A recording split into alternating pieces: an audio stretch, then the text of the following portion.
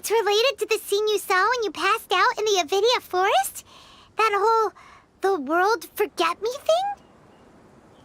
thing? In that case, it's imperative that we rescue Lesser Lord Kusanali.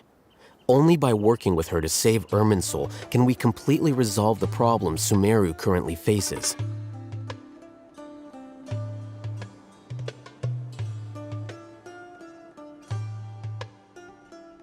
To make sure we're still on track, I would like to check on the state of some of our preparatory work. Where are we going? To an Eremite base.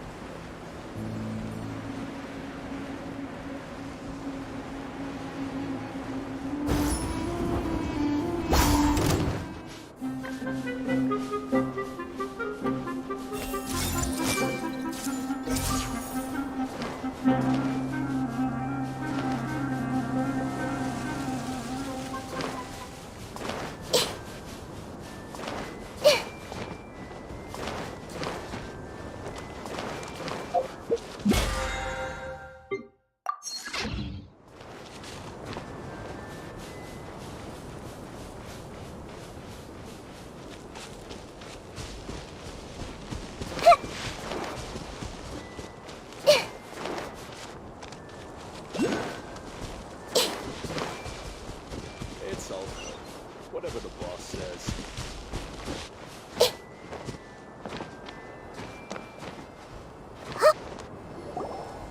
Ah, they're here. Huh? What are they doing here? I gave them some technical work to do. Ah, it's the scribe. And is that the traveler I see? How's the work going? Ah, yes! We have fixed the devices according to your instructions. One of them is already ready for use, while the others are still under repair. Aren't those devices for canned knowledge extraction? What are you doing with those? Look here. Huh? More canned knowledge? Are you going to put more weird stuff into her head again? What's that look on your face? Are you scared? Paimon's a little scared, but very, very furious! That's an interesting response. Anyway, we're not going to use this just yet. As I mentioned during the meeting, this knowledge capsule contains a decree I drew up in the past. The academia should also have their own copy. And according to the plan we just came up with, Traveler, I want you to record something into this capsule.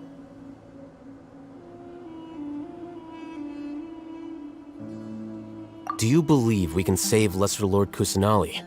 Good. Conviction is the most important part of all of this. Now, please get ready and put on this device. You want us to record our conviction into the knowledge capsule? Yes. Paimon is still really worried. I understand, but trust me, Paimon, this is something we have to do. It's best if you can do as I say. Because, to achieve this impossible task, it sounds like you'll need to fool your own heart first. Although it may feel like a trick, self-encouragement may be the most important tool we have. Paimon can see the point you're trying to make.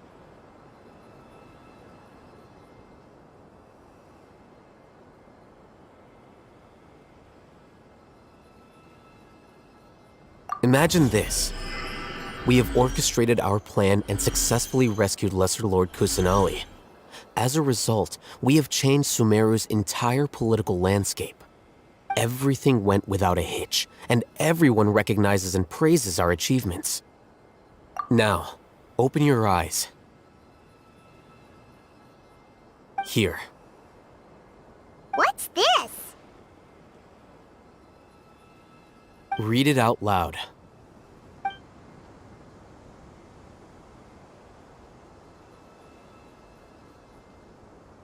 It's done. Is your head okay? Does anything hurt? It's just a recording. There should be no negative effects. But what was the point of doing this? Paimon doesn't get it. And that's perfectly fine. In any case, these capsules aren't meant to be used by you. Huh? What do you mean? Have you forgotten?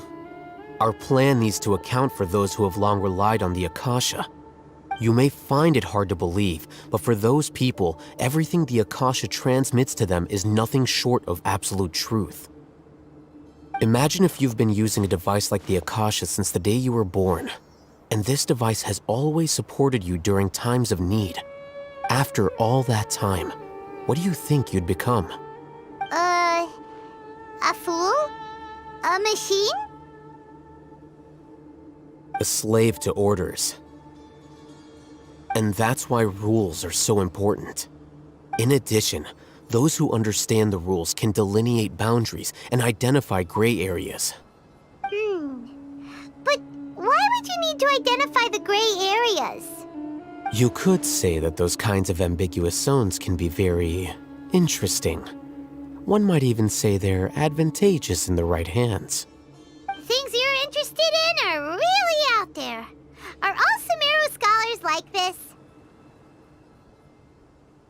Anyway, that's enough chit-chat. I'm going to take those two to work on some small projects. You can head to Caravan Rebot and start preparing for the next step. Small projects? We're going to tinker with the Akasha terminal and make a few modifications.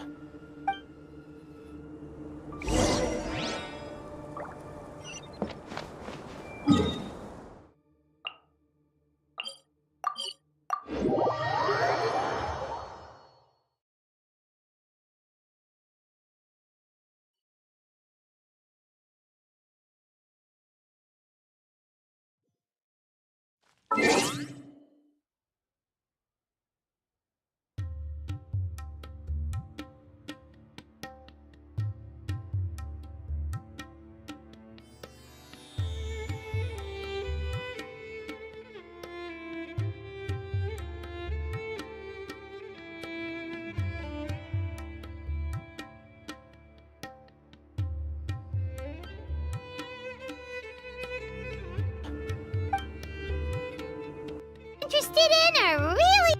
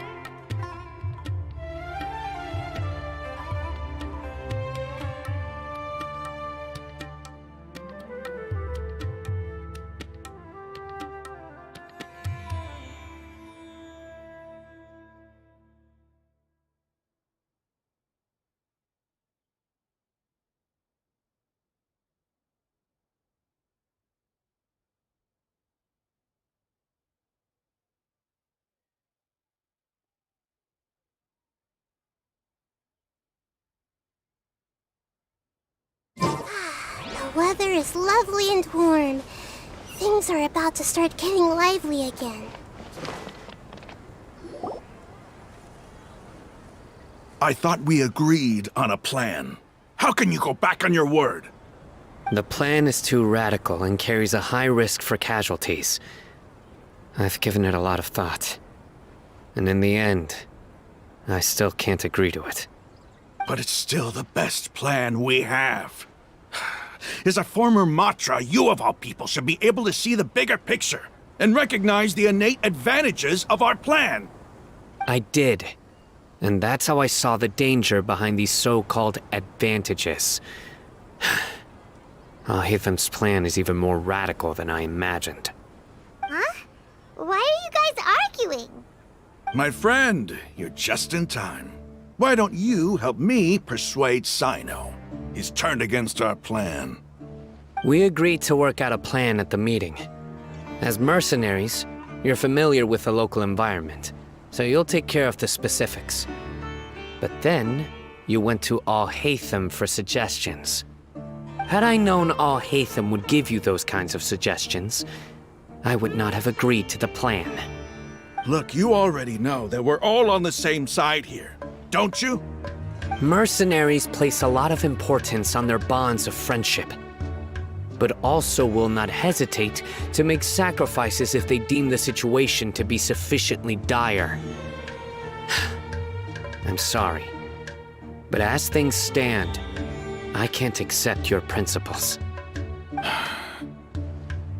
Seems you really do understand the ways of the desert. Traveler, Paimon, this is also something you should know. Rahman's plan is to have me work with the Caravan Reebok guards in my capacity as a Matra. We will arrest the mercenaries and escort them into Sumeru City. Wait, how can we work with the guards? We can't get through that wall easily, remember? Caravan Reebok would never let so many unregistered members of the Eremites enter Sumeru City. My plan will clear us of any possible suspicion, and also let us enter the city as a big group. There is no better way. That also sounds like something Alhatham told you. Am I right? Doesn't Alhatham know how dangerous this plan is? Of course he does. He told me. There is no perfect plan, but this can get the job done.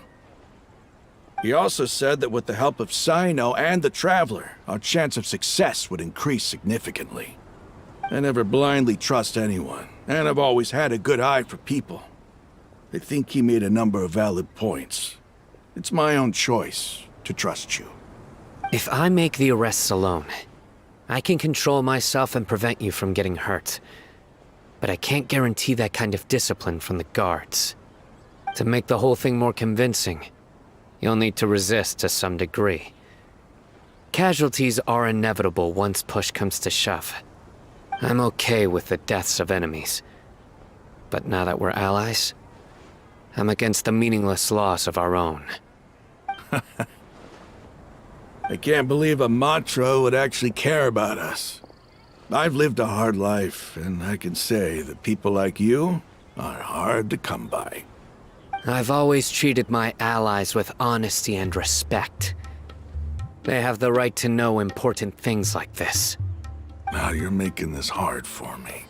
Hey, is there something we can do to help? I knew you would say that. We can help fight some of the mercenaries, which should reduce the number of times you'll have to struggle directly with the guards.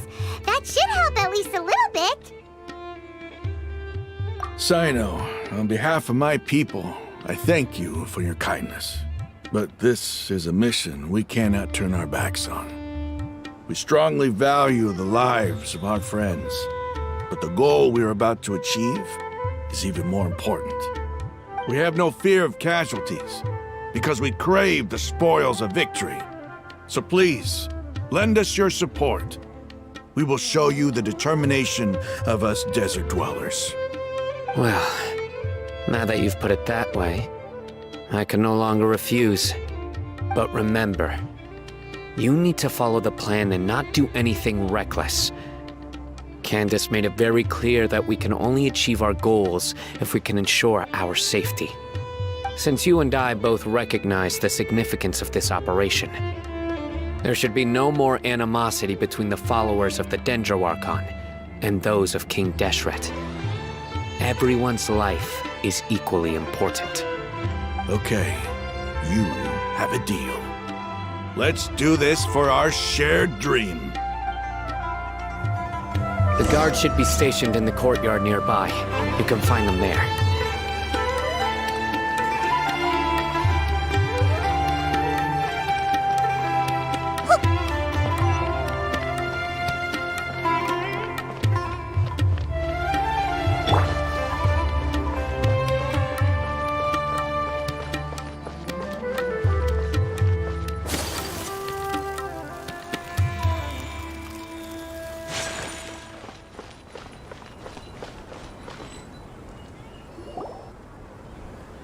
Guards! General Mahamatra! To what do we owe the honor? Keep your voice down. This is a secret operation. I'm going to arrest a large criminal gang near this location.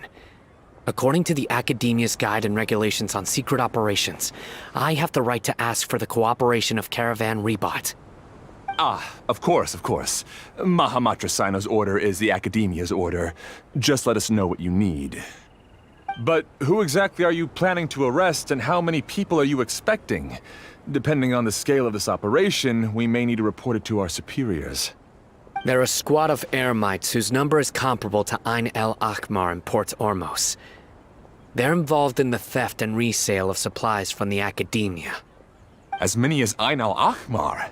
This should definitely be classified as a joint operation. Then I suggest that you report this to your superiors as soon as possible, and treat it as a top priority desert operation. I will need personnel. Got it. Please wait a moment. I'll contact them immediately.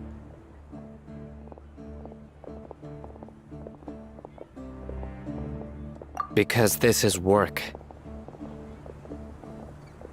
Because I trust you. Paimon can't believe you're still in the mood to chat. This whole thing has Paimon scared stiff. Aren't you even a little worried?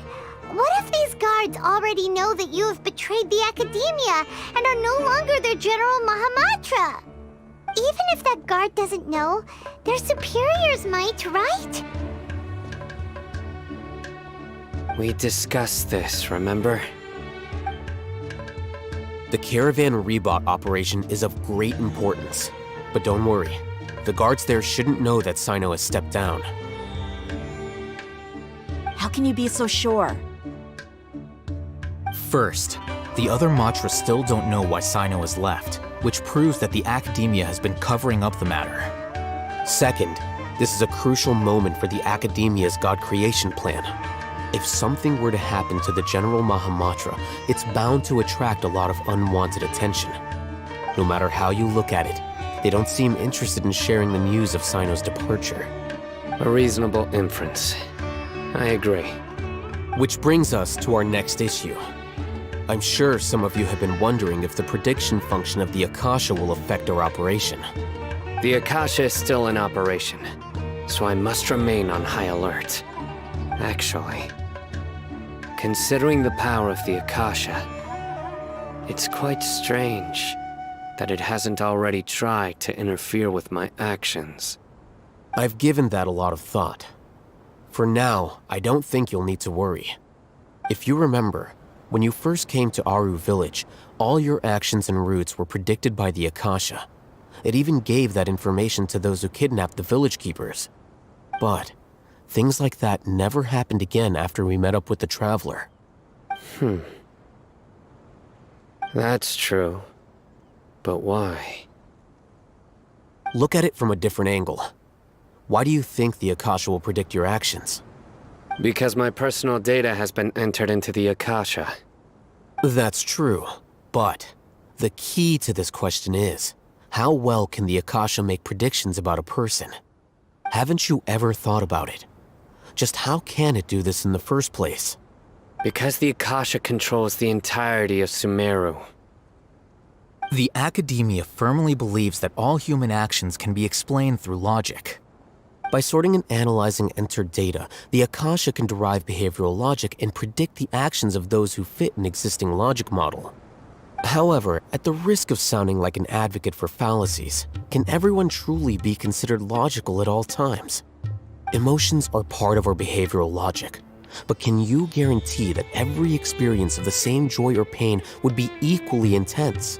How can our feelings and opinions be predictable down to the letter in every single instance? Sino, in the past, you've always worked alone. In the absence of another person who could sway you or your thoughts, the Akasha could produce predictions that were similar to your real-life behavioral principles. Decisive and principled, you were used to solving problems alone. That's why the Akasha could figure you out. But now, you've joined a team. And I believe the Akasha hasn't yet figured out the full composition of it. Our thoughts and logic have intermingled and weaved themselves together to become a complicated, chaotic mess. Any one of us could potentially disagree with another. The Akasha lacks data on these interactions, and it's impossible for it to predict your actions in the future based on your decisions in the past. After all, there's probably a limit to just how much we can be modeled or controlled by data. So, in my opinion, you're probably safe for now. Makes sense to me. I agree. The Akasha is not alive, and I don't think we can be completely controlled without a mind of its own. Is that so? I guess there are things that even the Akasha cannot calculate, and people will not be forever trapped by the past. I'm so glad that this is settled. Next time, pay attention during our meetings. Will do. Just remember to stay vigilant. Footsteps! General Mahamatra, we were not expecting your presence here. I'm the security officer of the Great Red Sand District. My name is Luxembargo. This is my assistant, the Traveler. She will be working with me. The construct next to her is for her work. Beep! Construct, beep! What a great honor to meet you. Your golden hair is as bright as the sun. And, is this the latest technology from the Have you made a decision regarding the matter I mentioned to your subordinate? It seems to be a dire situation, so of course you will have our full cooperation. To be perfectly honest, I've always longed to go on a mission with someone as well known as yourself. There's no need for flattery. Yes, sir. Take your most elite platoon and follow me to the eastern side of the district. We will carry out the operation there. Understood. Map. Hurry, bring the map!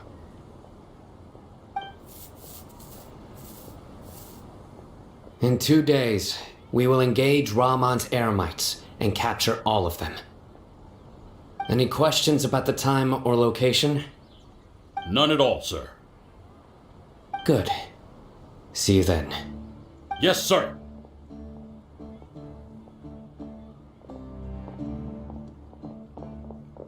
Maybe hanging around the General Mahamatra isn't so bad after all. Everyone's so respectful towards us. This is all due to the absolute authority of the Academia. And now, we're going to strike back against that massive pillar of power. Get ready. We will move out in 2 days.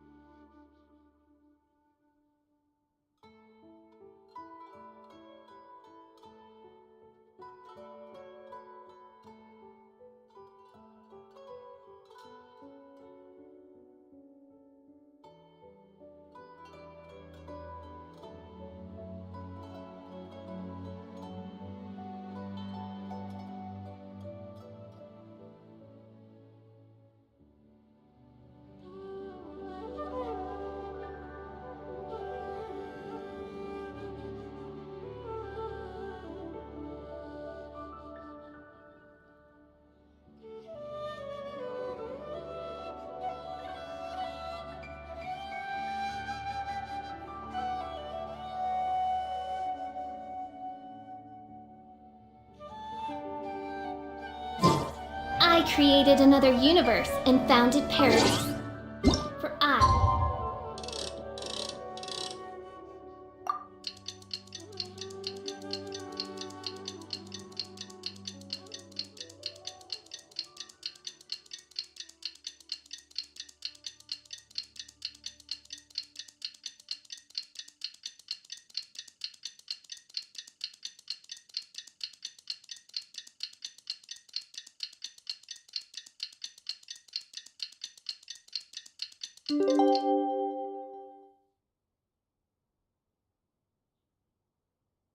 Official. And the Princessins are for Time for the operation! Let's go meet Sino in the desert!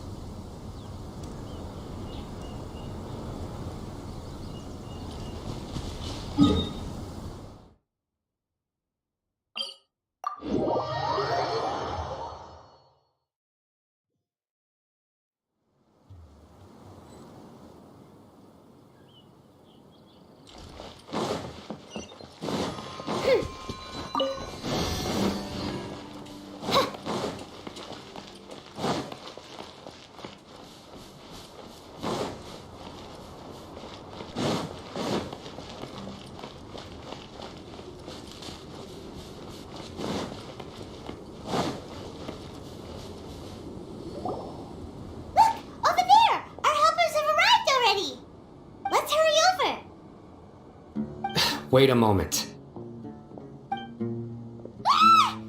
Oh, it's you. You're my assistant, remember?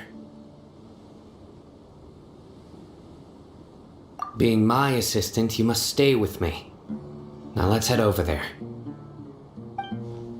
It's General Mahamatra and his assistants. We meet again.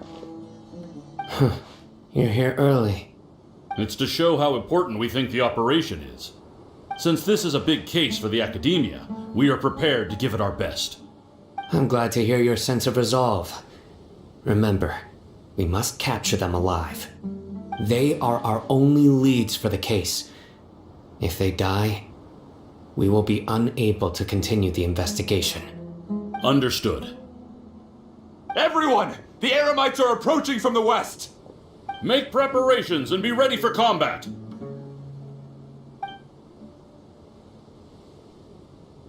Halt! Oh? What a warm welcome! What do you want? Judging from those shiny weapons in your hands, it seems like you're not interested in a deal.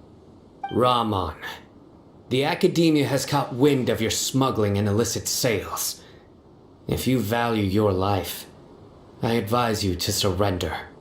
Who are you supposed to be? A Matra from the Academia? I can't believe you came all this way just to catch us. I'm not here to talk. Oh. Nobody's given me this much time of day since I became a mercenary. Brothers! For that slight, let's wash our blades with their blood. Let's show them we Eremites are not to be messed with. Oz, reveal thyself. I summon my apologies. Kami-santo art. Seletsu. Let me weave you a verse. No, my sword. Take flight.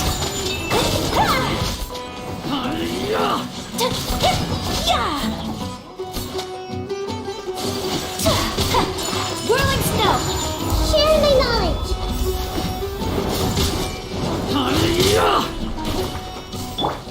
Witness the power of Gugwa. Rain outlines your fate. My apologies.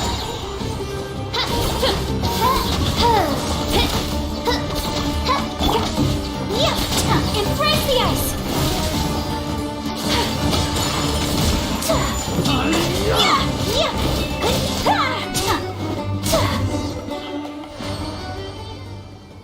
It's over. Ah! We have subdued them. The operation is now over. All Eremite mercenaries and related personnel in the area have been arrested. Ah, you pitiful Dendro Archon dogs! You'll regret this!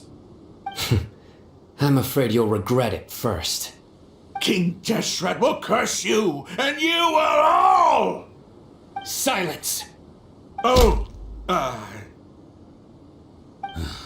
Restrain them and take them back to Caravan Rebot. Count their numbers and send them to the Academia as instructed by the General Mahamatra. yes, sir!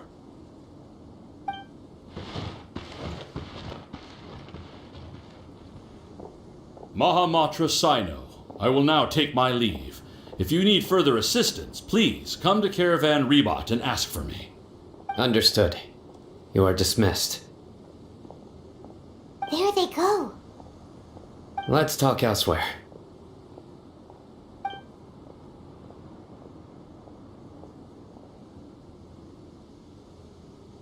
This part of the plan went really well. Yes, things went perfectly. That's fantastic! And that punch you gave Ramon there sure looked convincing enough. Once we're done here, I'll return to Caravan Rebot and oversee the group's transport. I promise. I'll get everyone into Sumeru City safely.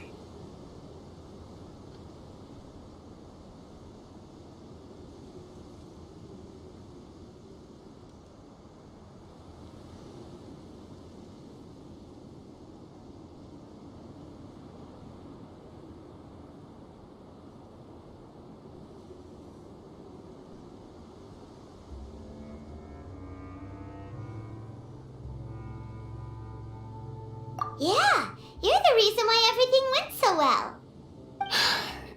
It's not the time to celebrate yet.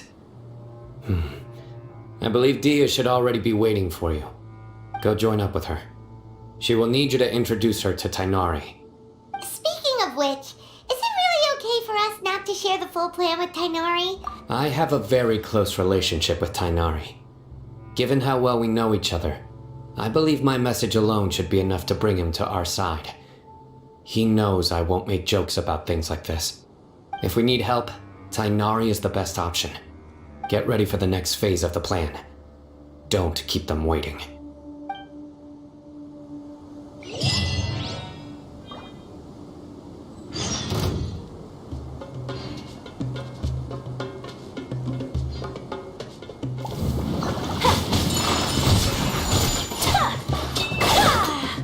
No, my sword!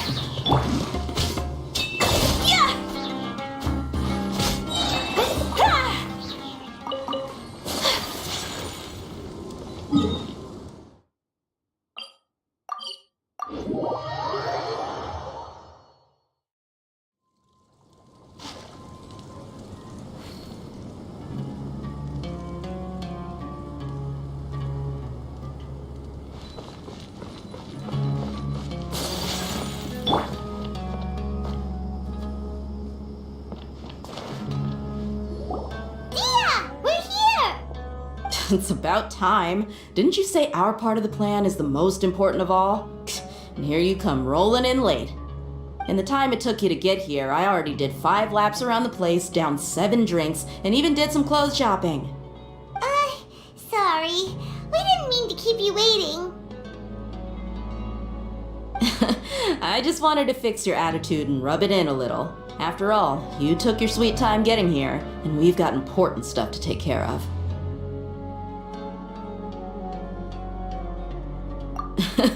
I just like seeing that serious look on your face. Alright, I'll stop. All joking aside, I'm glad you're here. Let's get moving and take care of this as soon as possible. But where should we start? Our responsibility is to get a status update on the Fatui Harbinger known as the Doctor. We need to make sure he won't get in our way when we rescue Lesser Lord Kusanali. Dealing with an institution that controls all of Sumeru is already hard enough. If the Doctor were to crash the party, it would be next to impossible for us to achieve our goals. Yeah, we sure don't want him showing up. Ooh, he really gives Paimon the creeps. Right? Hearing his name just reminds me of those stuffy old geezers in the academia. I'd rather not have to deal with someone like that. According to the plan, we should first go to Pardis DI and ask for Forest Watcher Tainari. If all Hatham and Sino's sources are solid, then we can be sure that Tainari still has the Academia's trust. So, we'll find Tainari and convince him to get us the latest intel on the Doctor. Then, depending on what we learn, we'll make any necessary adjustments to our plan. The sages have placed spies everywhere on the other side of the wall. I'll follow you as a bodyguard. You should be honored. I don't offer my services to just anyone, you know. But Paimon thought mercenaries would do anything for Mora. That's certainly true. But when multiple employers are vying for your services, you should always go with the best offer. Let's see. If I were to charge you a bill, I guess I can apply a discount. How much more do you want? I was not sure we can afford it. How much do I want?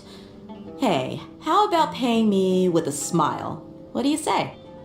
I haven't seen you smiling much recently. If you ask me, someone like you must look lovely when they smile. Come on, give me a smile so that I can be less worried. Looking good! I hope this pretty smile will become our lucky charm. There are many kinds of smiles, but only a truly joyous one can bring blessings to others. Let's consider this smile a down payment for our future victory. Let's go. It's time to...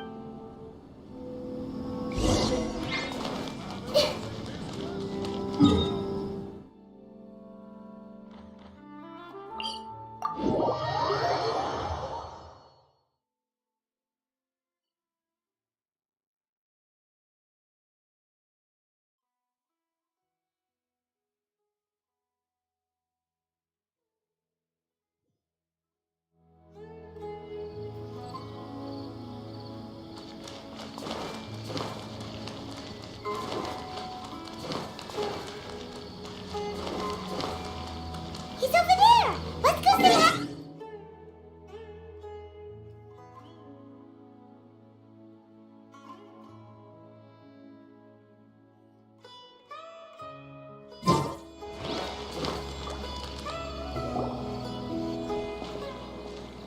Tainari! Ah, Traveler, Paimon. And you are?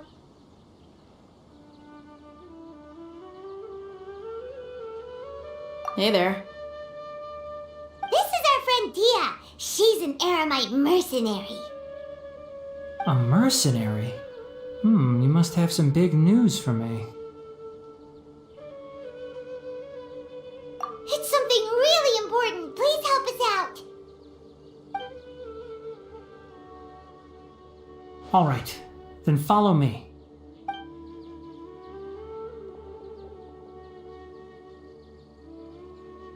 This place is better. We won't be disturbed by any passerby. Okay, what is this important thing you want to ask me?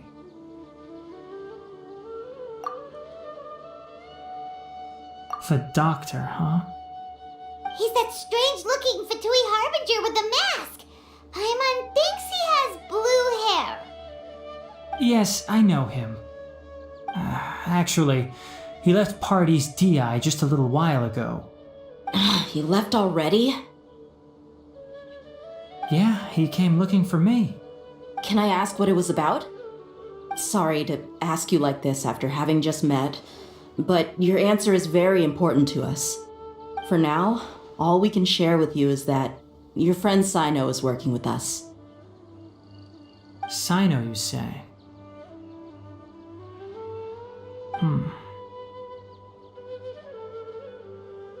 I see. So that's why he hasn't been at the Academia. Okay. I will answer your questions and will assist you any way I can. You don't have to tell me everything that's happened. Sino's name really does work wonders. You're not even a little worried that we might have made it all up? Despite having just met you, I can sense that you're the serious type. Between you, the Traveler, and Sino, none of you strike me as the type that would conspire to deceive me. You don't need to tell me anything you don't want to. I'll also get straight to the point. The Harbinger you mentioned came to me because he wanted to take the scholar Hypatia away with him. Hypatia? Why would he want her? What do you mean by take away? Is he planning to leave Sumeru? Yes. He told me his return to Snezhnaya is imminent.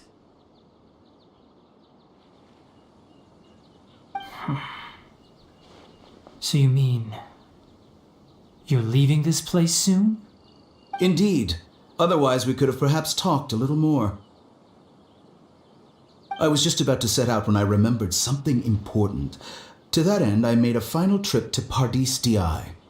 Let me ask, have you been taking care of a scholar by the name of Hypatia? Your sources are accurate. No doubt because you recruited many informants.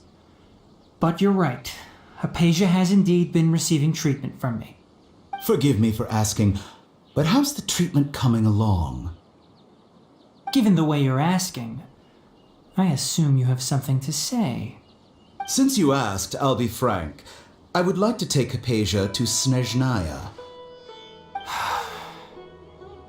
It's incredibly difficult to transfer a patient. As a scholar yourself, shouldn't you at least be aware of this? Oh? I can't believe your utter lack of faith in me, to the point of even questioning my general level of knowledge. How unbefitting. Well, you're the only one who's ever made such a request. I have my ways of keeping her safe during the journey. In addition, I can also promise that under my care, Hypatia will receive the most advanced and effective treatment. I will personally supervise her treatment and see to her recovery. Would that be agreeable to you? Hypatia was born in Sumeru and remains a scholar of the Academia. Her situation has not become dire enough to necessitate her transfer to another nation. Transporting her to Snezhnaya is risky, and the potential benefits are unknown. As the person currently responsible for her treatment, I cannot possibly sign off on this transfer. Your suggestion is rude and reckless. I'll pass. I don't know much about the doctor, but after talking with him, I realized that, just like many other scholars, he possesses an aura of arrogance that I've come to detest. It's not so much that he's looking down on others, but more that he's so confident in himself and his abilities, to a point of near insanity. I would never refer a patient to someone like him.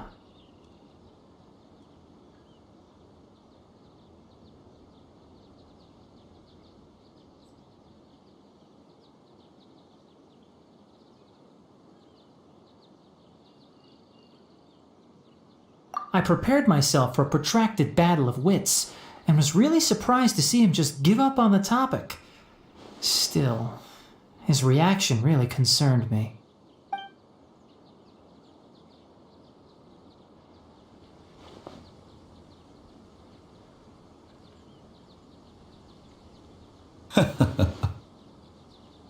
I see. Of course, your opinion makes perfect sense. You're still young, but already quite stubborn. I must say, you are not like what I had expected. Under normal circumstances, I wouldn't just let you off the hook like this. But unfortunately, I'm in a hurry today, what with Her Most Noble Majesty the Tsaritsa calling for our return. Luckily, there is still some time left for me to take care of everything before I leave. It's just as the Academia said, you're a responsible and gifted scholar. Sadly, even with all of that, you're still lacking a bit of shrewdness. And that's also why people like you can never realize that sooner or later, everyone must pay the price for what they've learned.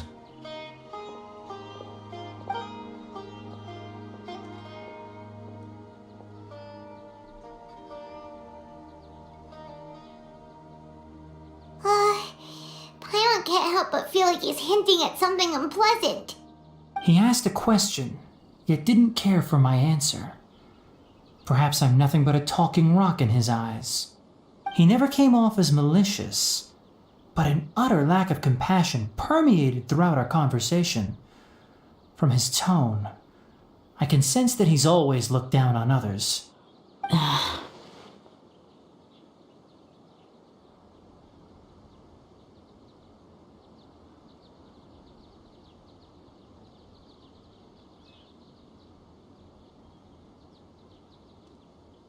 I can barely believe it myself.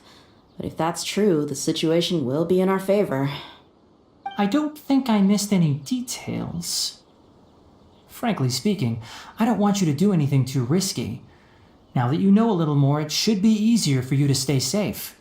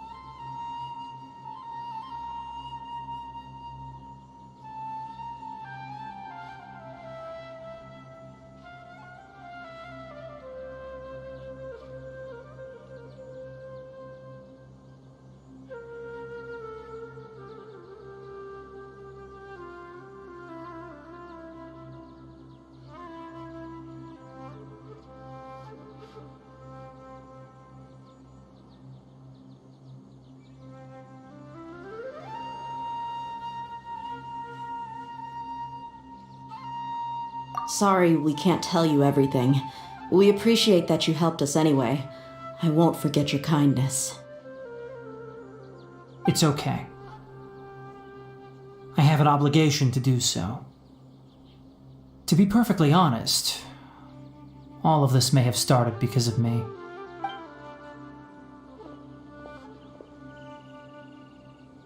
Recently, my master wrote several letters to me, asking me to return to the academia and assist him with his research. Hasn't he already asked you several times before? Yes, but there's something off about this most recent batch of letters. The handwriting and tone are both familiar, but some details have been omitted. My master will occasionally leave a few dots on the back of the letter. 1 dot means that he wrote the letter on a sunny day, and 3 dots stand for a rainy day. This has been a habit of his for many years, but I didn't find any dots in his recent letters. I believe something may have happened to him. I get it. Since you are always at Gandharvaville, you would like me, someone already working at the academia, to investigate this matter, right? I'd like to ask you to do that for me. If you can keep yourself safe, please withdraw immediately at the first hint of danger. I can do that, but I have a feeling it won't be that simple. The academia has been working on a big project. I'm not quite sure what it is, but your master might be involved with it. If the higher-ups really are hiding something, then it will be difficult to remove myself from the situation once the investigation starts. If the situation becomes critical, I'll leave the academia. If you don't see me there for an extended period, that's your cue. All right, we've got a plan. I'll stay at Gandharvaville to support you. If that scenario comes to pass, you must be extra vigilant. And be wary of any messages or direct requests from the academia. I must say, I didn't expect a warning like this from the General Mahamatra. Being loyal to the academia doesn't mean blindly doing whatever the sages say. I know what I'm doing. On that note, aren't you also being quite distrustful of your alma mater? The academia, yes, but my master is a man of integrity. Even when I was a student, I was worried he'd get in trouble for sticking to his beliefs. I suppose he's lucky to have lasted so long. But in the end, it still caught up to him.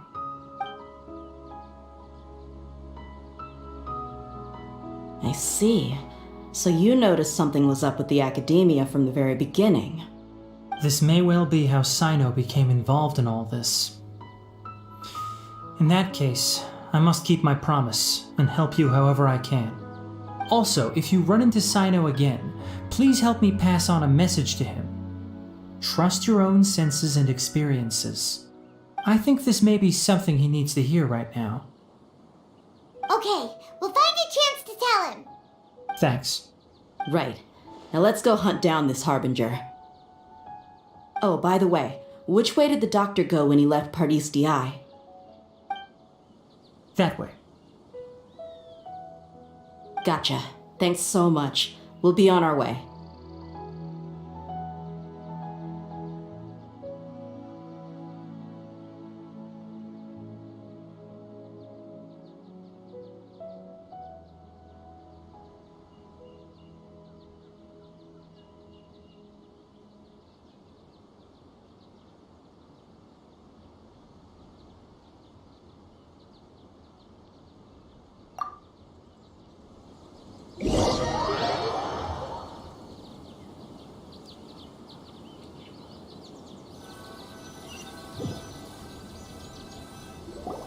According to Tainari, the doctor is leaving Sumeru soon. I want to check if the doctor was actually telling the truth. He also said that he'll take care of everything before he leaves. What did he mean by that? We need to be extra careful when dealing with a person like him. Just to be safe, let's chase him and see what we find. But we have no idea where he went! How can we start chasing him? We'll do it the mercenary way. I'll find leads as we go. All you have to do is just follow me. That Harbinger may have tried to cover his trail, but he still left some traces. Or perhaps he never even thought about concealing his whereabouts. Maybe that's just how arrogant he really is. Yep, we're headed in the right direction. The traces are still fresh, but there's no sign of his entourage. Clearly, they're in a hurry.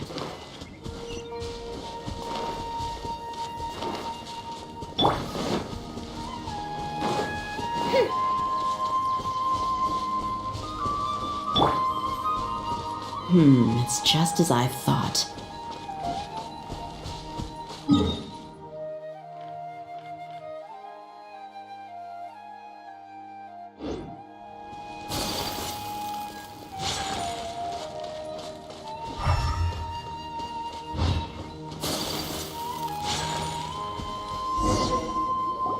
We can stop here. I think I know where the doctor went. To the south of here is Port Ormos, which seems to be where they're headed. Port Ormos? They're going to leave by boat? That's right. Let's go to the port and have a look for ourselves.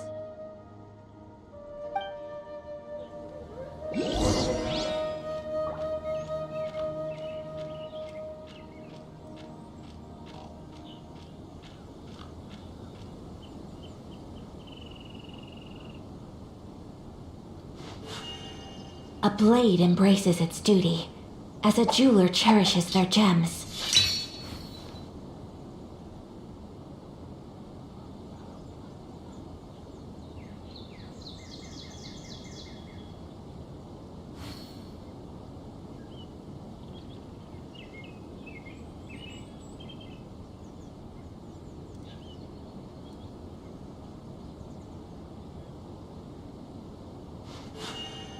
A blade embraces its duty, as a jeweler cherishes their gems.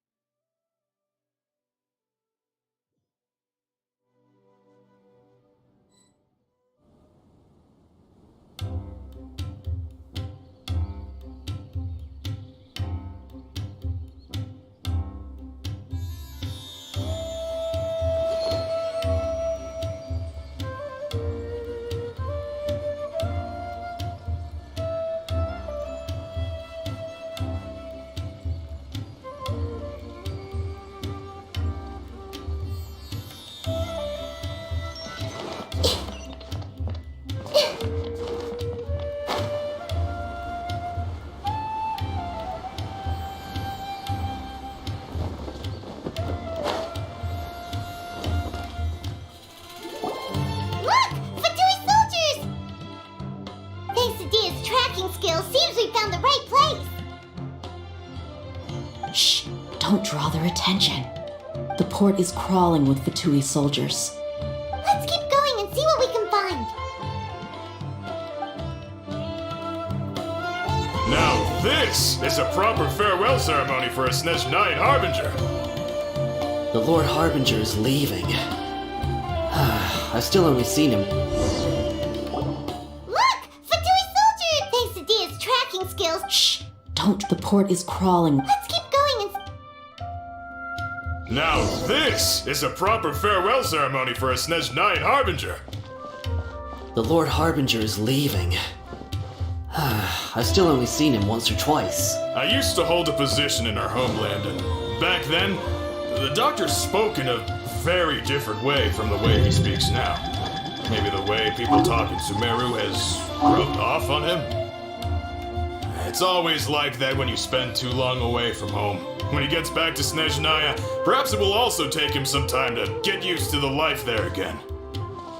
Huh? But, sir, that can't be right. No, I remember it like it was yesterday. Both his expressions and tones are now very different. Also, for some reason, he seems like he's all smiles now. You must be mistaken. Nobody's supposed to look happy when they're on a business trip.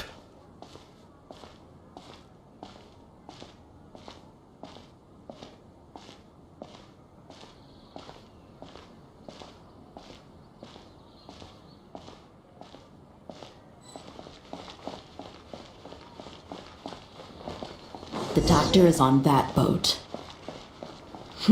So he told the truth after all. He is actually leaving Sumeru. Let's get closer and find a place to hide so we can observe him.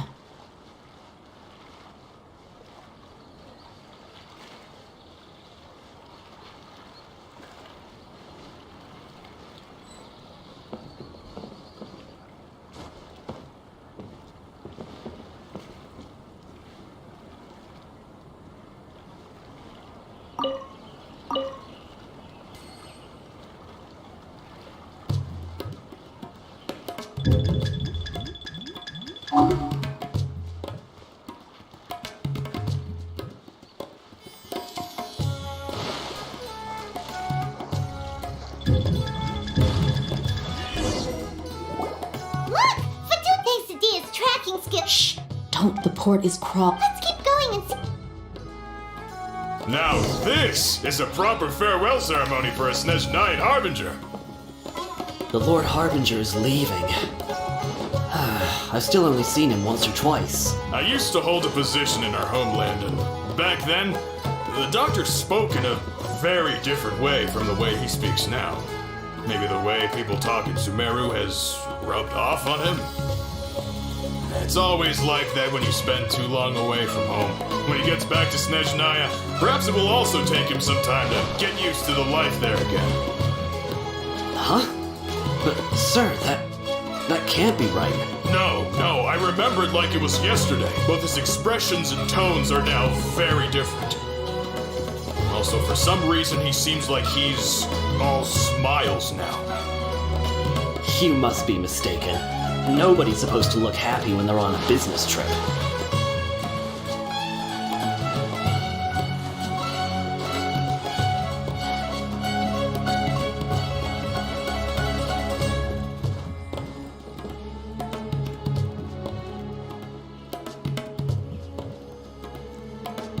The doctor is on that boat.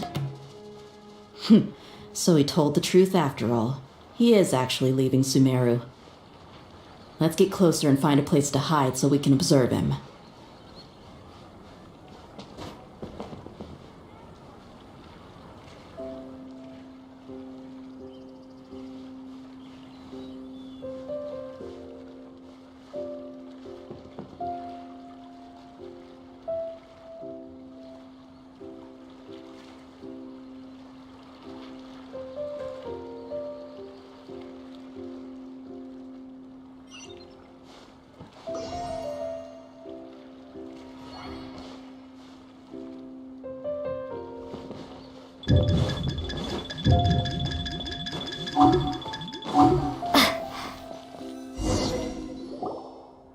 This place'll do.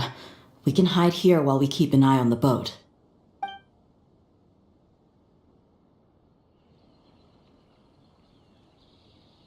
Uh-oh! He saw us!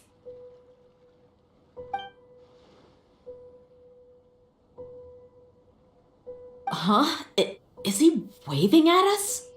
It's time to say goodbye. Wait, is he the only person on the boat? You mean there's nobody with him? And where are all the soldiers we saw in the port just now?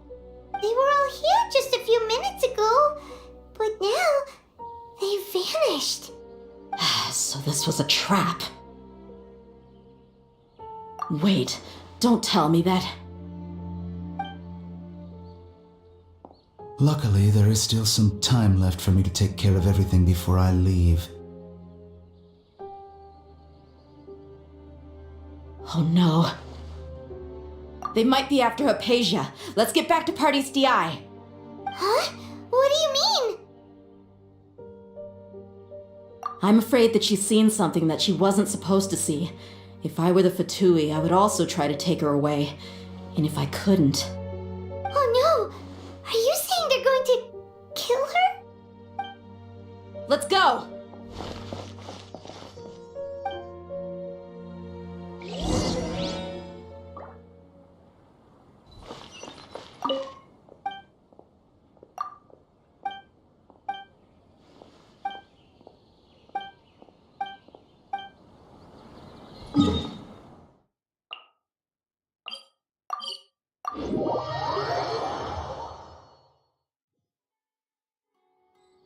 Pardes Dii is not a place you Fatui can just show up and do as you please. I believe we've already made ourselves quite clear. Our superior gave us permission to search for and collect medicinal herbs in Pardes Dii for research purposes. But you've been in Sumeru for some time already. I find it coincidental that Even the Grand Sage himself may not have the right to question our research, much less an ordinary scholar like yourself. I've done my duty to inform you. Don't make things difficult for yourself. It would seem that my words have fallen on deaf ears. You can keep trying to deny it, but coming to Pardes Dii now? I'm pretty sure you're not just looking for herbs.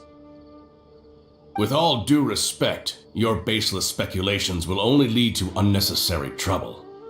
Well, you only have your Harbinger to blame. He knows nothing about keeping a low profile. I may be staying at Pardes Dii as a scholar, but that doesn't mean I'm no longer a forest watcher. It is still my duty to protect the peace and safety of the scholars who have contributed so much to Sumeru. Then it seems our conversation has hit an impasse. No one will lay a hand on you, Hypatia. Not on my watch. Hinari! Are you alright? I'm fine.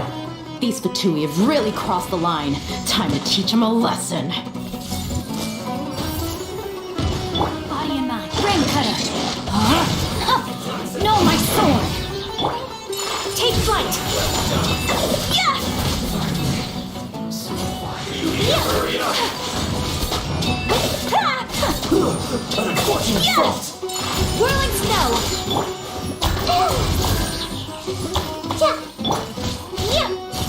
There's no use resisting! Give us Hypatia! Keep dreaming! Yeah, Kainari! Beat him up!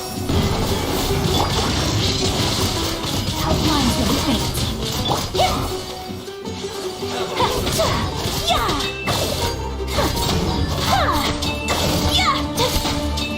The doctor's orders are absolute! Yeah? You've been someone's lapdog for so long that you don't know anything else now! Witness the power of good wife. No, my sword.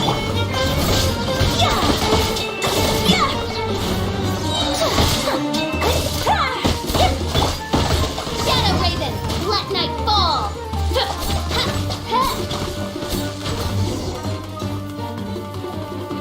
We're not getting anywhere.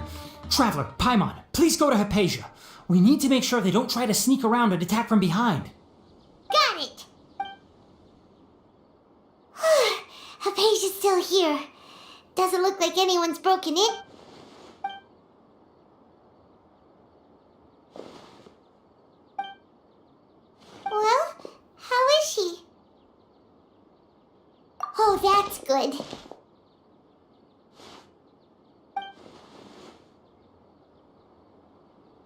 So, you think this is over?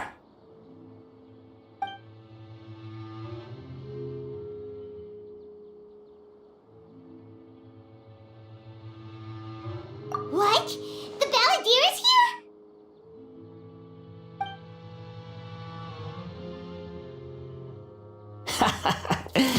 I've missed that look of abject horror. You've given me that look every time we meet. But, where is he?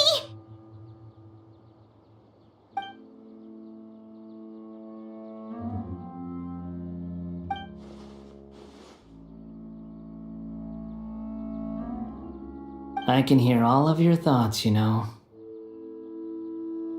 Don't you remember? I already saw you the first time you came to Party's DI and made contact with Hypatia. I didn't need to do anything. It is her honor to be able to connect her consciousness with me. Who are you talking to? It can't be the Balladeer, right? I know you must be curious. I might as well tell you that I decided to enter Hypatia's consciousness the moment I sensed your touch. I wanted to observe you on a fool's errand. Hey, Traveler! What are you doing? My deification is nearly complete. All that's left now are just some final details. Do you understand? Even if you manage to rescue Lesser Lord Kusanali, it will be impossible for you to defeat a bona fide god like me. Is it wise to force that childlike god into a divine battle against me? Scholars consider the God of Wisdom to be the sum total of their faith. It's how they can justify reverence for a god as they construct it. But this also shows that humanity's worship of gods is a combination of blasphemy and exaltation.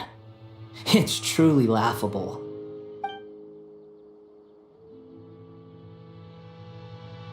Yes. What is it?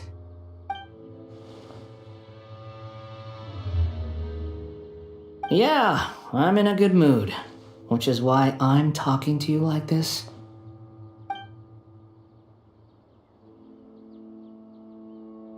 What do you mean?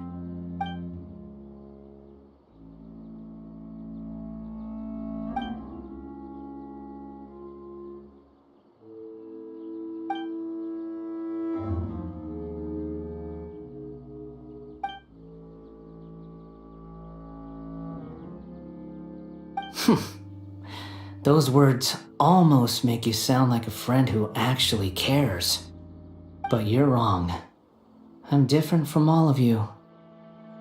I was born to become a god. My entire life up until this point has just been a meaningless routine. Just think about a sheet of paper. By itself, it holds no meaning. The content recorded on it is what gives it value.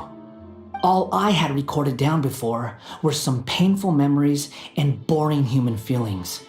Such senseless drivel should have been erased a long time ago. Indeed, to me, the sight of you fools in your futile struggles is far more amusing. Tell me, just what has this world done for you to protect it with such zest and conviction?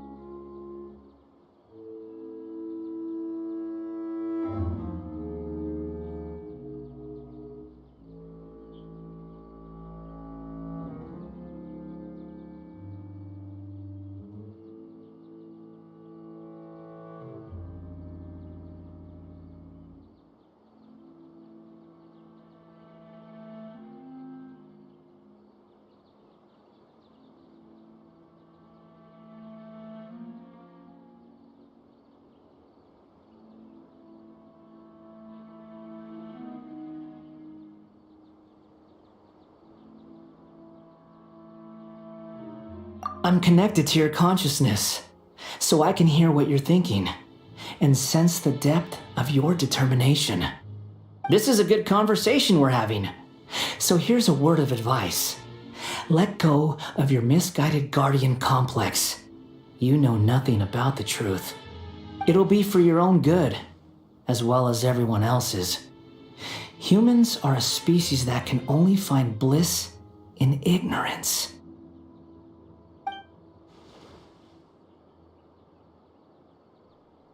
Ah, you've seen my affection for her. If you were in my position, I think you'd feel the same way. She peered into my consciousness and saw my past. Someone like that is qualified to become my first follower. All gods need followers. So Hypatia has been chosen. Her appearance heralds my imminent arrival at the throne of divinity, while her worship shall become my glory.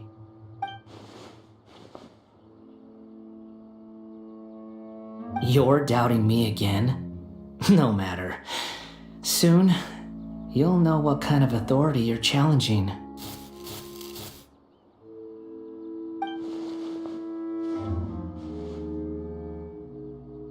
Who wants to hurt my devout follower?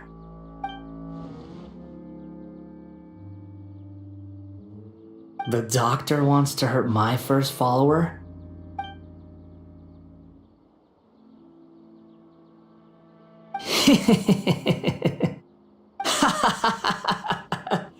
How very amusing.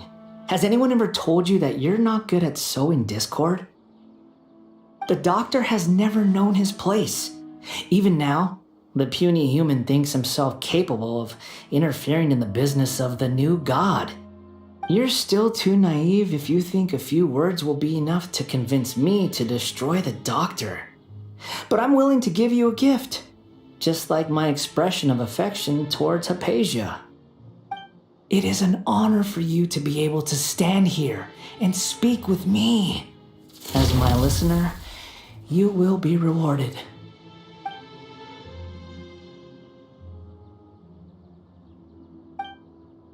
Both good things and bad things can be called gifts.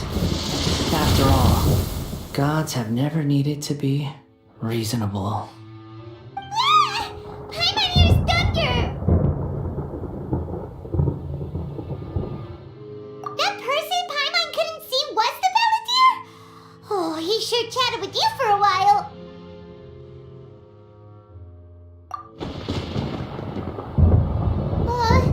Where is the storm headed? That means anyone outside is in danger! Let's go!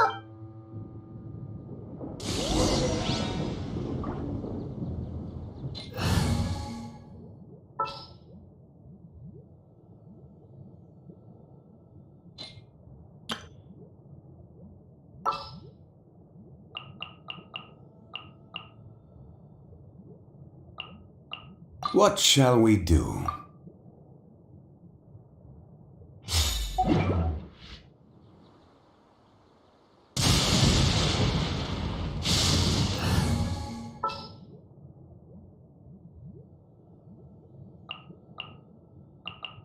Just sharpen my spear!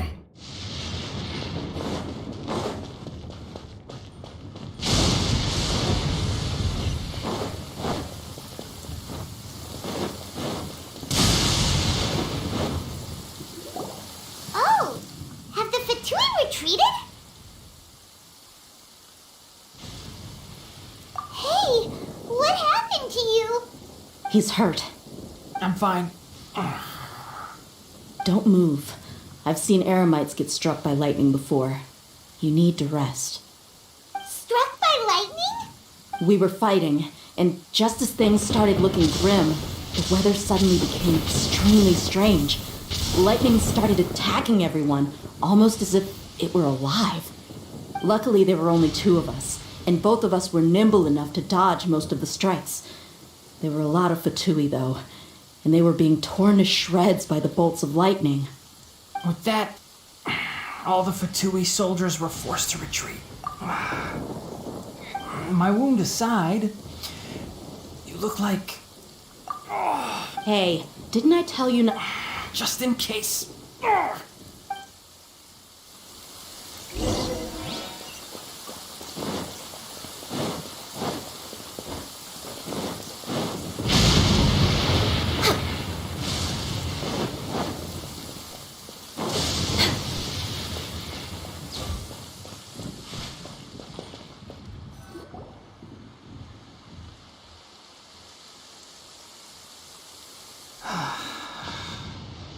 Thank goodness she's fine. Hey, how about taking care of yourself first? I understand my condition.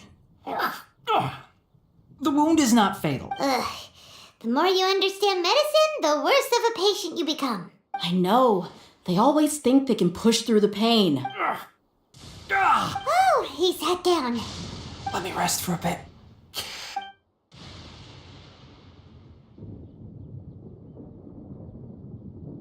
So that's what you were talking to the balladeer about? The academias.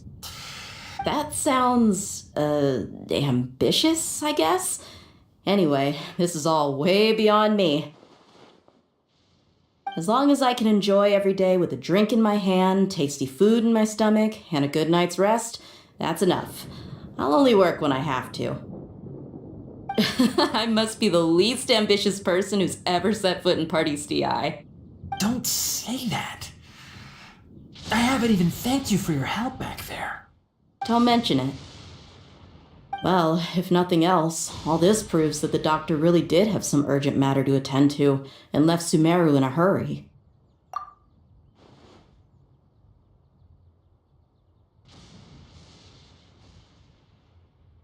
Maybe the Fatui want to cover up some secret of the balladeer. Is that why they tried to seize Hypatia? You said the balladeer claimed that Hypatia has seen his past. So, what could be there? Have you noticed? The balladeer is not happy with the doctor's actions. He thinks the doctor has no right to consider himself as his equal. So, if the doctor was to show up again, would the balladeer zap him with lightning? Based on what the traveler has said, I think he would. Having the doctor gone benefits him as well as us. In other words, we've successfully completed this stage of the plan. The doctor is out of the picture now. Yay! That's a big accomplishment! Thank you for the help, Tainari. Make sure you rest up for now. Yeah. All right. Okay, that wraps things up for us here at Party's DI. Traveler, it's about time we rendezvous with the others at the Grand Bazaar. Let's continue to keep a low profile. You can head there once you're ready.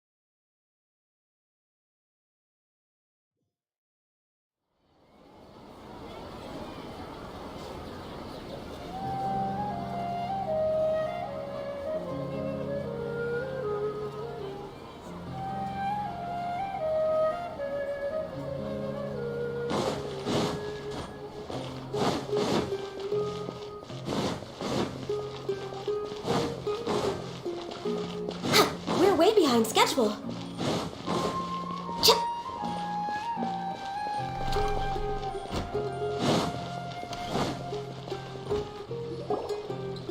All right, everyone is here. How did everything go? Any luck with your missions? Let's report back one by one. I'll start first. We've made the necessary modifications to the Akasha terminal. In addition, the props required are also ready. I'll go next. The Traveler and I went to Party's DI. The situation was a bit complicated, but we found Tainari. Unfortunately, he was wounded during a fight. Who was behind it? Well, that's the tough part. What should I say, Traveler? The Fatui or the Balladeer?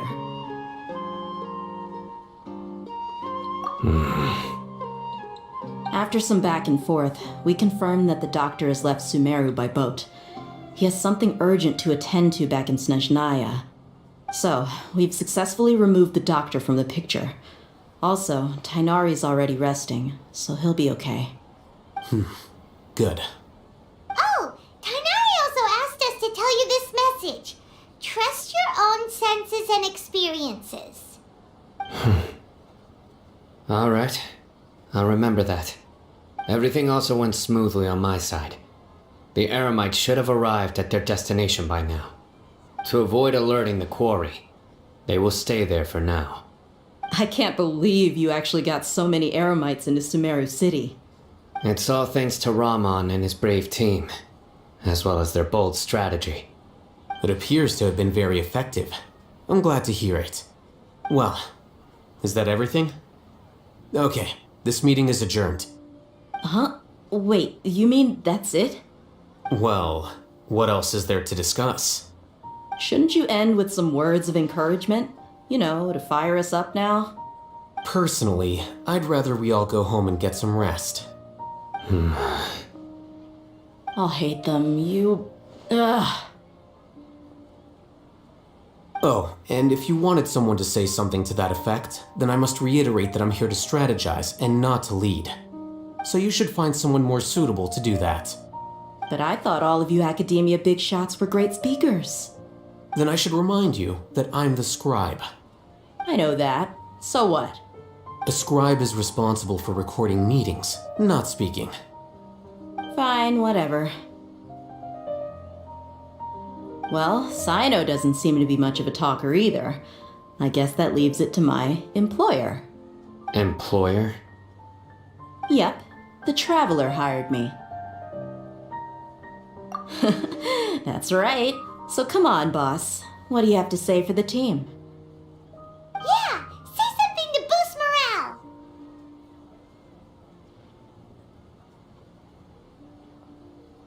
Huh? What are you all doing here? Oh, it's Nilu! Hey everyone. I'm not disturbing you, am I? Not at all. I was actually just about to go find you.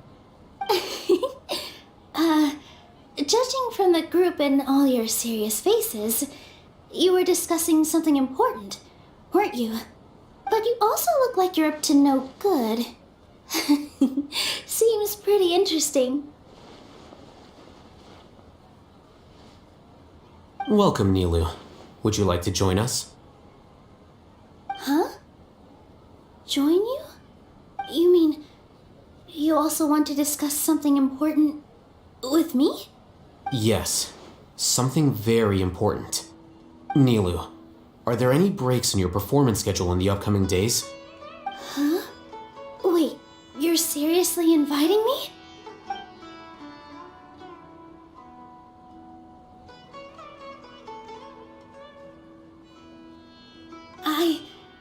I can't believe my ears. You are truly the bravest and most passionate people of Sumeru, well, that I've ever met. Ahem. Oh, right. The Traveler and Paimon are not from Sumeru, but you are awesome as well.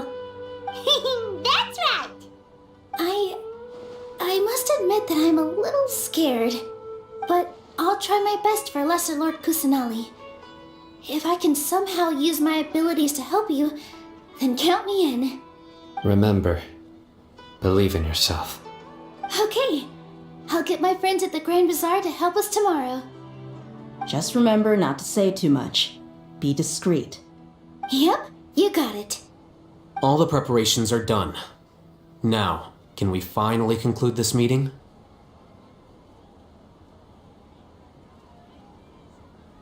So, have you thought up what you'd like to say, boss?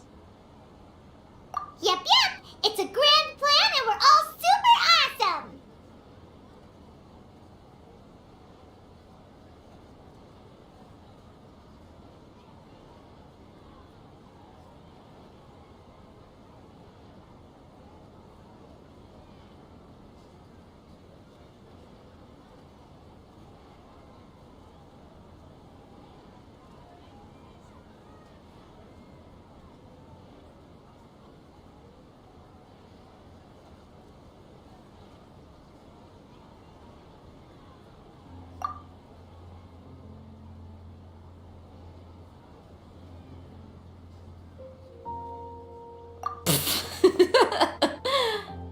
Well said. A good night's rest before an operation can be the difference between success and failure. Thankfully, I've had my place to myself recently. It's been nice and quiet. Huh? Oh, nothing. Alright, let's all go home and get a good night's sleep so we can be up early tomorrow. Okay, so I guess that means it's time to say goodnight now. Yep, good night, everyone!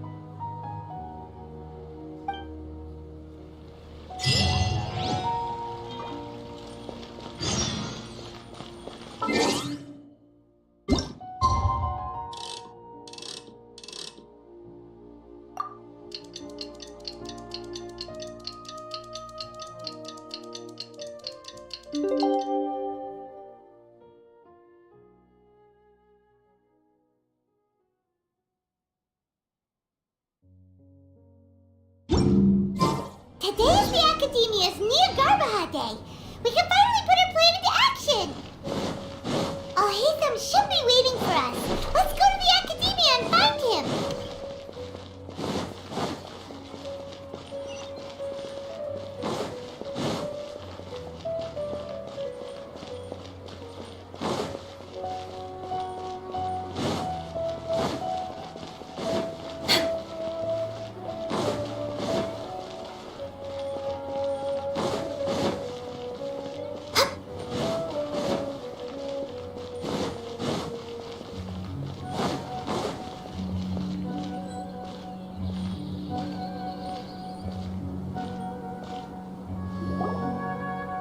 Hello, you two. Sleep well? Not really. Paimon got too nervous thinking about today and didn't fall asleep until the sun was almost up. What about you, Alhaitham? Naturally, I slept just fine.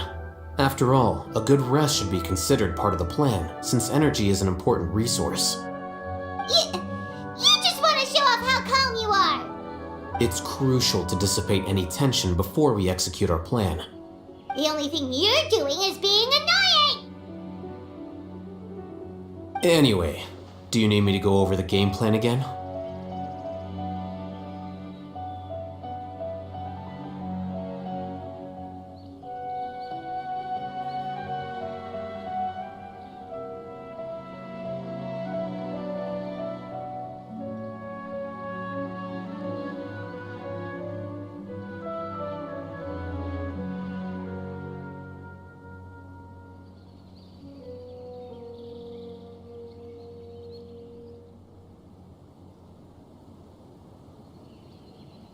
Our target is Grand Sage Azar's office. Everyone in the Academia knows that's where the Grand Sage's console is. Only they can operate it. Many restricted commands and operations are executed via that console.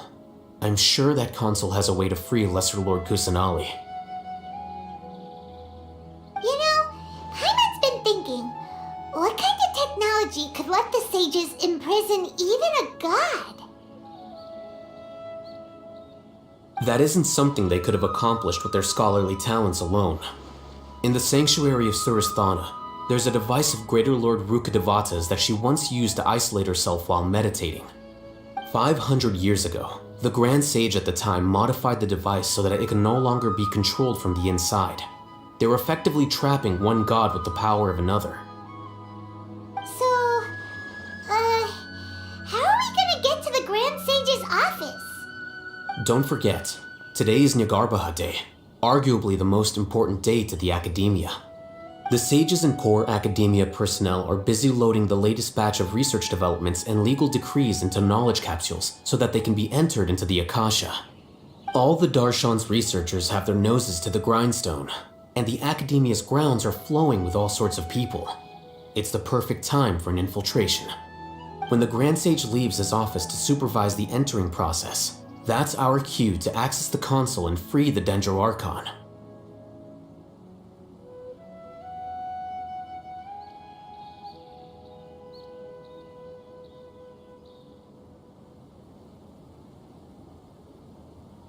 Well, yes. That's just the visible side of our plan, after all. If precedence holds, the Academia should have already started preparing for Nyagarbha Day. Everyone should be in position. All that's left is for us to lead the charge.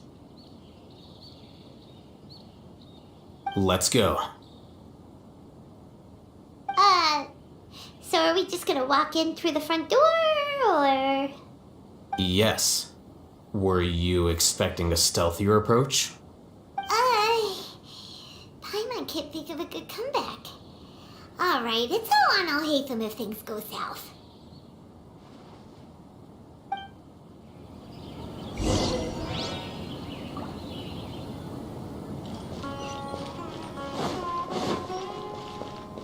We're way behind schedule.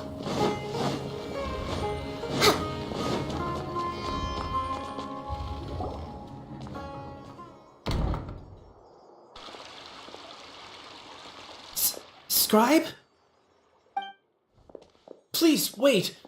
Are you Scribe Alhaitham?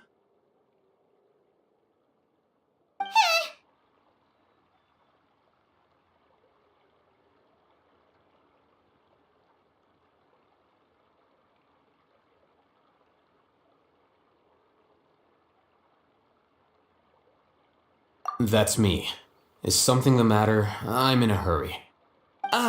No. I was just surprised to see you here. I had heard that the sages were looking for you not long ago, but I didn't know what for. And, also, please don't bring outside guests into the Academia. Outside guests? How did you arrive at such a conclusion?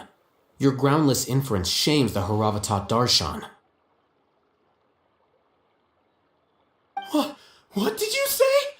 I'm the top student in Haravatat, and I earned 3rd place at the last Inter-Darshan debate. Don't look down on me! That wasn't my intention. As your Haravatat senior, I just assumed that you possessed a greater aptitude for critical thinking.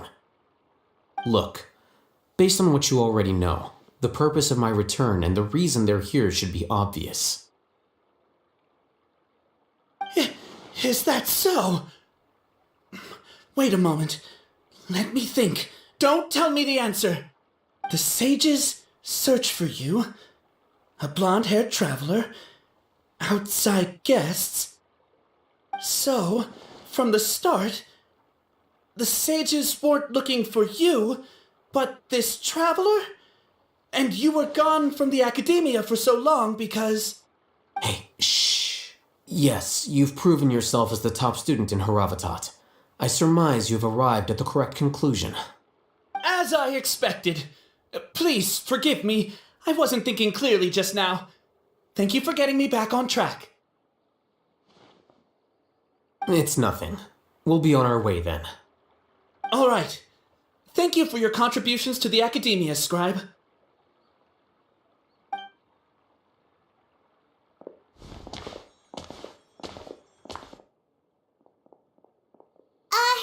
What the heck just happened now? What did he just guess? I'm afraid I don't know either. You have no idea?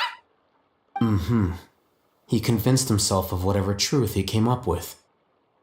That is the so-called pride of a scholar.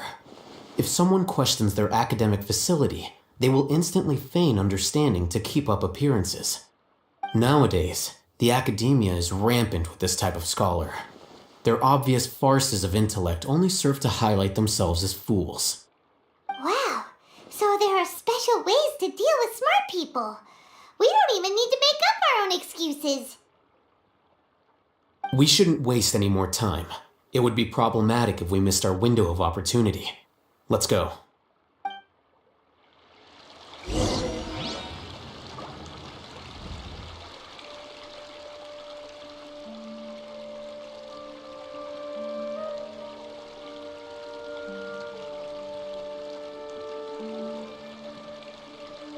If you lie on the grass, you can feel the heartbeat of the world.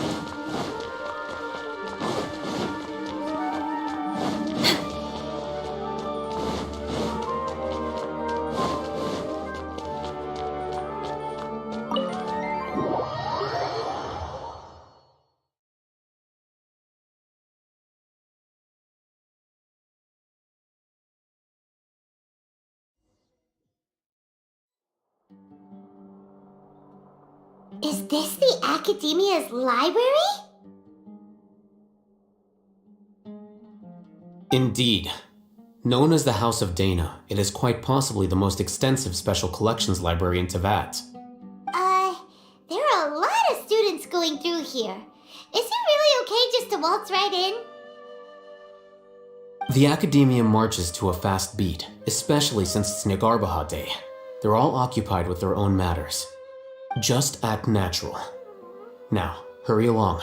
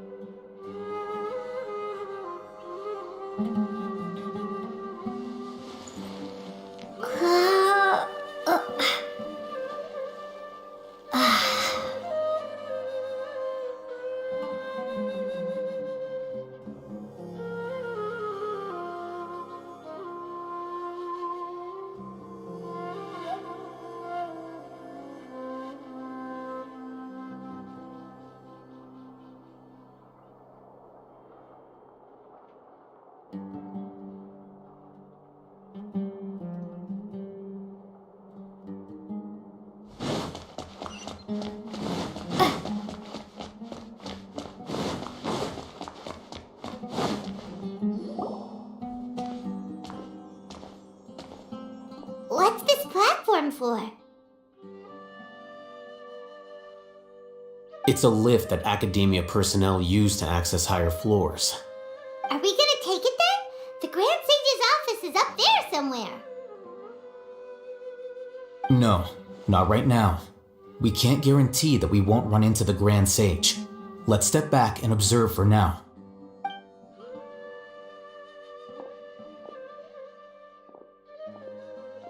You think the Grand Sage will exit from there? And after he does, we'd sneak past him? Oh, Paimon thinks that's really dangerous. Who knows? However, if we can confirm Azar's current location, our operation will be much safer if we... Allow me to offer you a hint. If you wish to know his location, look behind you.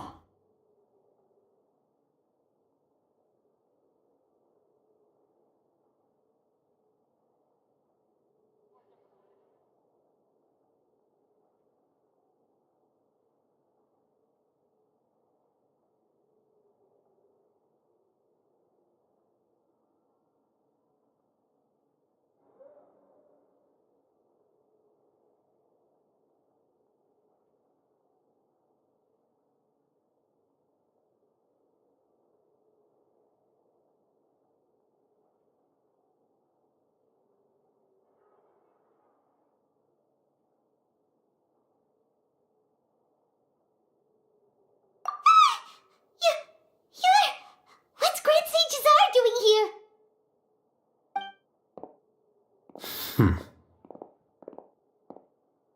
Do not tell me you believed the Academia would not grow suspicious of you after such a prolonged absence, scribe. An eyewitness had informed me of your whereabouts, so I came to personally welcome you. Grand Sage, I didn't expect you to care so much about me. I'm truly flattered. I'm sure, but compared to you, I am far more interested in these two unexpected guests. You are the Traveler and Paimon, correct? It's a pity that only now have I been afforded the opportunity to formally meet two of Sumeru's most esteemed guests. I do apologize for my lack of decorum.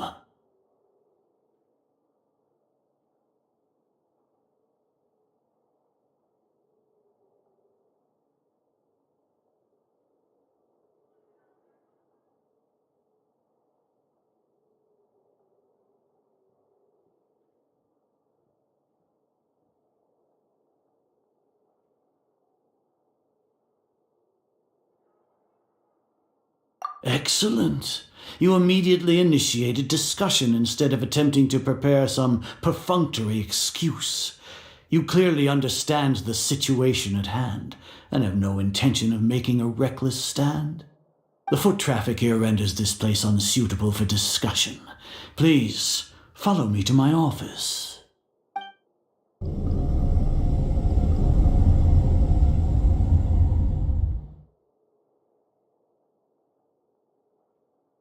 This place is crawling with guards. There's no way out for us. All right then, Traveler. What did you wish to discuss with me? Today is Niagarbaha Day, so I still have many responsibilities to attend to. There is little time for idle chit-chat before I detain you all.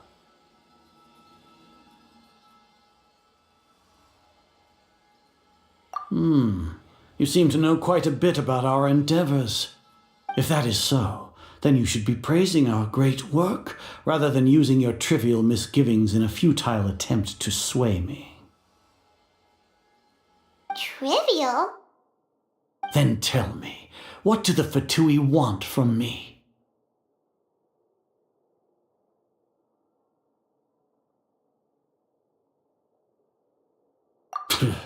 Worthless. Those are all completely worthless. Benefits, divine power. These materialistic words do nothing but debase our great work. Creating a god. Yes, we are using human wisdom to create a god. If humanity cannot attain omniscience and omnipotence, then we shall create a god to reveal them. This is the pinnacle of human wisdom. We shall regain a god's guidance at long last. No longer will we flounder in the interminable void of consciousness and knowledge. Even Ermin's soul will be freed from its plight. For our nation of scholars, this is the ultimate aspiration. No cost is too great to realize it.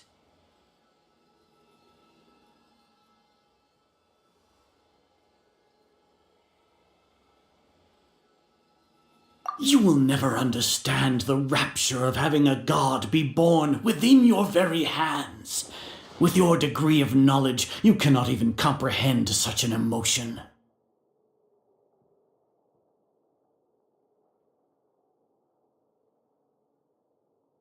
Gods exist on a plane that far eclipses humanity's.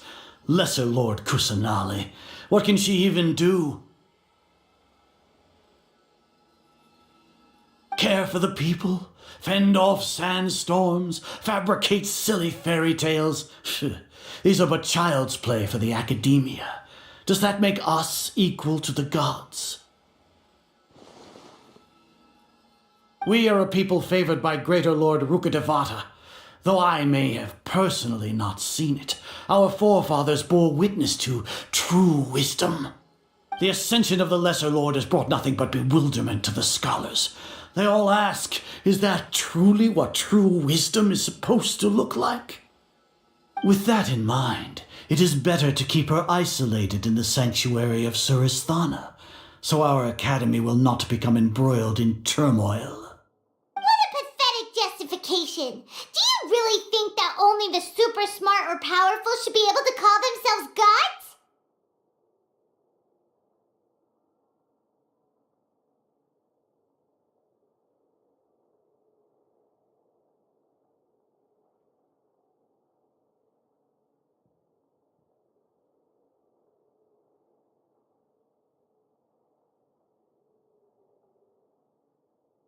As per your judgment, Grand Sage, they are indeed dangerous individuals. Not only are they acting against the academia, but their ideologies have the potential to lead scholars astray. Looks like there really was merit in my assignment. Oh, Hatham? Are you talking about us? Anyway, I've brought them to the academia as ordered, but it took some time and trouble. Oh, that reminds me. Here's the investigation report you had requested. It's a summary of my time spent with the Traveler, an array of information about her ready for your perusal. Oh, Hatham! So you're still on the academia side! We finally started to trust you!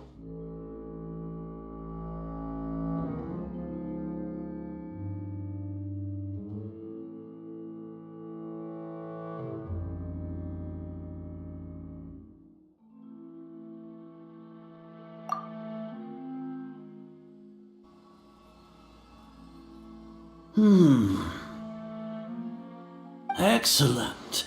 Detailed contents with no errors. I would expect nothing less than an immaculate report from the scribe. As it is Niagarbaha Day, I'll enter the information on you into the Akasha. Surely you know what that means. We'll be monitored, just like Sino. With the Akasha's calculation prowess, all of your actions will be predicted with an accuracy of at least 98%. Furthermore, your data will be updated in real time whenever new information presents itself. To put it into words you can understand, wherever you go, you will be walking under an invisible leash. This is Sumeru's greatest penalty for dishonest persons.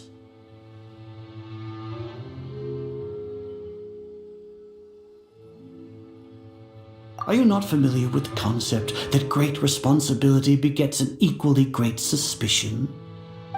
In any case, you are Sumeru's most concerning external variable.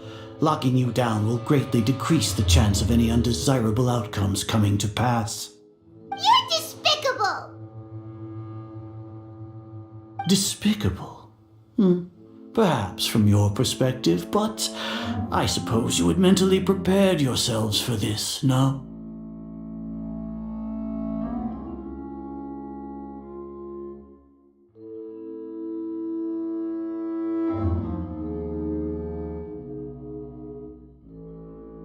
Your ploy was to sacrifice the Traveler here, was it not?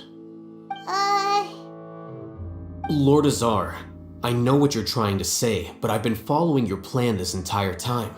Why are you doubting me at this juncture? Must I delineate your entire plan? Very well, I will spell things out. First off, I received an eyewitness report that you were spotted with the Traveler at Caravan Ribat. However, you immediately departed for the desert and escaped surveillance range. Judging by the time, you all likely encountered the truant General Mahamatra in the desert. Am I correct?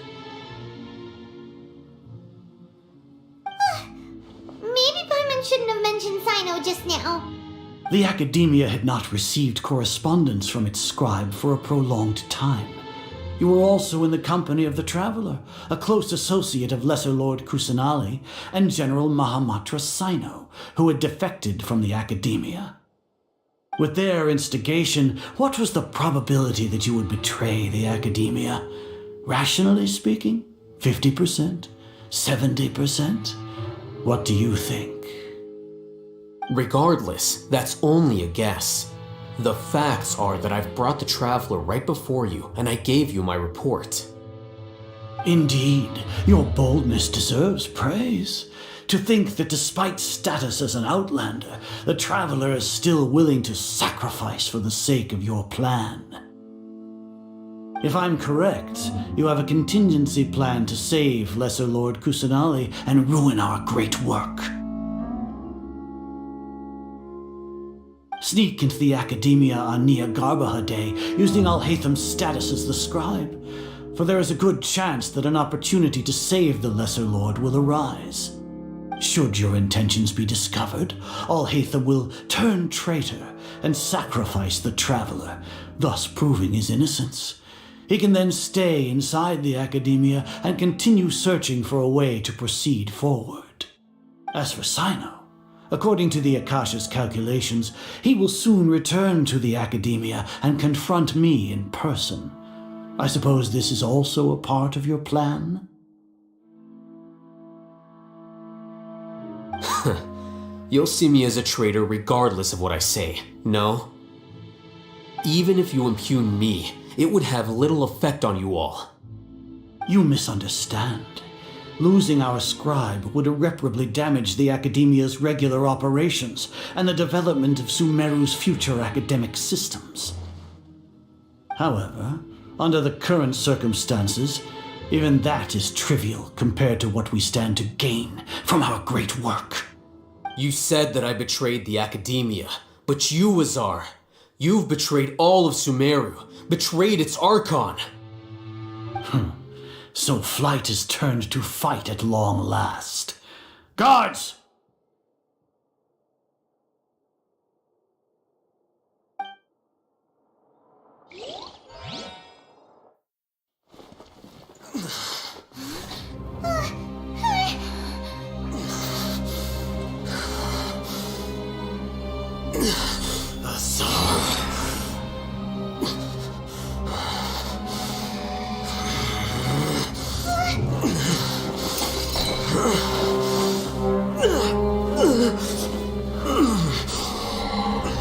Well, what do we have here?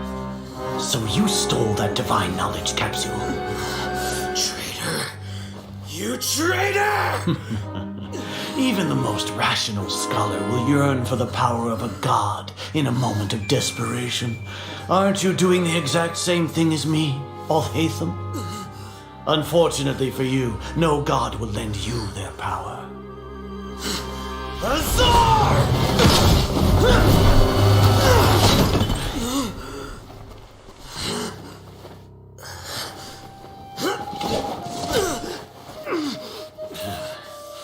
He has gone completely insane.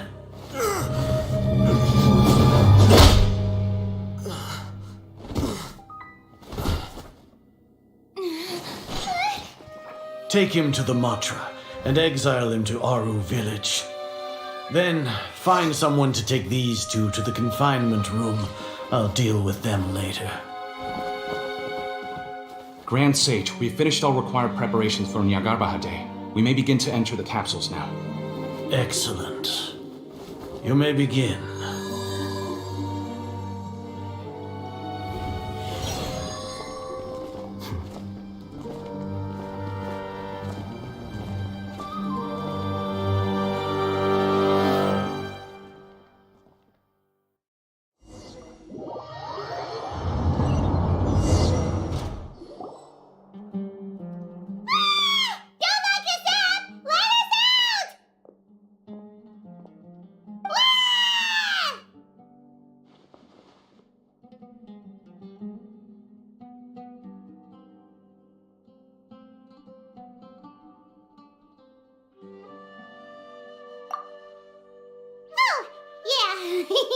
Paimon got a bit carried away there. How was Paimon acting just now? Great, huh?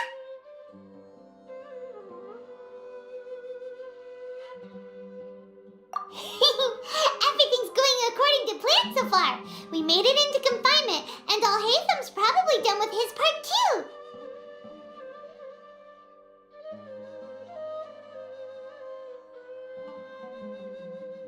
We even managed to trick Grand Sage Azar! Alhaitham sure knows how to cook up a plan! What are we doing next? Paimon has trouble remembering things when she's worked up.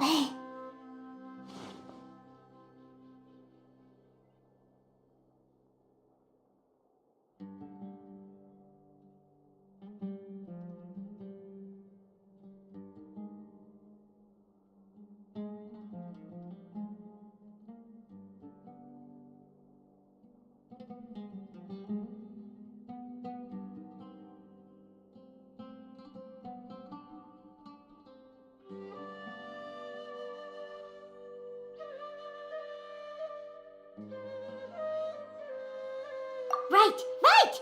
Paimon thinks it went something like this. Apart from that, we still have yet another goal in the first stage of our operation, which is to send the Traveler to the confinement room. What? Why do we want to get her locked up on purpose? She's always been the person the sages are most afraid of, as well as the greatest obstacle to the successful implementation of their plan. They are very aware of the risk she poses to them.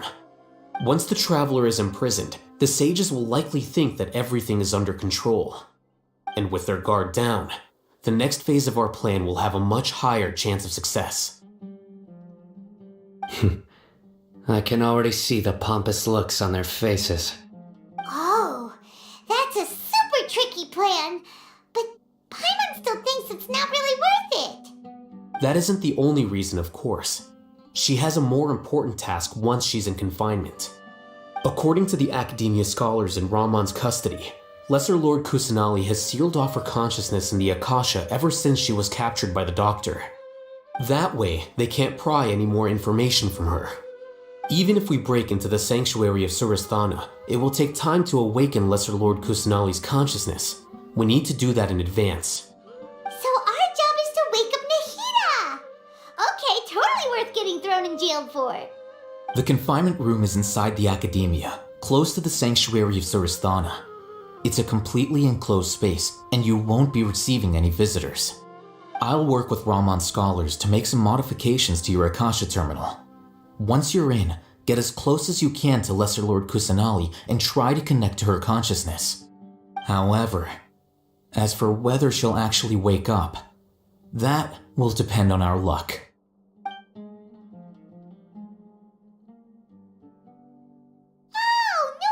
You've been wearing your Akashi terminal today. It's the one that all Hatham modified. Paimon thought they'd take our Akashi terminals when they locked us up in here. Were they being careless?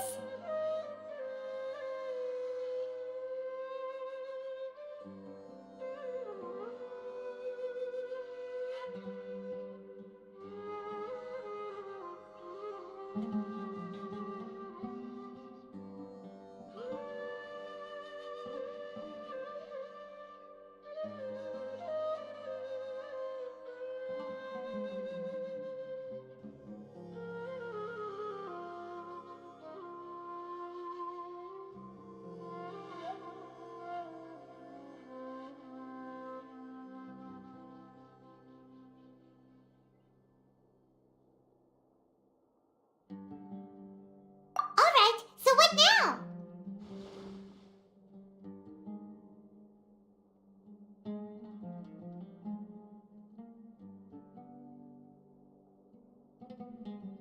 Sounds easy enough. We can finally talk with Nahida after all this time. Let's do it.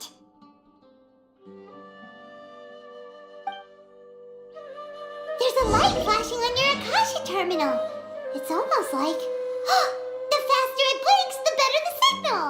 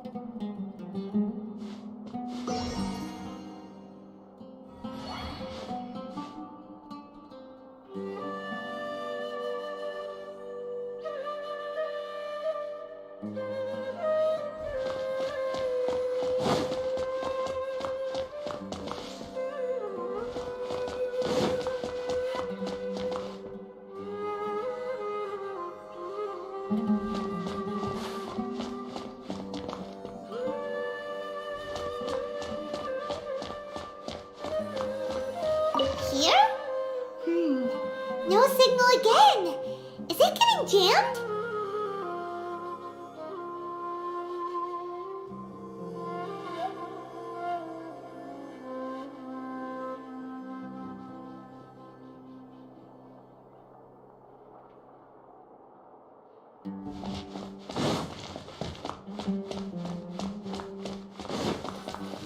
Whoa! It's Mora! Ooh, Mora! No, Paimon, we're not here to hunt for treasure!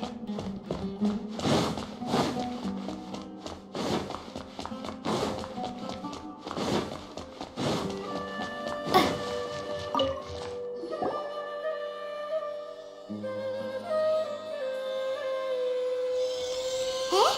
Is this the right spot? Are you getting anything?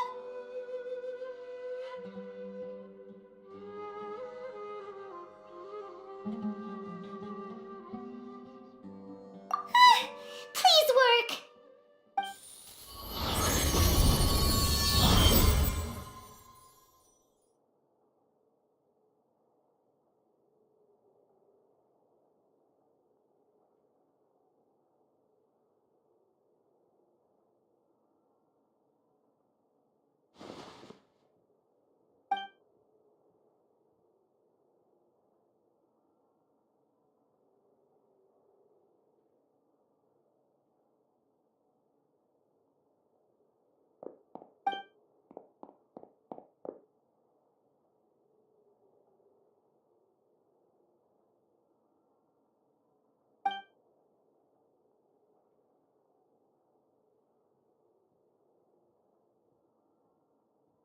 Nahida!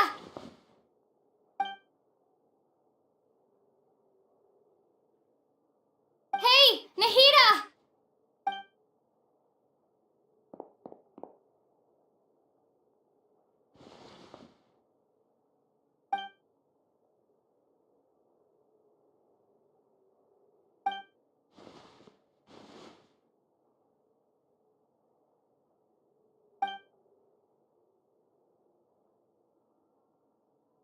When did it first start?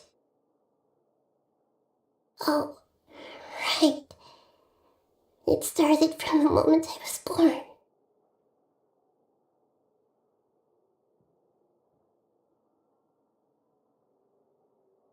I want to become a worthy Archon.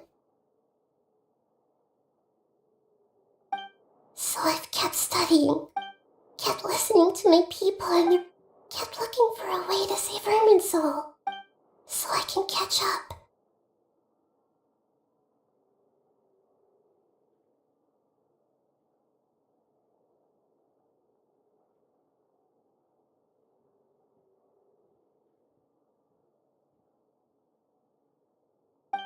Catch up to Greater Lord Rukkhadevata.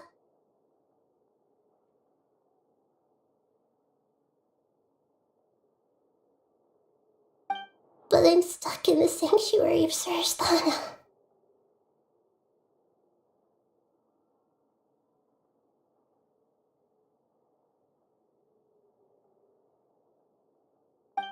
The sages are creating a god to replace me.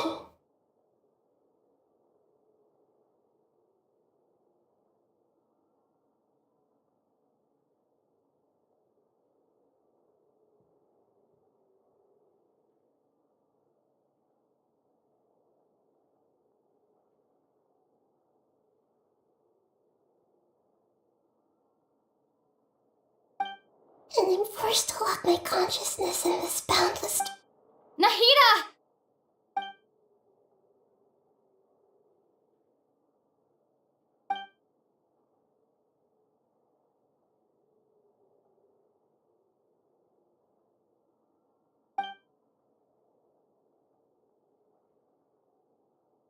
Nahida!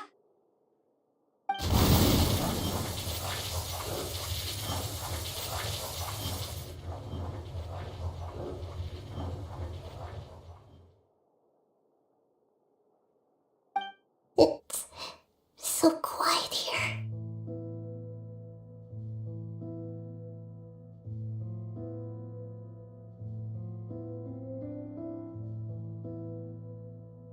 Now that I think of it, I don't think I've ever actually listened to my own inner voice.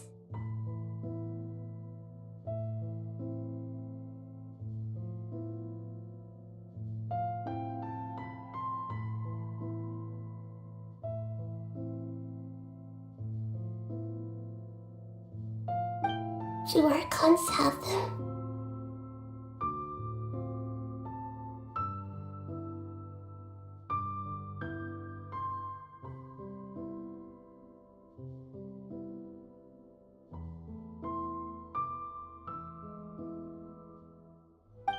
Should Archons have them?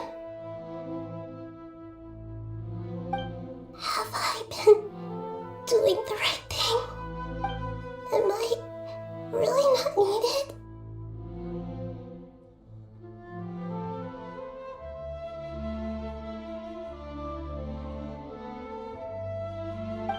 How do I really feel about all of this?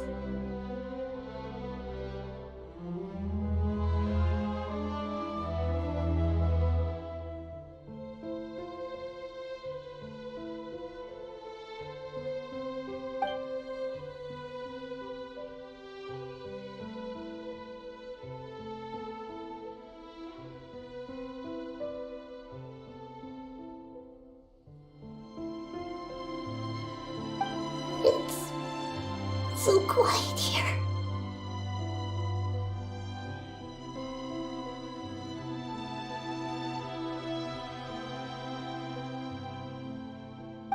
Since you're the god of wisdom,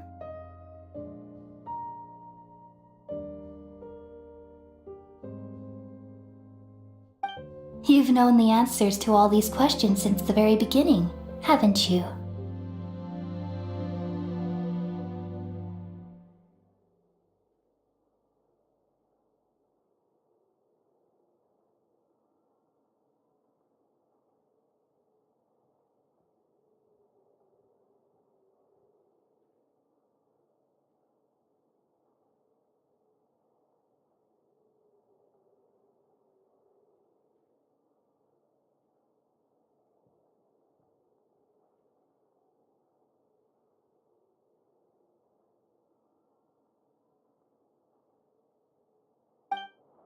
Who are you?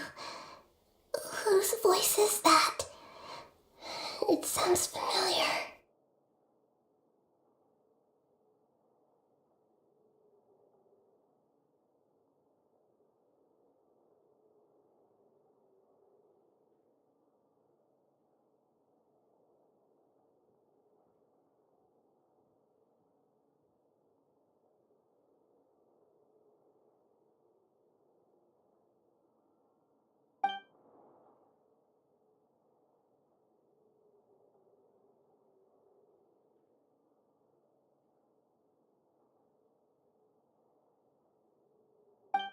You're right, though.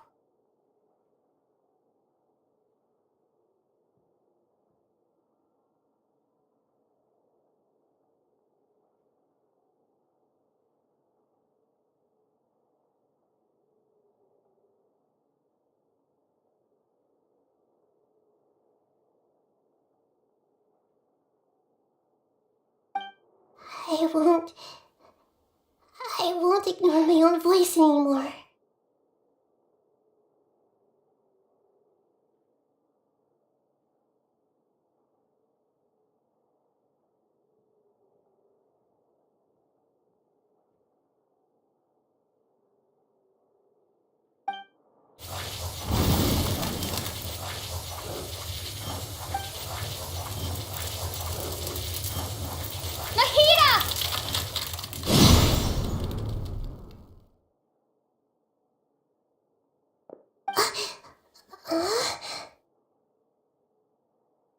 Nahida?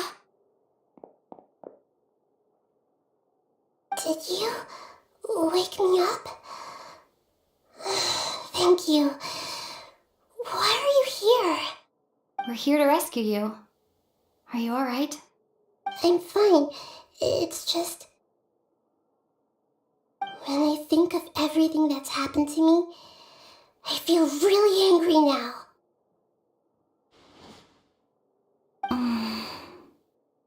You should have been angry ages ago.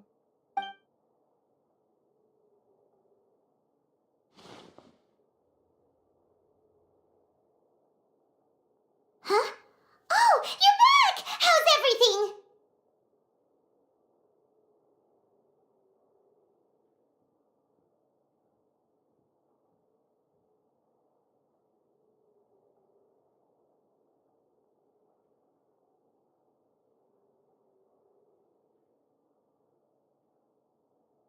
That's wonderful news! Great! We weren't locked up for nothing! When you went to wake up Nahida, Paimon was listening for any sounds outside. You were out for a long time. There are fewer and fewer scholars going about now. You think everyone's done with their Nyalgarba Day stuff?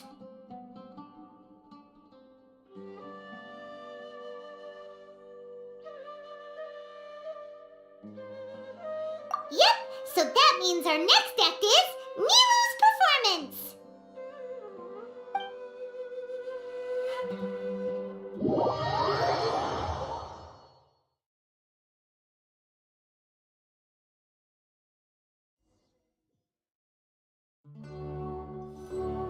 Nilu, are you sure about this? You're taking such a great risk for them. I'm sure, and I'm going.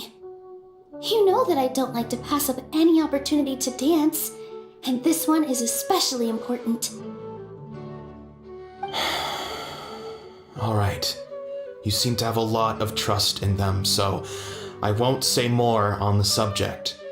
But if anything happens, the few of us here may not be able to help you. Don't worry. They've been through worse. Everything's going to be fine. All right. You know, if you really do get arrested, we'll do everything we can to get you back. Be careful, even if it's only for our sakes. Thanks, Mr. Zubair. You're so very kind.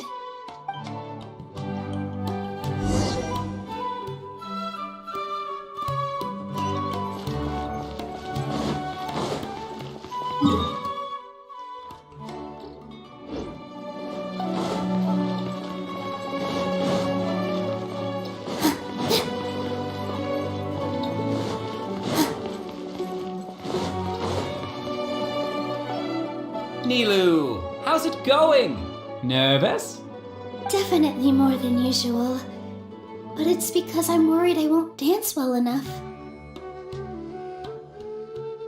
It's okay. Just focus on your performance. We'll take care of everything else. Heh, you sure know how to talk. Taking all the credit, even though we came here together to help out. Well, thank you both. I'll have to treat you to a meal after all this ends. I really, really appreciate all of your help. Ooh, that sounds great. Ha! How can we say no to that? All right, let's get back to business. Nilu, we'll be here to keep people from going to the academia so they don't interrupt your performance. I was planning on telling them something like, the Academia's been conducting a weird experiment, and some of their test subjects escaped. It's really dangerous there, so stay away. Oh, you couldn't think of anything better? Oh well, I guess it does sound like something the Academia would do. I think it sounds great. I'm counting on you guys. Don't worry, it'll be a piece of cake.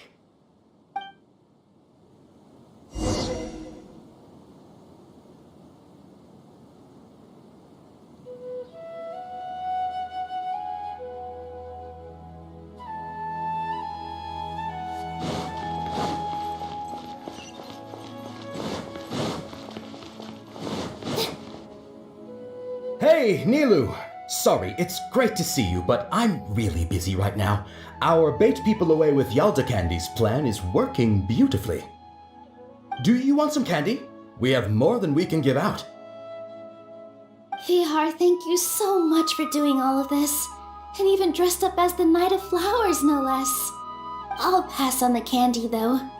I cut back on sweets in the period leading up to a performance, and I'm about to start one. You have a point. The stage is cleared and everything's ready, so you can start your performance at any time. Yeah, thanks to you. I'm really grateful. Alright, time to hit the stage.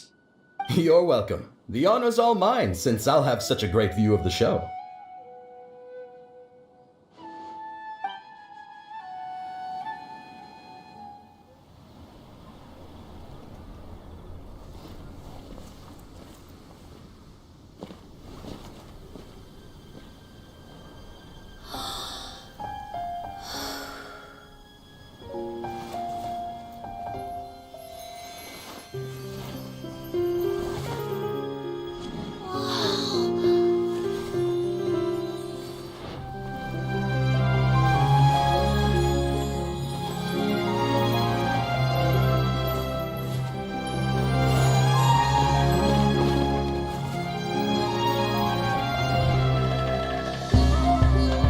I've never seen a performance like this.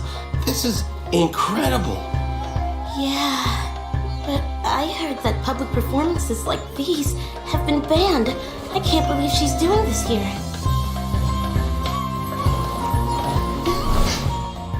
Grand Sage, there's some commotion outside. Huh. How uninteresting. Issue the new Prohibition Act from the Akasha to the guards. They'll know what to do. Do you think we should, stop her? Let's just watch for a little bit longer.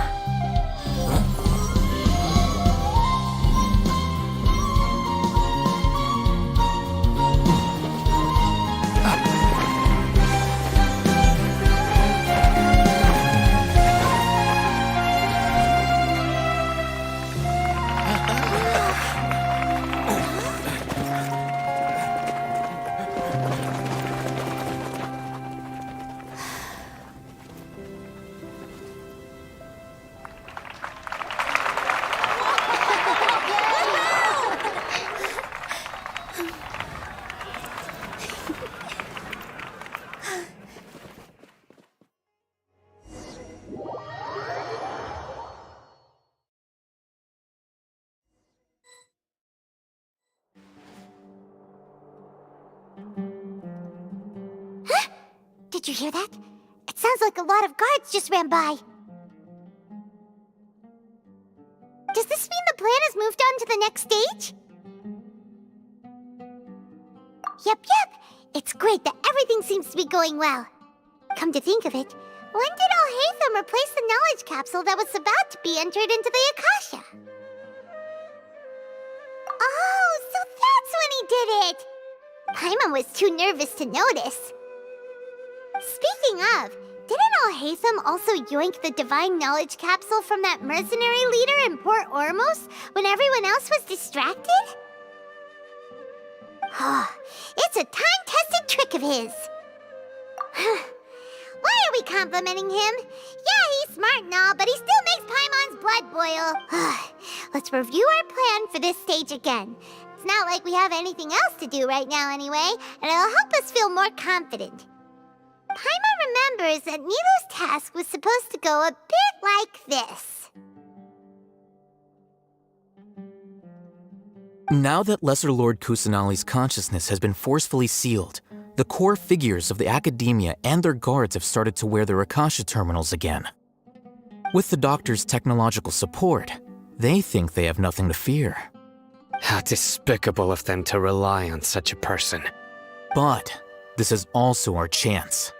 I was originally asked to draft the knowledge capsule for the Artistic Performances Prohibition Act when I was still at the academia. It should be on the Grand Sage's desk right now, and will be entered into the Akasha during the next Nyagarbaha Day. Are they really going to stop all artistic performances? That's horrible! I'll make an identical knowledge capsule, but this time, I'll smuggle some misleading information into it. We only need to find an opportunity to switch the capsules. Once it's been entered into the Akasha on Nyagarbaha Day, if someone were to be seen performing in public, the sages would definitely use that opportunity to announce the ban, and so the misleading information will be disseminated amongst the guards. Sure sounds complicated. But it seems like if everything goes well, we'll be able to get rid of all the guards in the academia without any effort. That's pretty clever, getting right into their heads. I just have one question.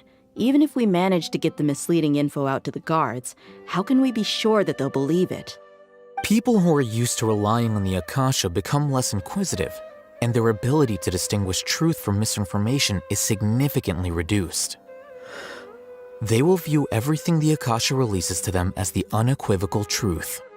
The Akasha will turn humans into machines. I've seen it happen many times. Yikes. Good thing I didn't wear it for long when I was working in Sumeru City. At first, I thought it was a good thing too. By the way, this plan still requires a performer, right? Do you have someone in mind? Nilu of Zubair Theater. I know her really well. We can trust her. I'm kinda hesitant to ask her to participate in a dangerous plan like this, but we can ask her in person. All right. After the guards and the academia are gone, then it'll be time for me and my stowaway brothers to shine.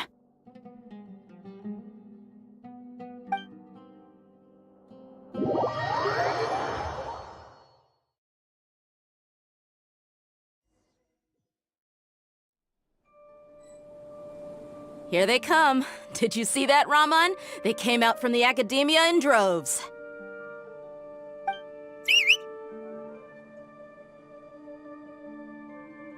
After laying low in the city for so long, this is the moment we've been waiting for. My brothers have already sprung into action. We couldn't do anything to them inside their coop, but outside the academia, this is our hunting ground. With a lioness like you, the prey sure won't be able to run far. We still need to eliminate the guards as soon as possible. If we give the sages enough time to realize what's happening, the plan's doomed. All they've done is to sit on their cushy salaries and twiddle their thumbs all day while we fought and struggled every day in the desert. The only advantage they might have is their numbers. Speaking of which, most of the guards who report directly to the Six Sages belong to the Corps of 30, but they have a completely different reputation. Following those blasted sages every whim, throwing away all the principles of being a mercenary. As someone in the same profession, I'm obligated to teach them a good lesson today. Indeed, the trap has been set. All we need to do is lead them there. All right, let's each take a road and herd those scattered guards back into one place. Make sure to attract their attention. Isak will be the key. You gave such an important task to that— It'll be fine. Isak was so determined to help. So besides, even if he's caught, the guards would be too scared to do anything to him. They've never seen Lesser Lord Kusanali in person, after all. You've got a point. Anyway, I think I see them coming. Let's head out. Good luck.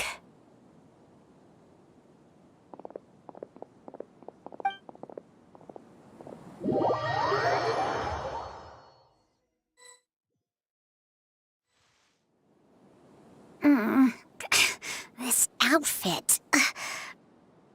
Hey, do you remember what you need to do, Isak? When the guards get here, you'll pretend to be Lesser Lord Kusanali and run away from them.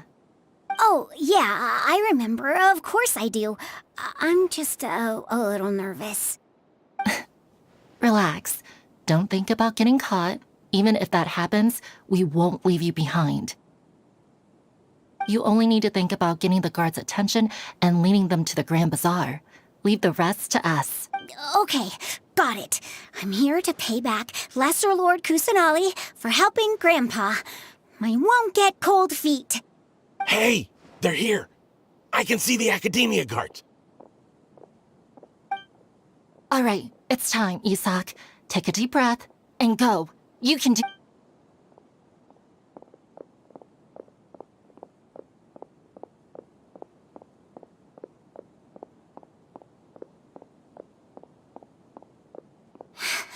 Why is there a guard over there? Did he already run ahead of me? This is different from our plan. But there's no time. I need to make a choice.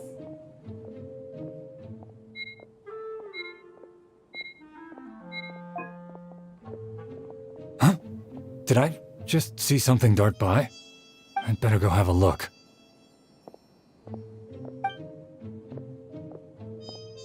Were my eyes playing tricks on me?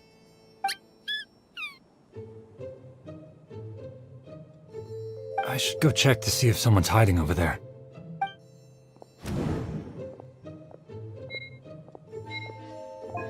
There seems to be nothing here. Just to be safe, I should look around. Oh, good thing they didn't find me. That was close. I'd better hurry and keep going.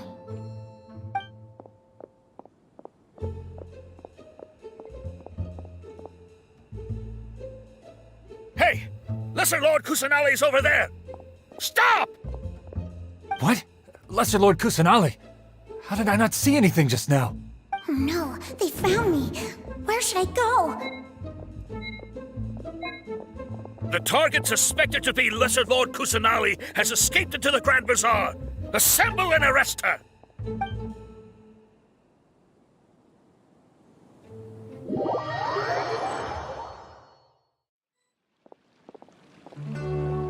Where did she go? How did she disappear?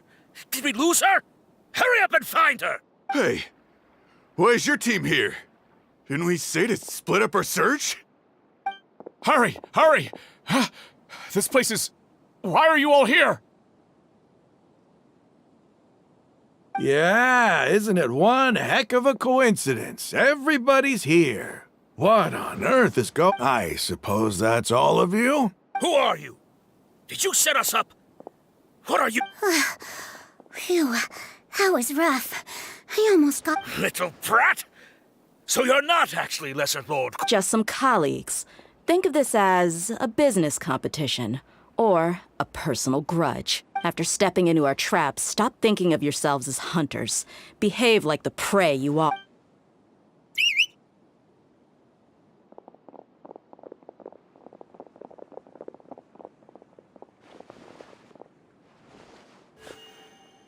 An ambush? How's that possible? This is Sumeru City, but mercenaries from... You've spent all your time hiding away in the academia. This place has long since become our...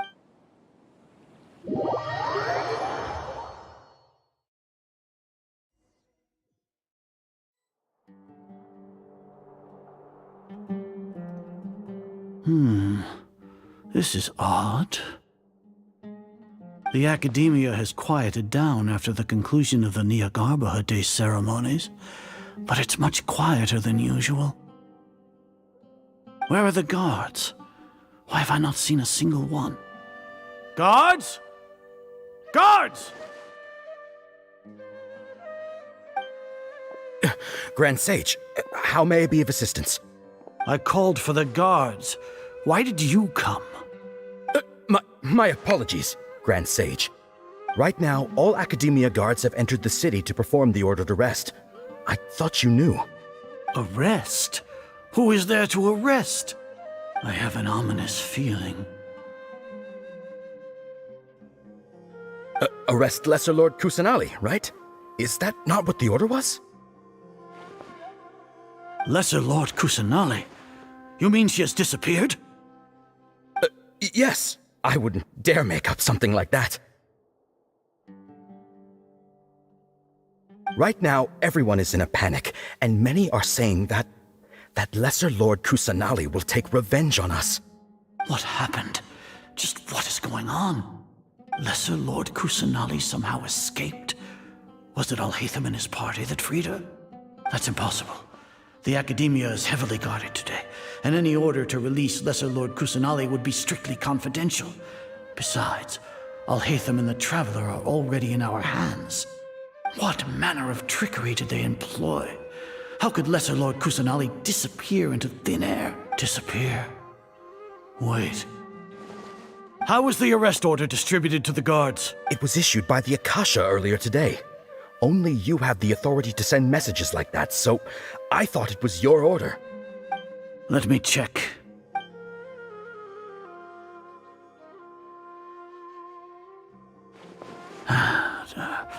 Here. Lesser Lord Kusanali has escaped from the sanctuary of Suristhana. Go to the city and arrest the escapee immediately. The Akasha indeed contains this information, and it clearly appeared in my mind. How did they bypass my permissions to issue this kind of message? Was it the report about the traveler that Alhaitham submitted? No. I specifically checked that knowledge capsule before entering it into the Akasha. Could that have been a red herring?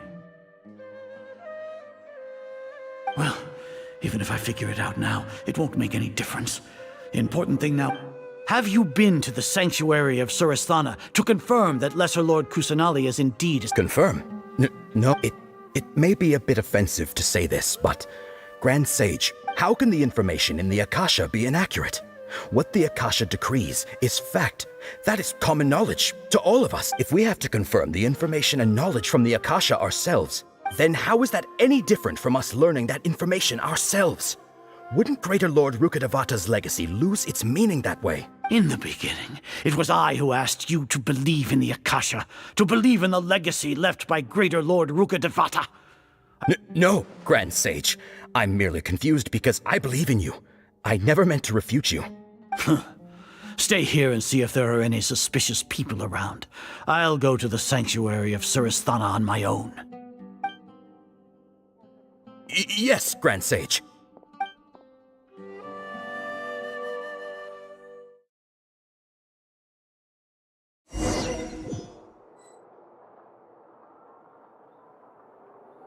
Lesser Lord Kusanali has escaped from the sanctuary of Suristhana. Go to the city and arrest the escapee immediately. How can that be? Stop thinking about it. Stop. It must be a trick of theirs. As long as I personally confirm it. Ah! Impossible. That's impossible. There must be something wrong with my eyes.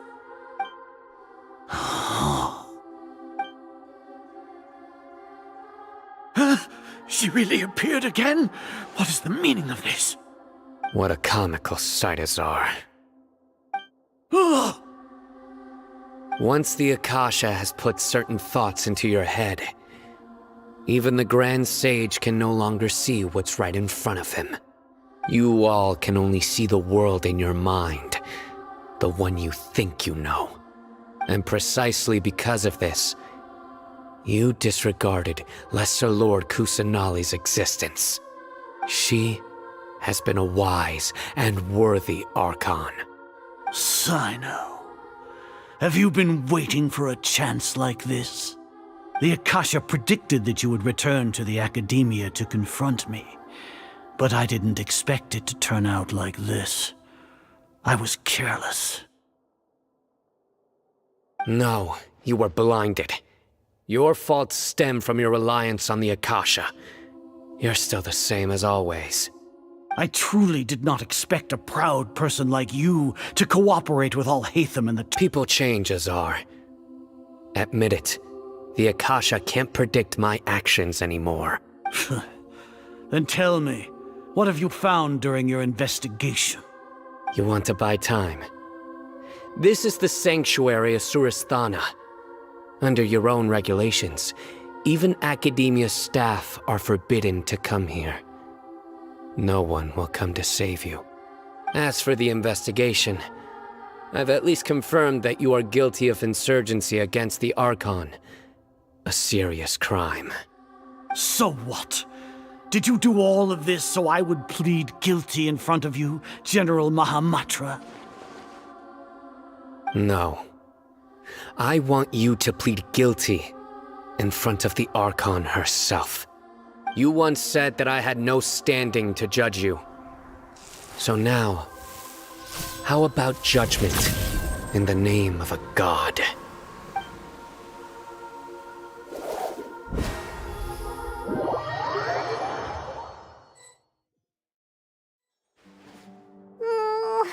How long do we have to wait? Paimon wants to know how things are going out there. Paimon hasn't heard any sounds outside for a while. Hopefully something bad didn't happen. Yeah, but aren't you scared that we might be locked up in here for the rest of our lives? Thinking about it, at least Paimon has you. When Paimon thinks of Nahida being imprisoned alone in the sanctuary of Surasthana, Paimon can't help but feel sorry for her.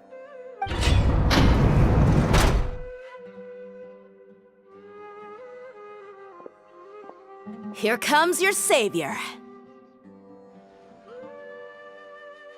Dia! Paimon just knew you would come to rescue us!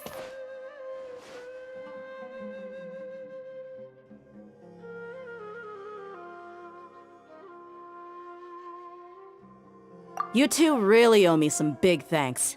I had to search through who knows how many guards to find the key here. It felt even more tiring than whacking them.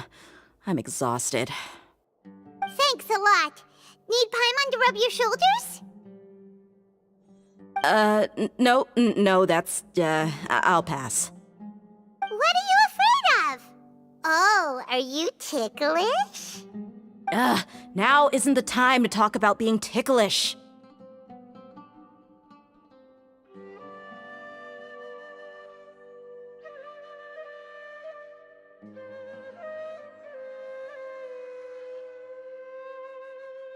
Things in the city and on Sino's side are both going well. The guards that stormed out of the academia are all taken care of.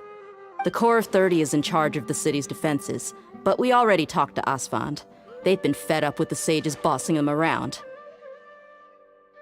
As long as it doesn't break their employment contracts, they'll turn a blind eye. That's probably because you've been super great friends with them for a long time. So, how's Sino doing? The Grand Sage is in his custody. Even I know how terrible it is to fall into Sino's hands, so he probably does too. Sino forced him to release Lesser Lord Kusanali. He has no choice but to obey. So, hurry to the sanctuary of Surasthana. Assume we should have already rescued our Archon. Honestly, I didn't expect our ragtag bunch to do this well. We just came together last minute to save the Archon, you know? Alright, you two better go. I still have to clean up some messes in the city. See you around.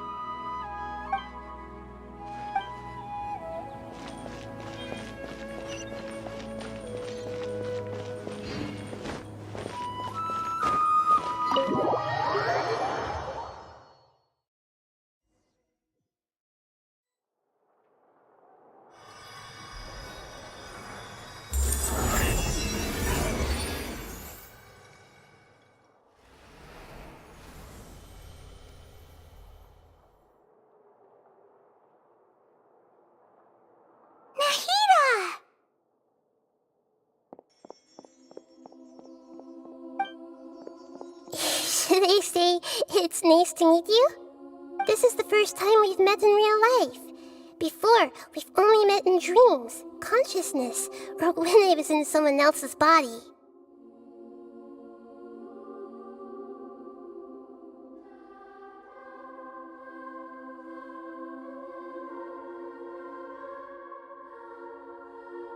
Thank you so much for coming to rescue me, but I also need to apologize.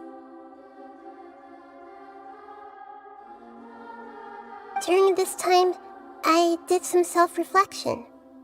My sense of inferiority and yielding to the academia led to all of this, and created so— Exactly! We're here because you're a good Archon and one of our friends! Thanks, you too.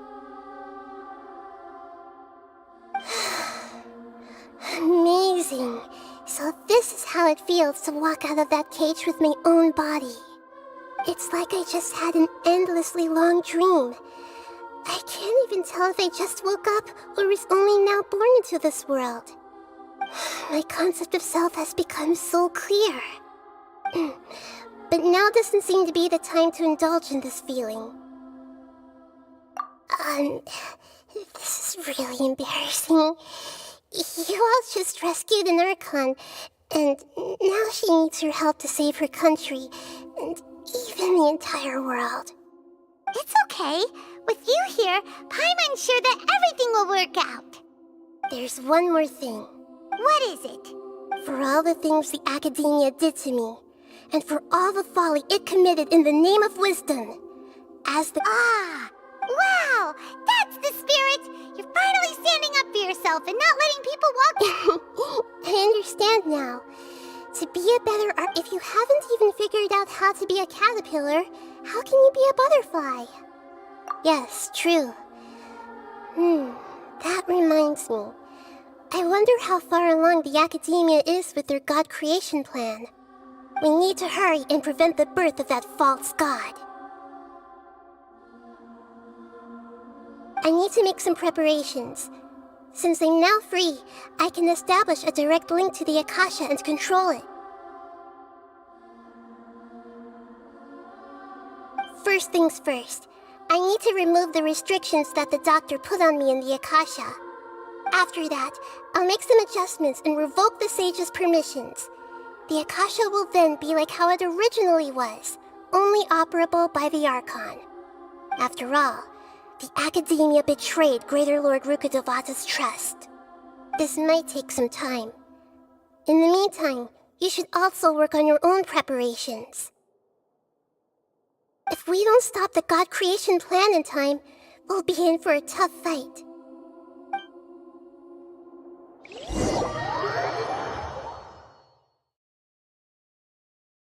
We might as well prepare for a fight.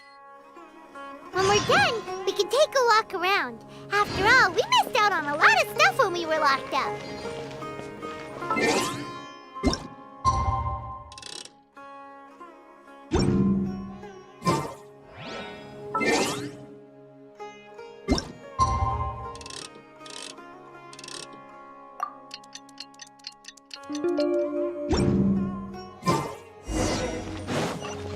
Next on the agenda... Everybody stand back!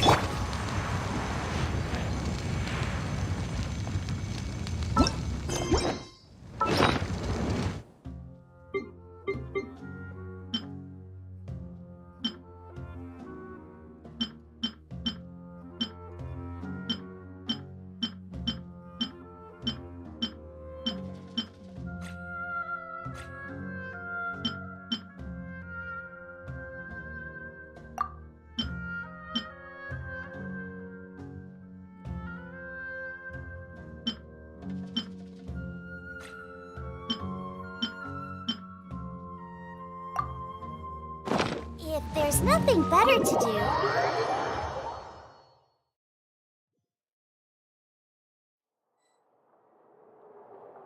How's it going, Nahida? I'm done with the parts that needed my involvement to complete. Although it's my first time working with the Akasha like this, its internal structure and operation procedures are easy for me to understand. Greater Lord Rukkhadevata's design is truly brilliant. Oh, also, this is for you. Huh? What's this little floaty thingy? It's a small device I put together just now. You can think of it as an upgraded Akasha terminal. You may not need it right now, but it should be helpful in certain situations. Wait! This thing has the same characteristics as Paimon! We're both small things that float! Oh, all the things that make Paimon special got copied! When Paimon appears with the Traveler from now on, people won't remember Paimon because she isn't unique anymore! It's alright, Paimon. It can't replace you. It's only a flying device, but you're the Traveler's irreplaceable friend. You're so good at comforting people, Nahida. If only the Traveler was as smart as you!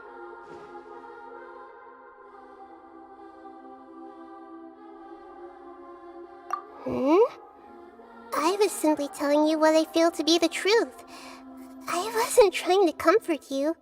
Nahida, you're natural at this! What you just said made Paimon even happier! By the way, there's something I need to confess. Even though I'm the Archon and in control of myself again, I'm not very good at fighting. You may have heard that an Archon's power is derived from their people's faith. However, I'm not as well loved as Greater Lord Rukkhadevata. If we get into a situation where combat is our only option, I'll have to count on you, and I'll do my best to provide support. I'm glad I can rely on you. So the God of Wisdom isn't good at fighting? That actually sounds about right. I've located where the false god is. Time is of the essence, so let's get to it.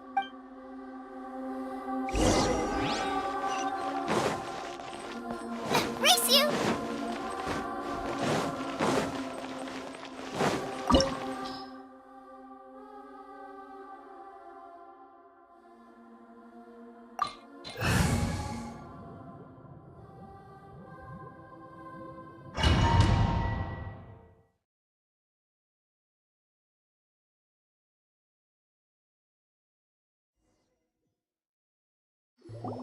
What is this place? Is this really the way we need to go?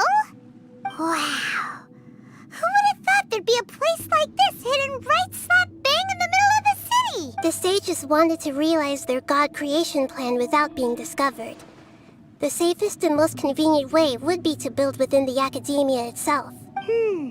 That's true. They were already hiding one god, so why not two? Judging from the structure here, the project is a huge undertaking.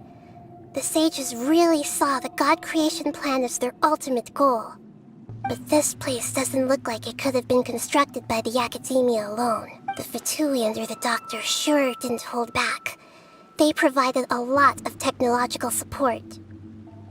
Yeah, or else they wouldn't have been that generous. Is that it, though? I've always felt that this doctor is different from the academia sages. He doesn't seem to share their sense of urgency. Instead of being interested in the end product, it's like he's enjoying the experimental process. The Fatui Harbingers are all such weirdos. So, the doctor being weird is actually normal. So, this Fatui that they're trying to turn into a god is called the Balladeer? We had previously come into contact with his consciousness. He harbors particularly strong obsessions. One is the desire for a gnosis, since he was created to be the vessel for one. The other obsession is probably related to his past. I can't quite explain it. Paimon knows that he was a prototype puppet for the Raiden Shogun before he became a Fatui Harbinger. That's why he wants a gnosis so badly. There's no way he'd willingly be a test subject.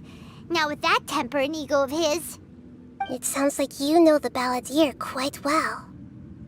I see. Tell me more about him and what he's like. The more we know now, the better we can plan for and react to any future situation.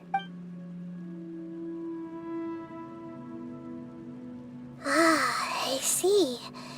How fascinating. Alright, time to go. Let's get through here and meet him in person.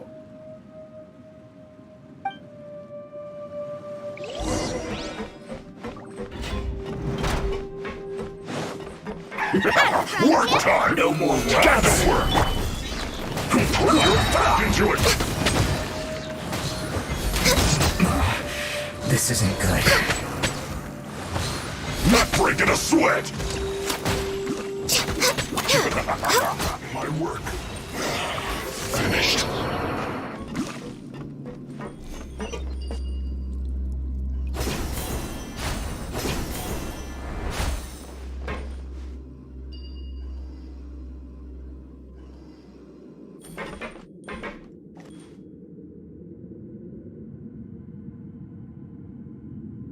It looks like we can climb up these pipes.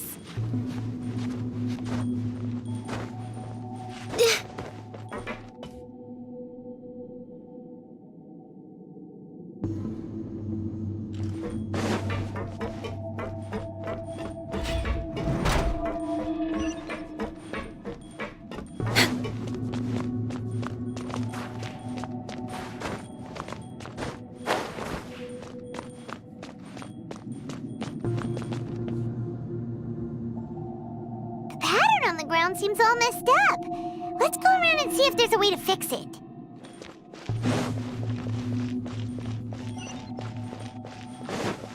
Next on the agenda.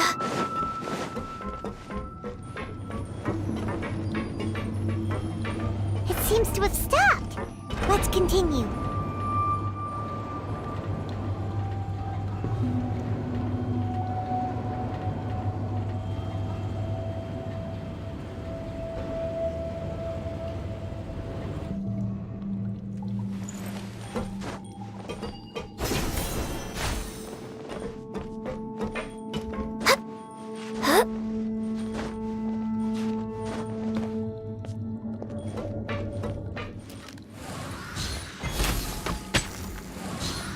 Let's begin.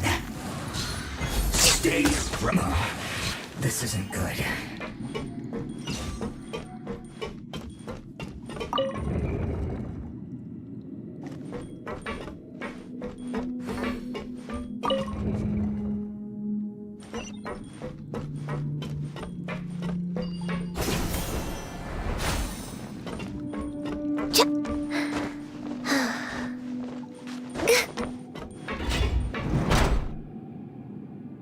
You'll get frostbite. You're toast! Frozen. Boba, get them! Crisp flash frost.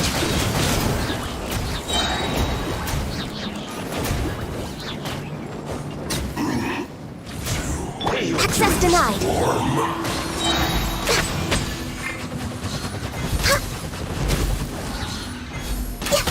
You can't run from death.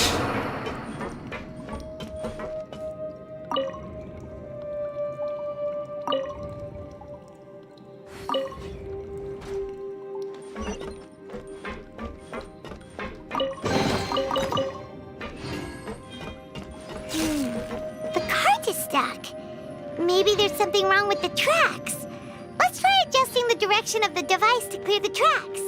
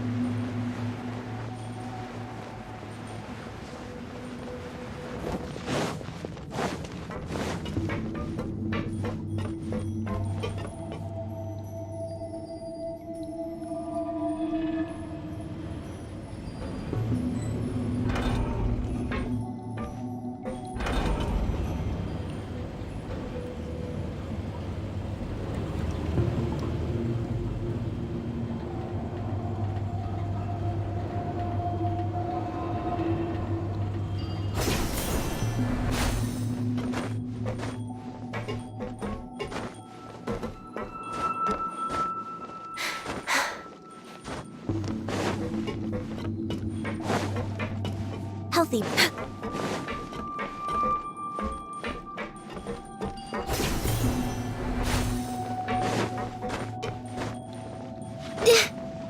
Huh?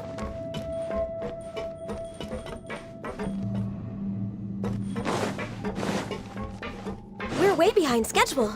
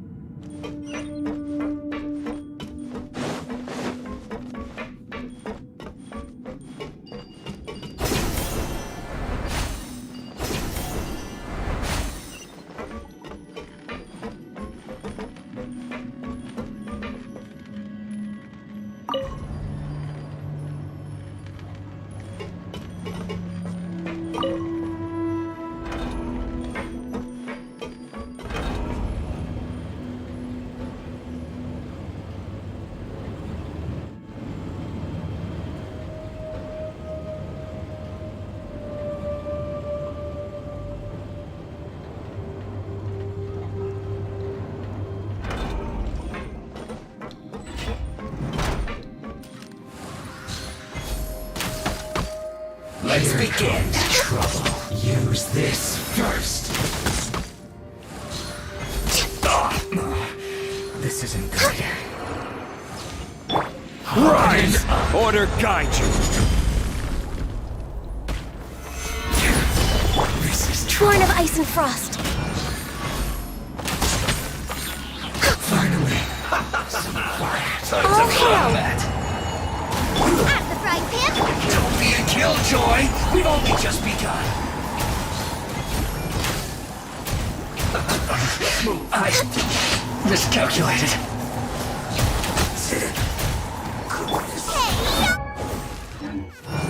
Boba, get one! That's enough.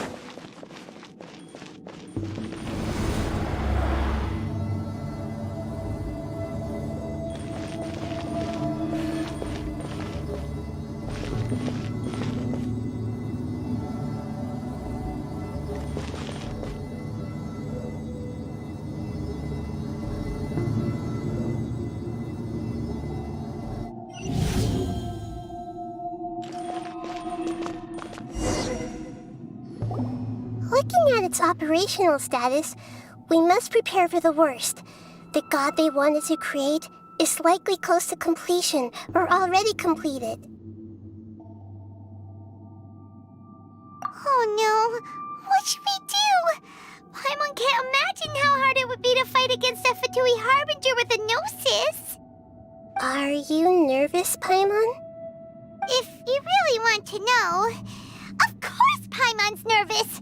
Aren't you too, Nahida? Yes, I am.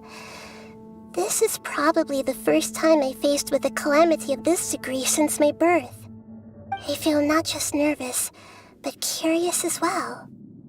Curious? Curious about what? Curious about our fate.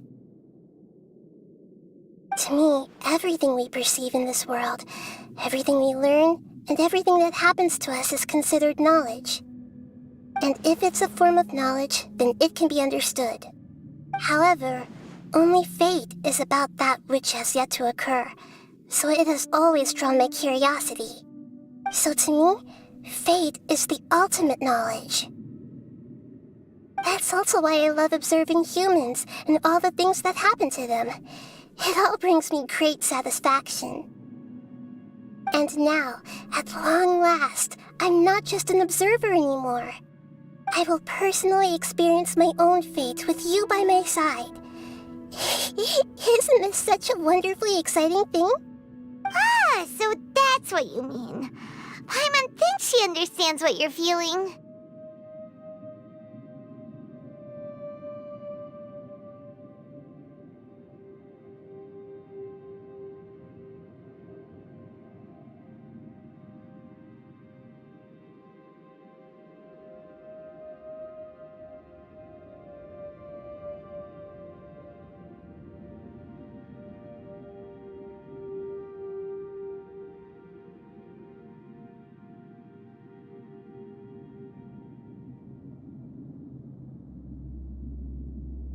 Agreed.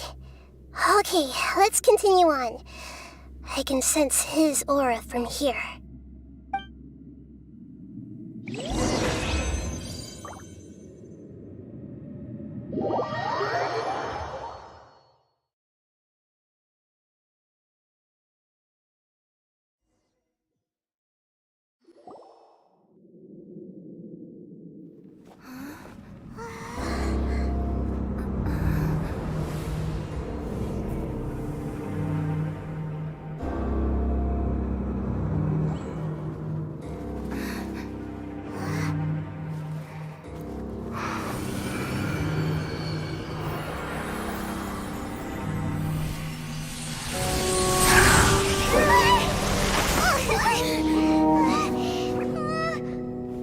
Who would have thought the world would be so eager for my birth? I remember you, Booer, the god of wisdom, and standing beside you, the traveler. Is he all-knowing and powerful now like Greater Lord Rukkhadevata? No, I can't feel the same kind of divinity I felt from the Greater Lord. It seems that the sages didn't get the chance to infuse the divine knowledge capsules into him. But even still, he has undoubtedly become a true god now. So we're too late? The Balladeer has already become a god? The Balladeer. A long bygone title. When my spirit ascended to divinity, I felt as if I had existed for the same number of epochs as heaven and earth. Looking back, the existence of what once called itself Kunikazushi appears infinitely small and ugly.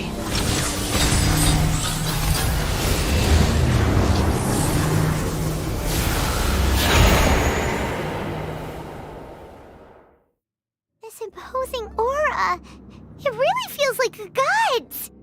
A body that capitalizes on the Balladeer's original construction as a mechanical puppet, with the Gnosis serving as a constant power supply. How much effort and resources did the sages put into this? From a purely technological perspective, it's a commendable achievement indeed. It's no exaggeration to say, this is the culmination of human wisdom. You sure are something! Dishing out compliments at a time like this? But I don't think he's reached the spiritual height of a god.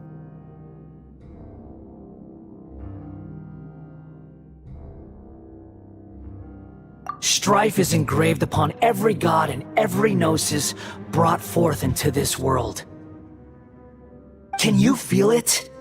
The exhilaration of such power, and the thrill of anticipation for our contention. Nahida wouldn't feel the same things as you! Do you not realize that you are interrupting a conversation between gods? Lowly creature, know your place!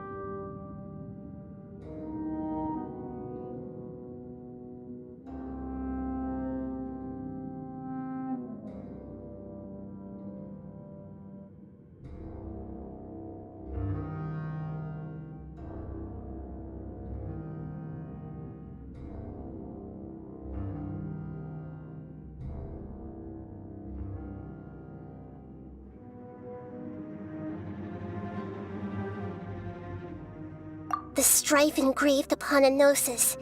You're talking about the Archon War. Tevat's current peace was not easily won. I didn't personally participate in the Archon War, but the way I see it, all those losses were meaningless, driven by the demands of the laws. There's no point in bringing it up again.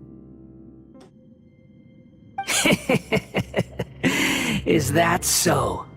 Yet I am deeply disappointed that I was never allowed the fortuity to personally participate in the Archon War. This is a first. Encountering a god in this world who does not crave power. No wonder your own people have abandoned you, God of Wisdom.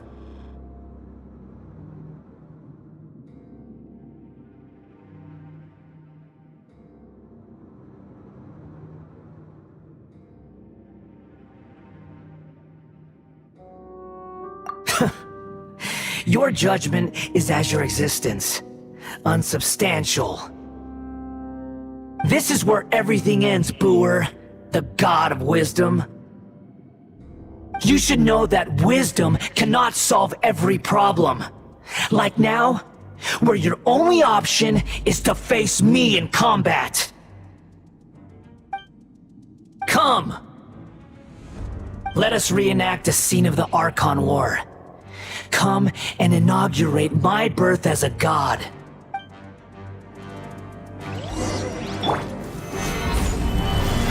Feeble human! This is order. No touching! Stabilize! Insignificant pest! Nice and spicy! Blaze over! Gather!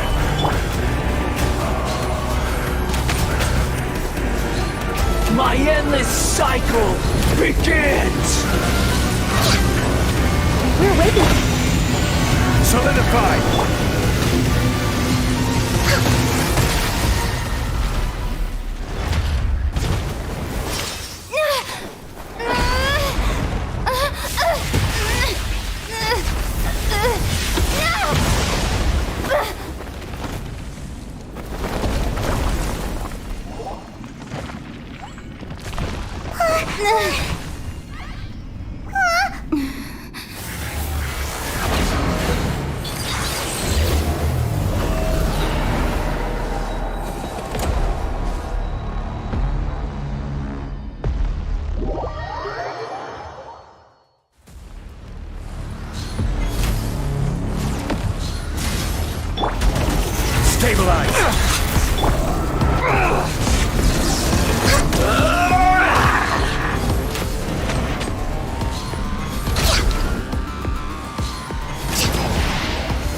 Burn to oblivion! Gather!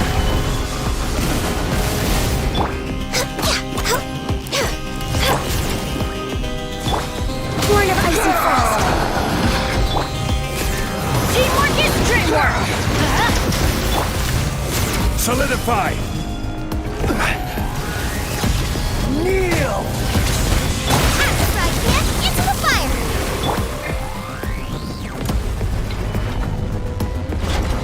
Gather! Race you! Reality is pain!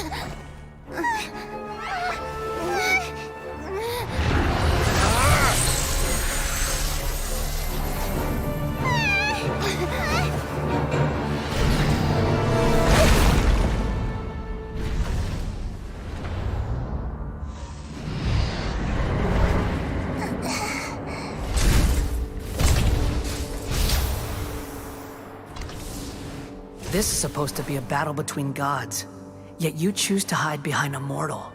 And now, you're acting like you'd sacrifice yourself for a human. Are you having fun proving a false sense of heroism to yourself, Booer?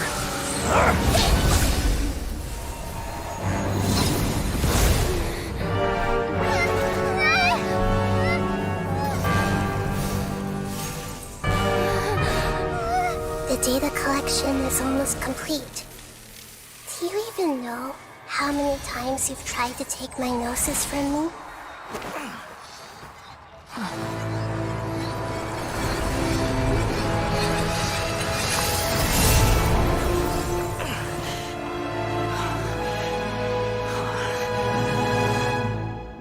We just concluded the 168th loop.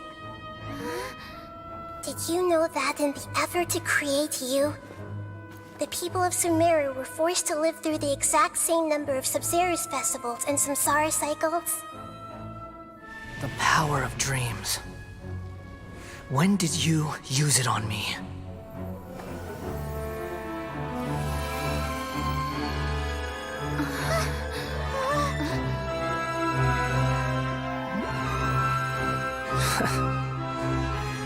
You can't even defeat me in a dream. What do you hope to achieve with this little trick? Come, Traveler. Just like before. Allow me to awaken the memories in your dreams. All that battle experience! It's more than that. Compile everyone's wisdom in the name of the Archon.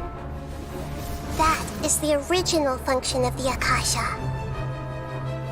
I've sent everything that happened just now to the people of Sumeru in the form of knowledge. I've asked them to help you find a way to defeat the false god.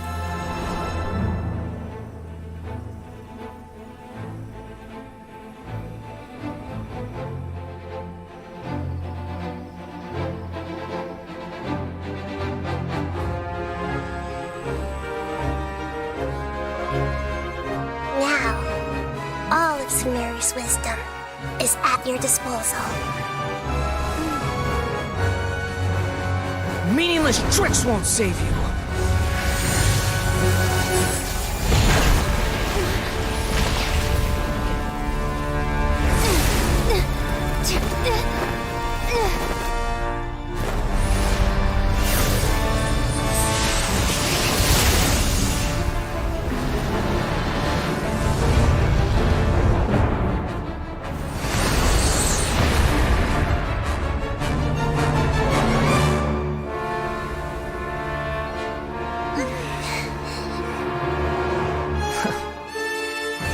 Are you done with your tricks? Can I finally take this as a real battle between gods? I'll leave this to you, the first sage of Booer.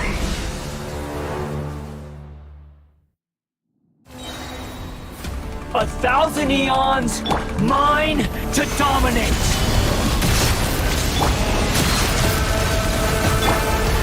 Temple of Wisdom! I see everything! You're toast! Burn to oblivion! Nice and spicy! Get out of here! Tremble! Gather! I will have order!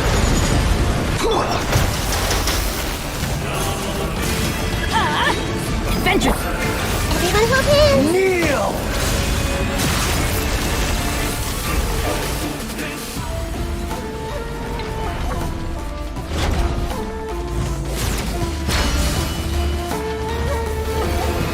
Reality is pain!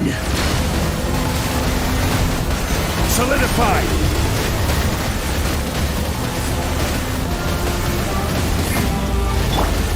All hail!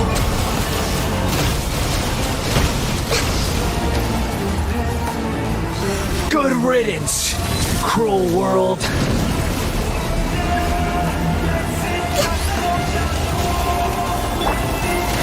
Stabilize!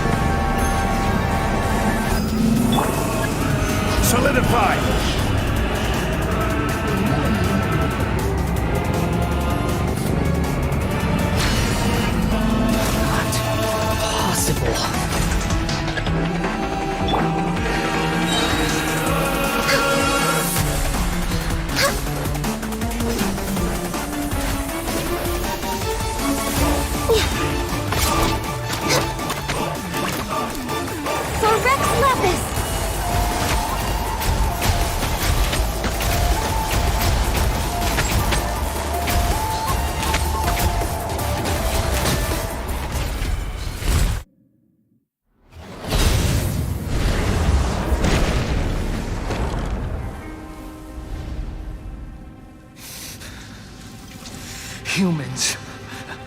Filthy humans.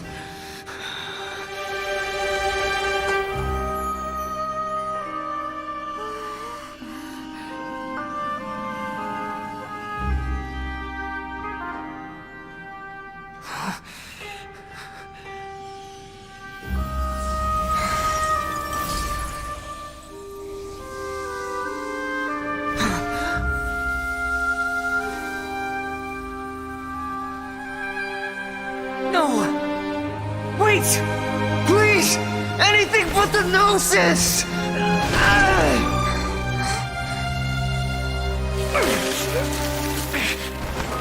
That's mine! Don't even try! I'll never go back!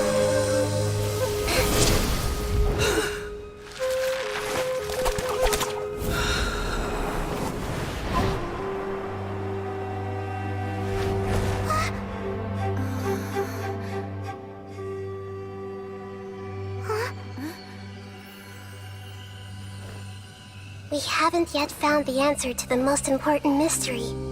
Irminsul is still waiting to be saved. With the power of another Gnosis, we may now finally understand the last memory of Greater Lord Rukkhadevata.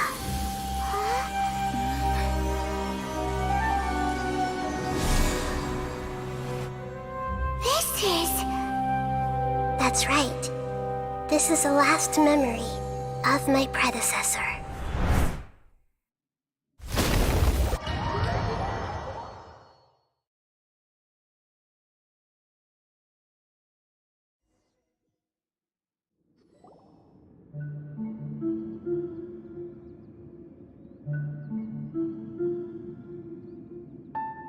Huh. This sure seems very different from what Paimon imagined. Shouldn't Irminsul be in this realm of consciousness? Yes, that is our destination. But I didn't expect the remaining consciousness of Greater Lord Rukkhadevata to be as polluted as this. Forbidden knowledge? It seems you know about a concept that even I don't completely understand. Could you tell me what you know?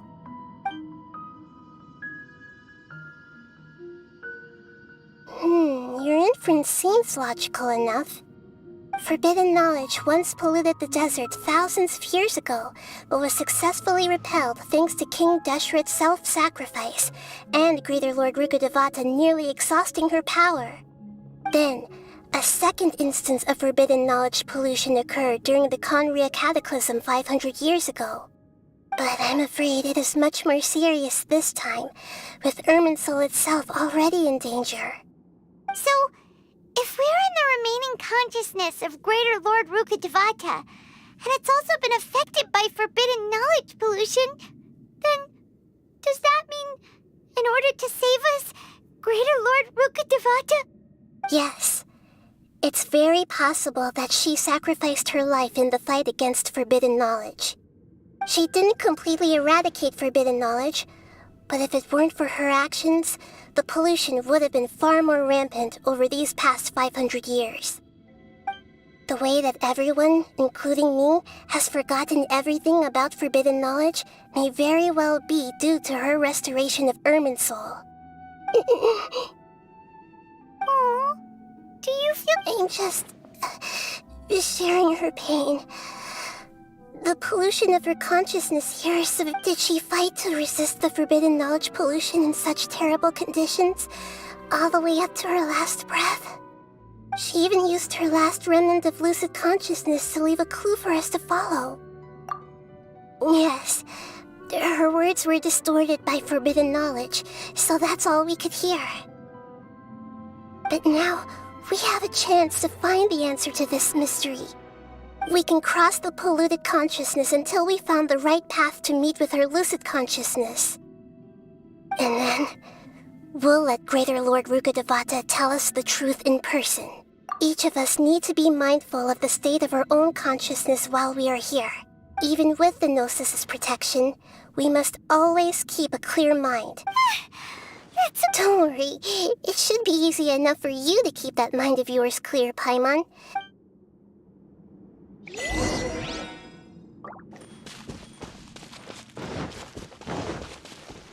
Are we in the air? And why is there a huge boat? That's the boat of consciousness, which symbolizes reason here. Its course is the direction our consciousness is traveling towards. If we lose control over our consciousness, we will fall into madness. So let's make sure the boat stays on course.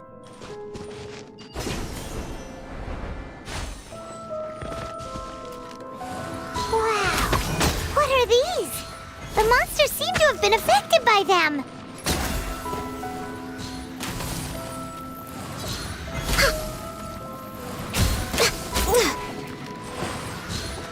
We're way behind schedule.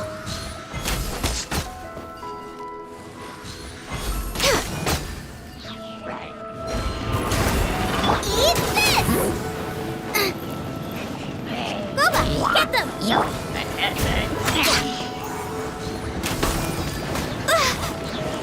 This is order. Gather!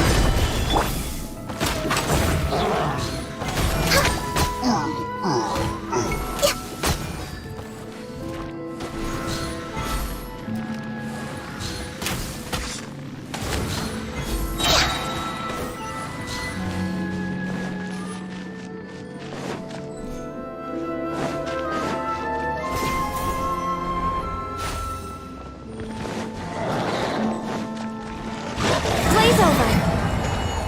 No touching. Teamwork is dreamwork.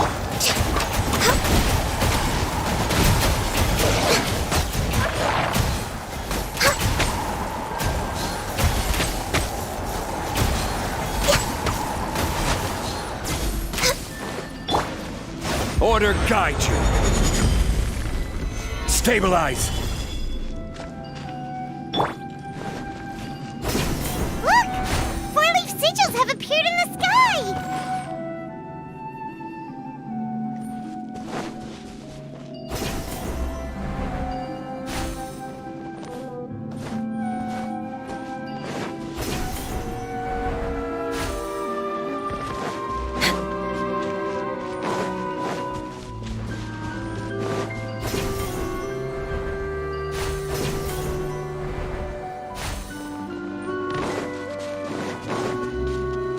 Next on the agenda.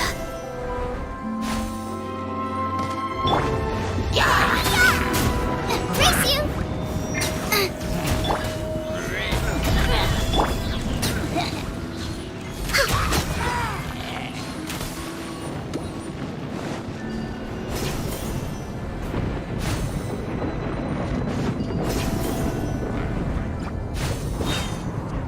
Out of the frying pan, into the bunch! Gather!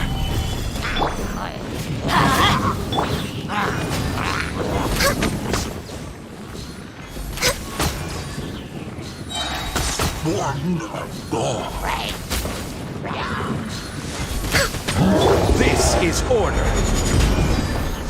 Stabilize. I'm going in! For Rex Lapis!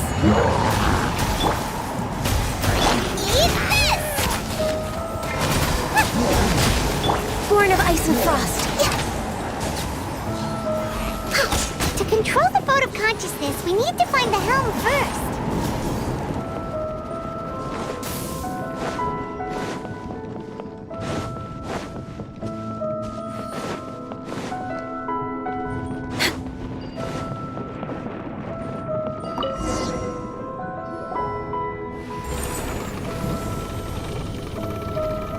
We changed direction. Are we still going the right way, Nahida?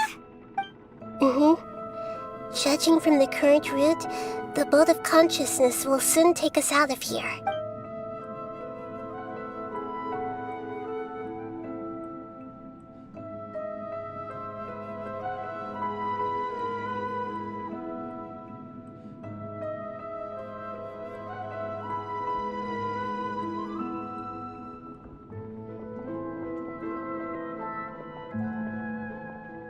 We'll be arriving at our destination soon. How are you feeling? Are your minds still intact? Huh? But everything's been completely normal for Paimon.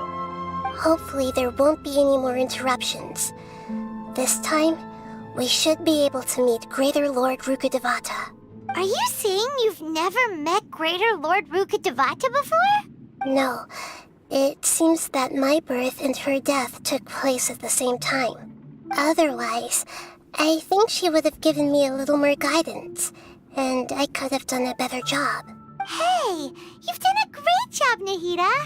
Let's get out of this creepy place and go meet her.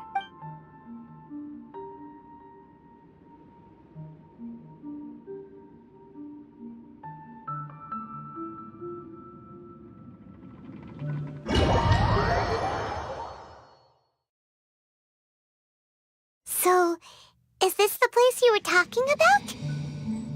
The base of Irminsul?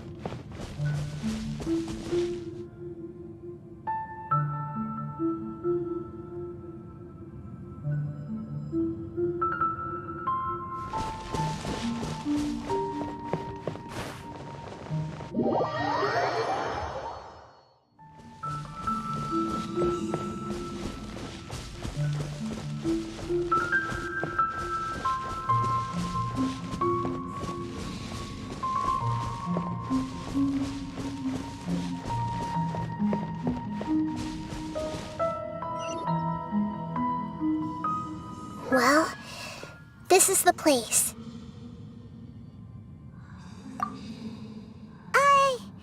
We're here to find Greater Lord Rukkhadevata, right? But the one standing over there is... Is that... me? She looks exactly like me. Are you Greater Lord Rukkhadevata? Yes, that's me. Are you surprised by my appearance? Irminsul and the surrounding lands have been reproduced here as they were years ago. But this is just a realm of consciousness. We are manifestations of the same nature. Hence why we would appear exactly the same. We're of the same nature? Why? Because you are me, and I am you. You are me in the new samsara. The new samsara? As Greater Lord Rukkhadevata, I'm the avatar of Irminsul. And you are the purest branch snapped from Irminsul. Imagine it this way. Even if a tree dies, its branches will eventually take root and grow, continuing the tree's life in another form. I'm merely the remaining consciousness of Greater Lord Rukkhadevata. The real me has presumably died a long time ago.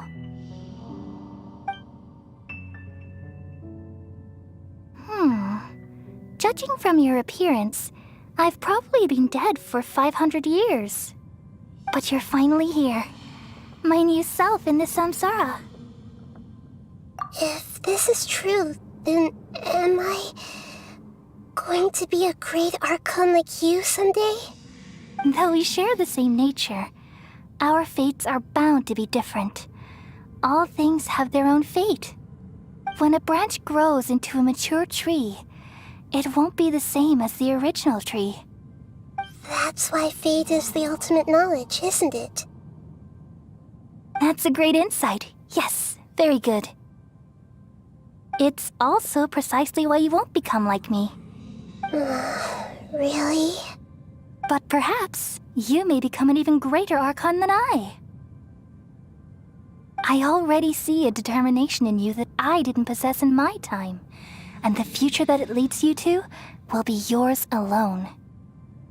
Along with the blessings from your past experiences. Don't worry.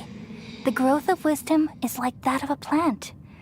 You only need to wait quietly for the flower to bloom. Come to think of it, the sages never had the faintest inkling of the meaning of wisdom. Thank you. Nothing makes me happier than discovering that the Archon I always admired was in fact myself in another fate. It's so nice to speak with you, Greater Lord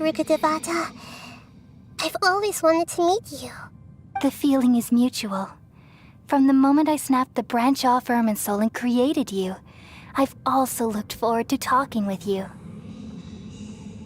Could you tell me why you wanted to create me? And what exactly happened when you died? Ah, I see. You're here seeking answers, right?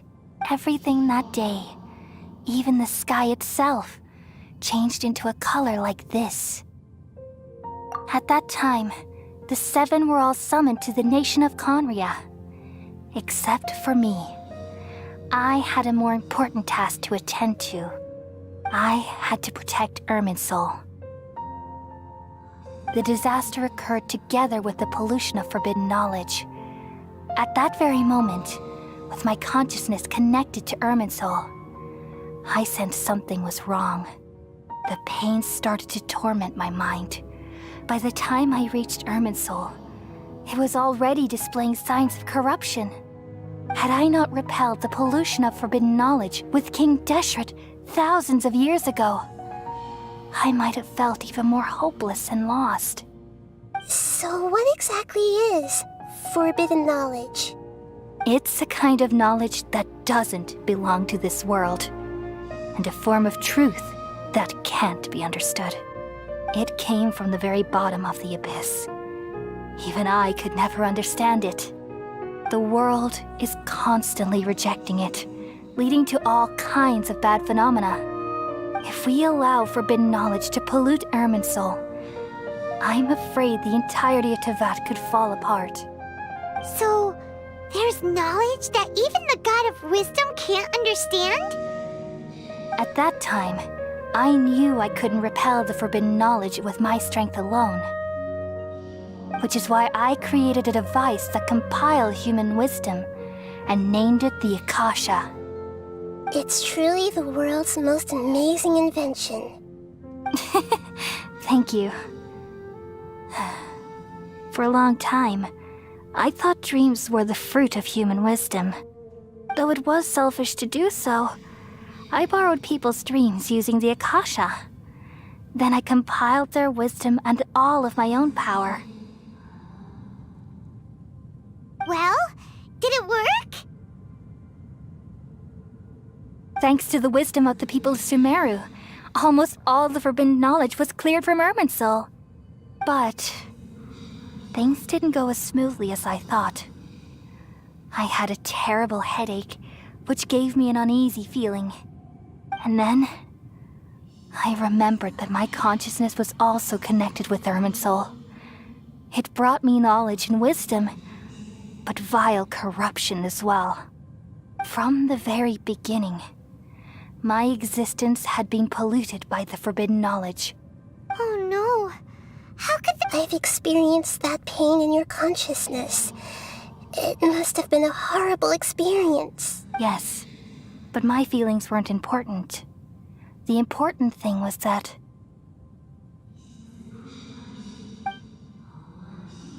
even if I died, my existence and everything related to me would continue to exist in Irminsul as memories and knowledge, meaning that the forbidden knowledge couldn't ever be permanently eradicated. And there's no way for me to eliminate myself. It would be a sort of paradox.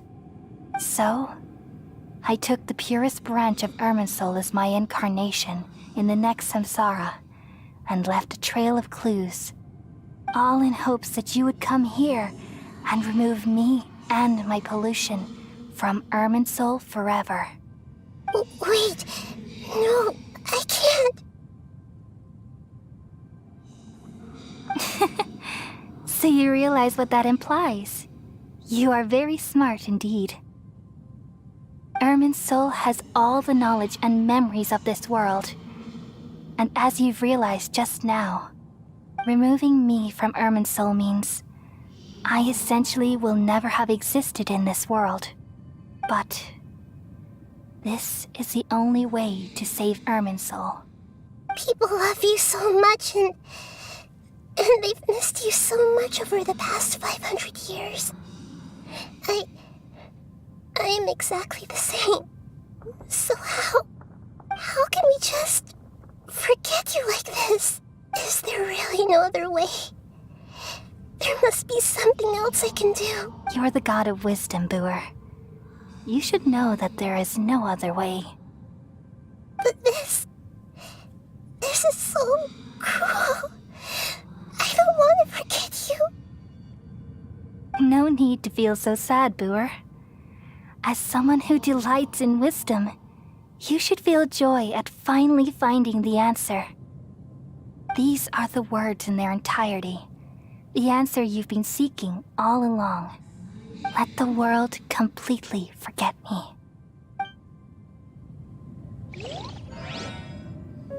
We all nestle under the great tree of wisdom, peering out to perceive the world. From the earth and from the rain, we perceive its wonders, until we become a white bird to perch atop a branch, and finally snap off the most important leaf. Once upon a time, I alone dreamed in this world. In my dreams, everybody would also dream after they fell asleep. Wild and wonderful thoughts would emerge from their minds. Some tumbled to the ground, and others floated to the sky, connecting all things in the world into one dazzling net. Among a plethora of worlds were numerous smaller worlds, all of fate, finding within the tapestry their brilliant glow. I gradually understood that these indescribable and constantly changing things are the most profound things in the world. Only they can completely repel the madness. Only dreams can awaken consciousness from the deepest darkness.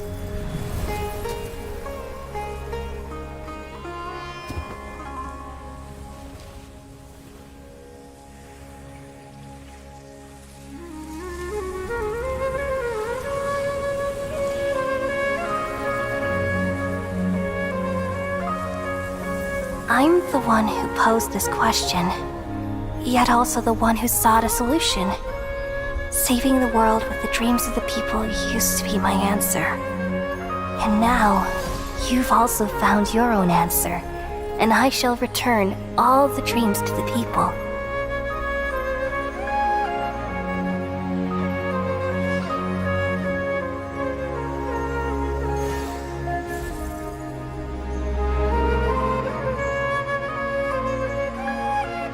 Goodbye, people of Sumeru. May you be blessed tonight with the sweetest of dreams.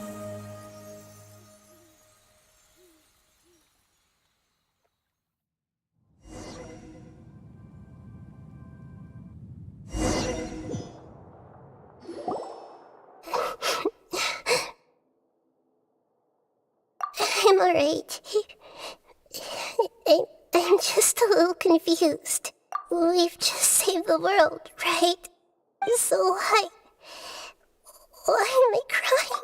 I don't know where this feeling inside of me is coming from. But I feel very sad. Just now, we used the power of two gnosis to successfully connect with the Irminsul consciousness from 500 years ago. Then, we removed the remaining pollution from Irminsul. Yeah, what's wrong? Weren't you there just now?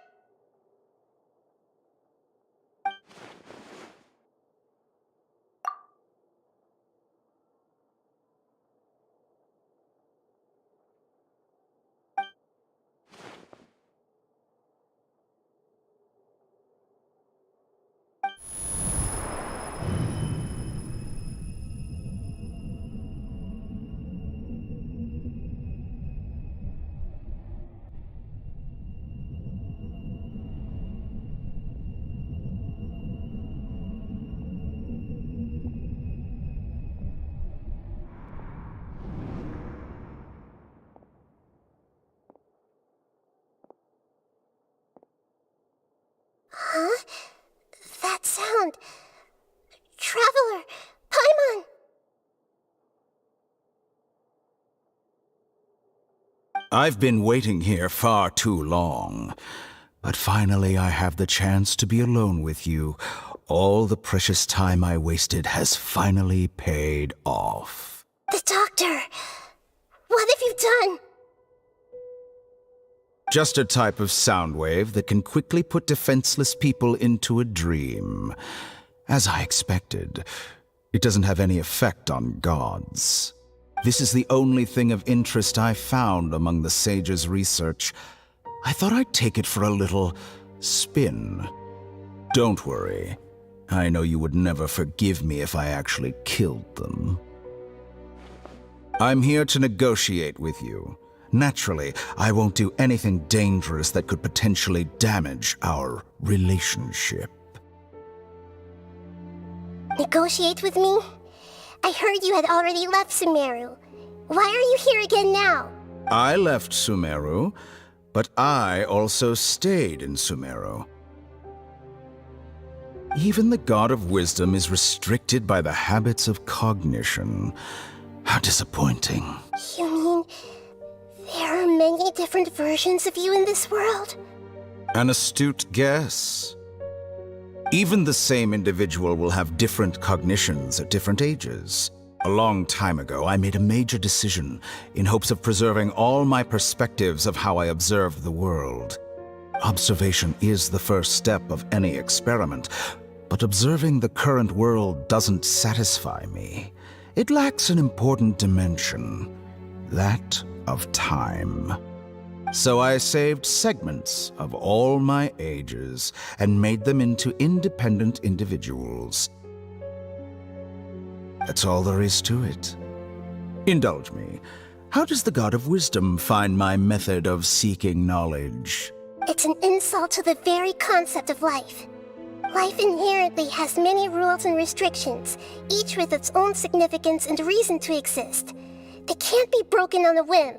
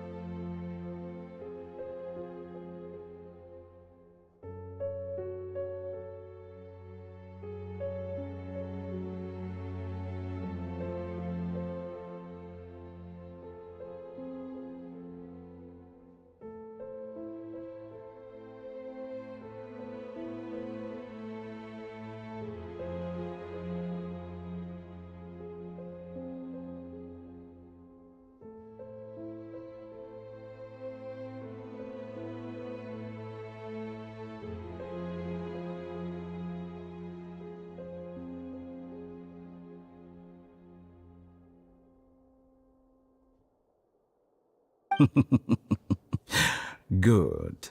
Amazing, even. Indeed, it's difficult for humans to make peace with themselves, not to mention oneself from a different period.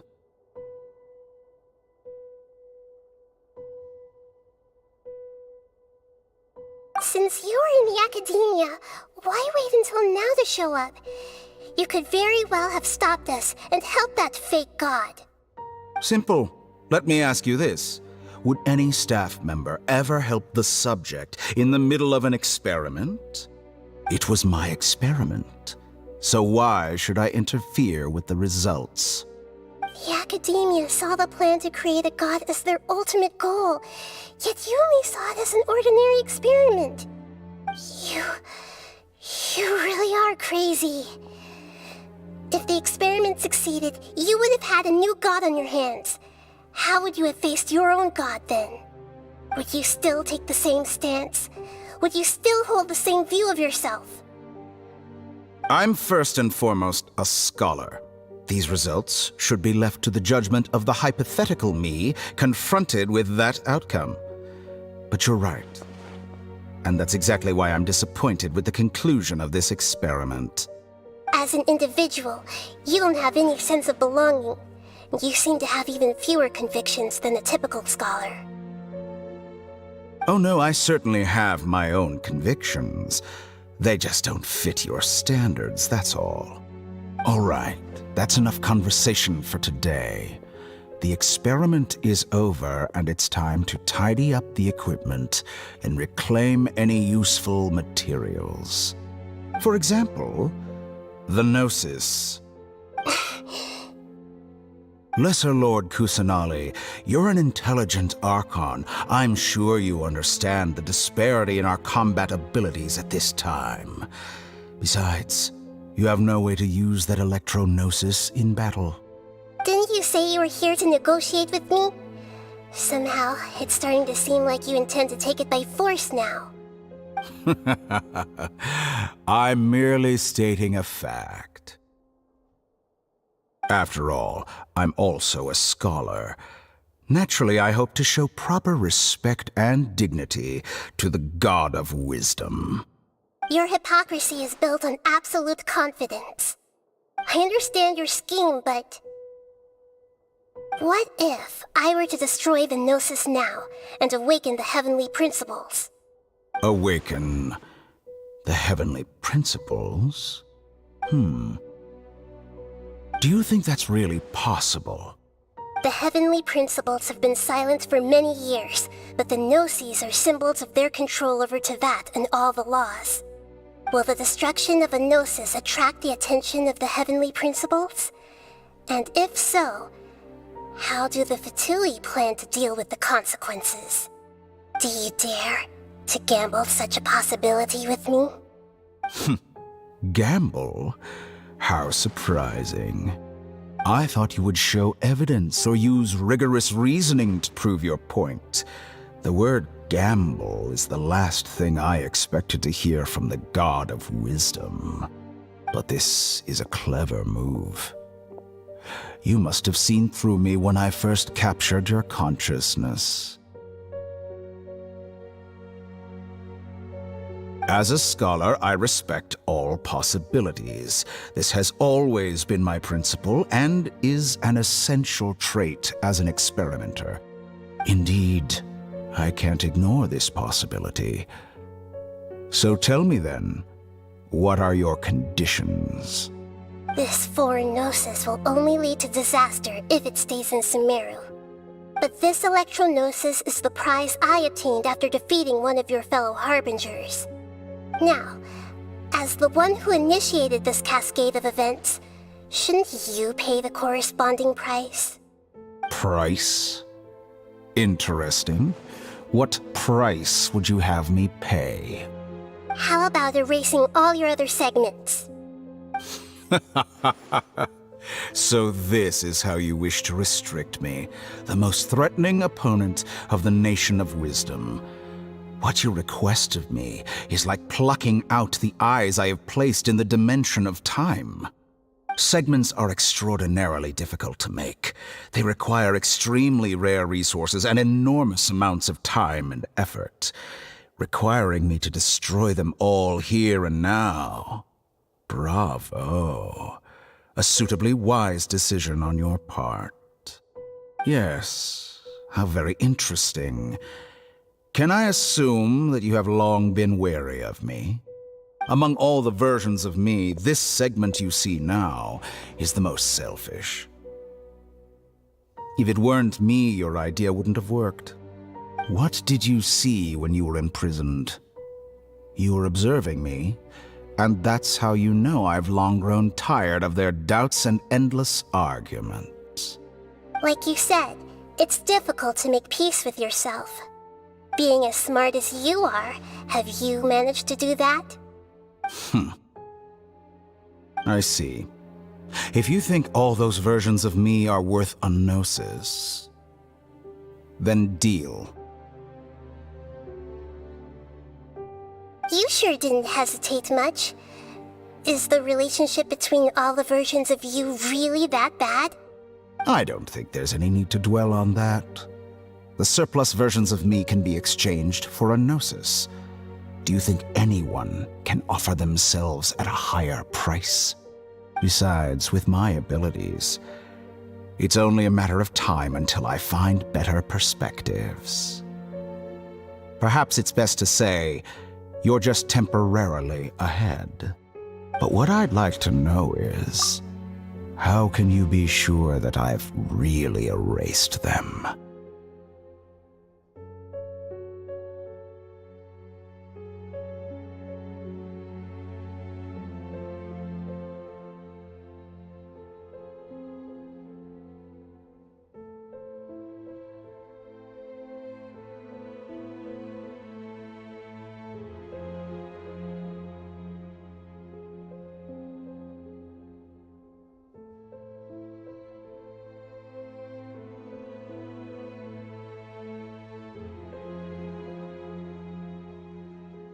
I can see your remaining honesty.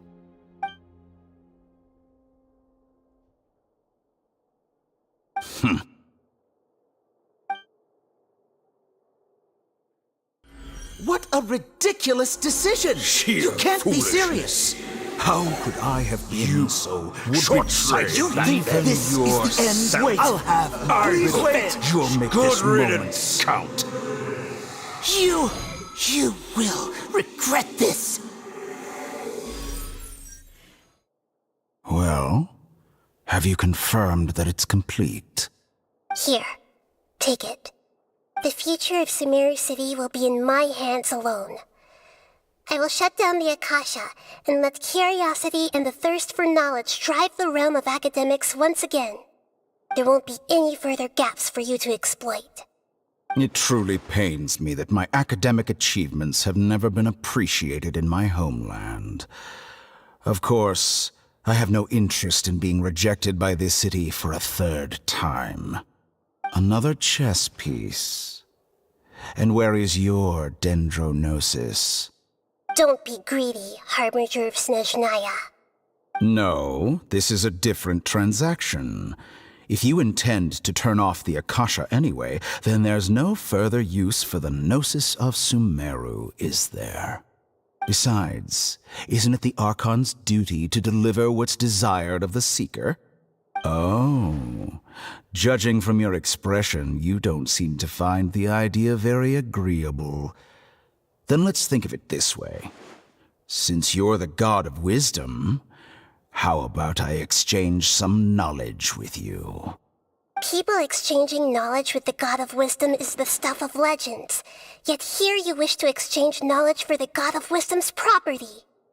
Arrogant as that is, it has piqued my interest. Let me ask you, have you in all your mighty knowledge ever heard the rumor that the skies of Tevat are fake? Huh? That's the secret hidden by Irminsul concerning the truth of this world.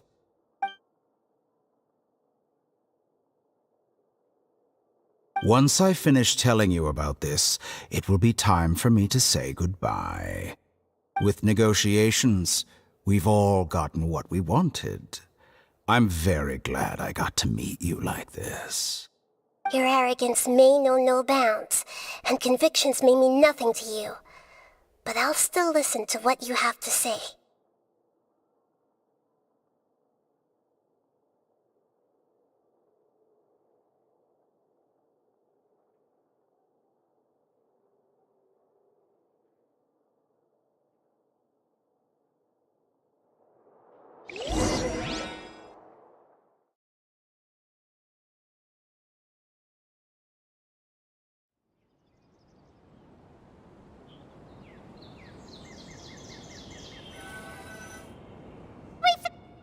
Together! Okay, wake her up.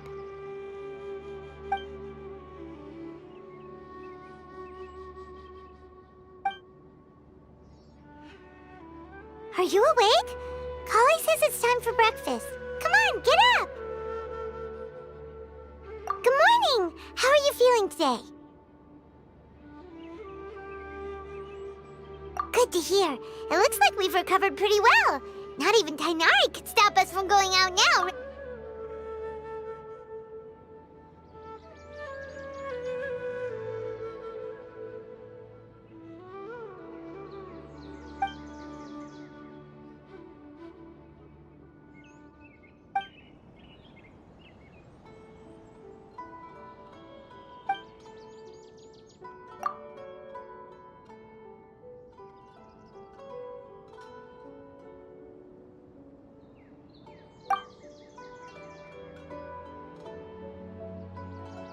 Come on, Traveler, let's go!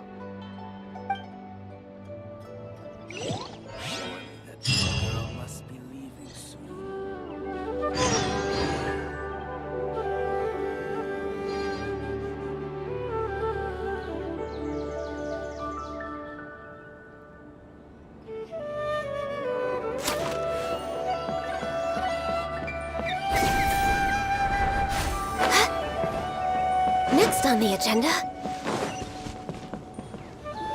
Good morning. Looks like you're awake. Yep, yep. I prepared some breakfast today. Please have a taste. I hope you'll like it. It's nice to have you here so we can eat something yummy. Well, now that I've recovered from Elazar, I'm feeling better than ever. I can even prepare 4 or 5 meals a day now. And Paimon bets they're all delicious. Oh, by the way, someone brought a letter for you after you went to sleep last night.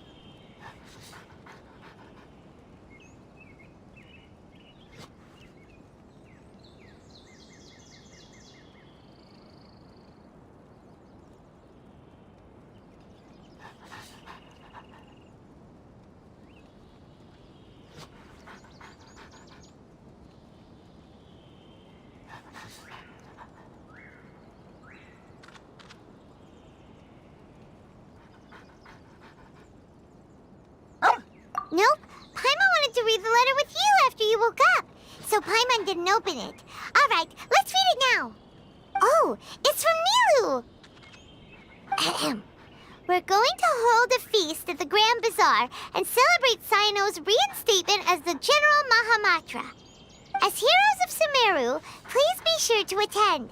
I'll wait for you. The date of the banquet is written on the back. It's in 2 days.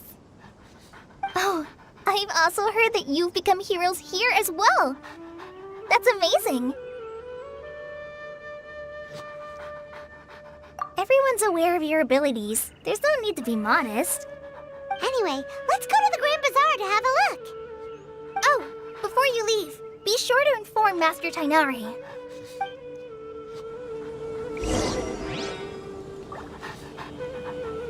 Yesterday, total 5 dusk birds flew. How many Rishimon mushrooms do I need to sell before I can buy a property in town?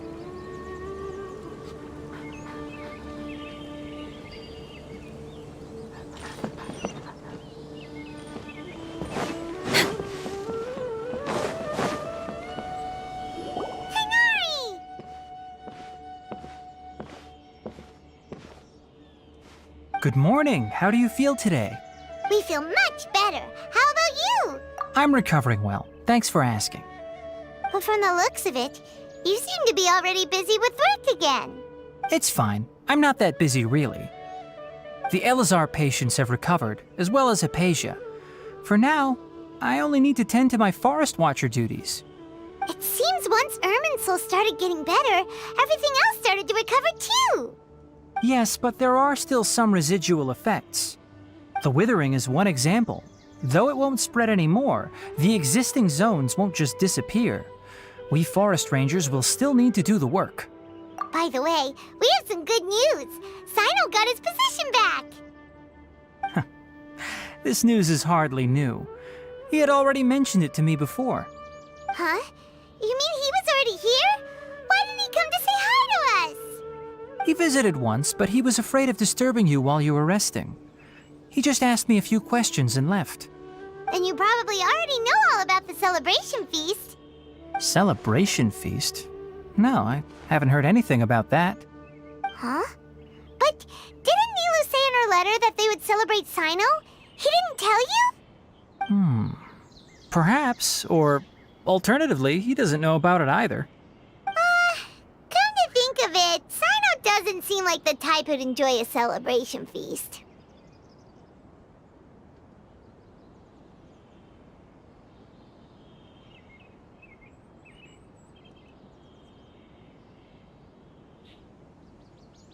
You and Kale are both Sino's close friends.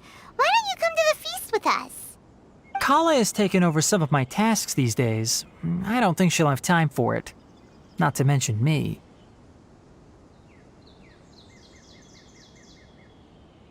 You see, some VIPs have come to the forest recently. Huh? VIPs? Very important Paimons? Well, technically speaking, they are former VIPs. The sages involved in recent incidents have begun their training in the Avidya forest, and the people they had previously imprisoned have all been released. Huh? Yes, he's a little weak, but he isn't injured and his condition is stable. Lesser Lord Kusanali, in her boundless mercy, has decided to spare Azar and the other wrongdoers. Supposedly, they were ashamed of their shallow ideologies and have decided to dedicate the rest of their lives to cultivating wisdom in the Avidya forest.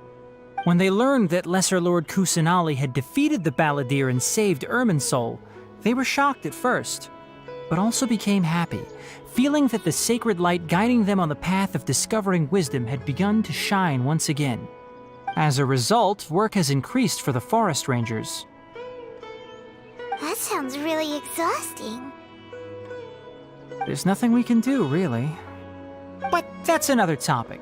Back to the matter at hand. Are you two planning to head out? Ah, right! We're here to request permission to head out. Would that be okay? You've recovered well. You may go, but be careful. Yay! Will do!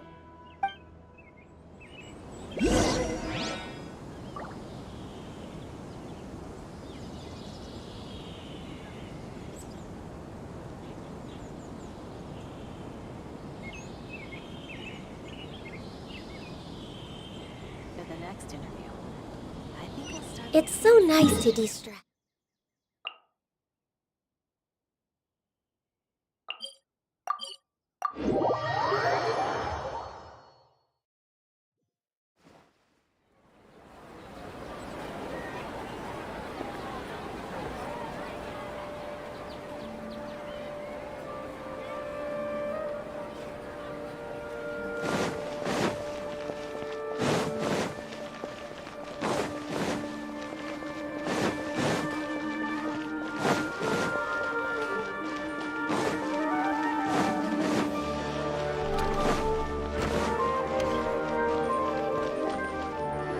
Well, there won't be any problems if the feast starts at that time. Everything has already been prepared. Mr. Zubair, I finished tallying things up here. Well, except for the guests. Is a simple reply really that much to ask of our guests? It's affecting our arrangements. Oh, it'll be fine. Besides, it never hurts to get things ready in advance. I was thinking the same thing. The feast will be held sooner or later, right? Hey, Nilu! Traveler, Paimon! We got your letters, and here we are! You're the best! The other guests haven't even replied yet. Huh? Are we the only ones that have arrived? Yeah, I had someone deliver letters to all of our guests. But maybe everyone is still busy with other things. Look, I get it. Sumeru is in an extremely important period of transition right now, but even if your friends are important figures, they shouldn't just ignore your request like this. Nilou is Sumeru's #1 celebrity, after all.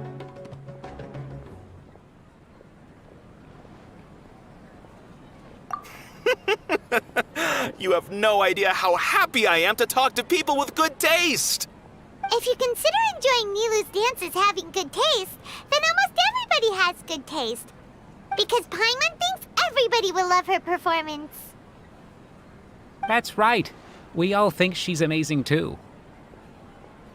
Nilou is an absolute favorite among those of us who frequent the Grand Bazaar. For Outlanders, you have a great eye. Master Zubair, let's have a vote for the most outstanding audience members next time. I think these two may win. Nonsense! It is not for us to determine the value of an audience. But indeed, we could try giving gifts to people with particularly good taste. I heard there's a device in Fontaine called a camera that can record people's appearances as pictures. Such pictures would make superb gifts. Ooh, good idea. I wonder where we can find one. I don't want you giving pictures of me to everyone. I'm satisfied just being able to perform here. There's always a lot going on at the Grand Bazaar. Yeah, and that's why I love it here. Traveler and Paimon, could you help confirm if the letters were actually delivered? If for some reason they didn't receive the letters, then please tell everyone that there will be a feast here. Yeah, we can also check out how everything in Sumeru is going now.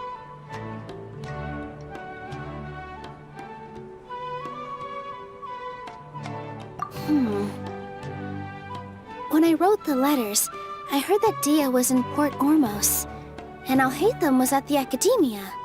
As for Sino, we've only heard that he appears at the Academia from time to time. I'm not too sure about Ramon's whereabouts. My guess is that he's with Dia. As for Dunyarzad, I just hope she's feeling better. I sent her a letter, but I was afraid of disturbing her. If you have time, please ask about her for me. Okay, got it. Let's go, Traveler.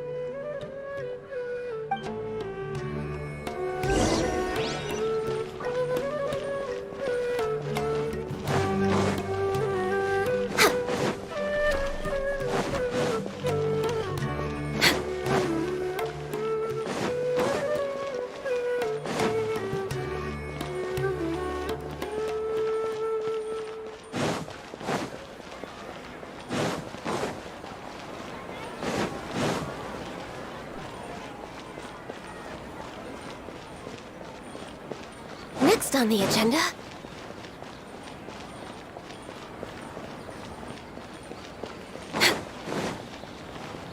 Next on the agenda...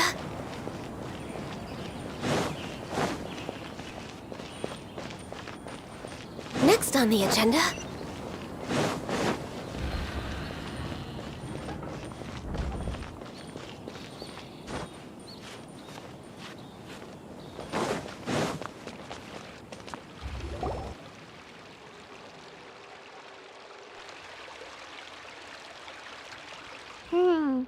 We haven't seen Alhaitham anywhere. Let's ask that person over there.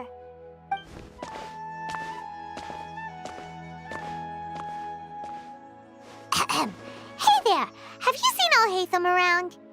Yes, it seems Scribe Alhaitham has gone to the House of Dana. You should be able to find him there. But you're already the second group of people I've seen looking for him today. He must be quite the busy man. Oh? Who else was looking for him?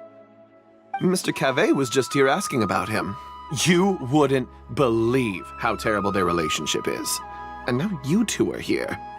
Don't tell me everyone's here looking for gossip about the sages.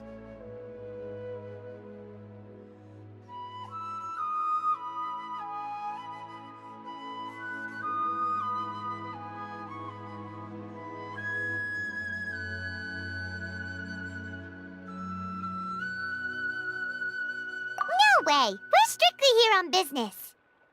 Ah, I see. Sorry, I thought maybe everyone's as interested in rumors about the sages as I am.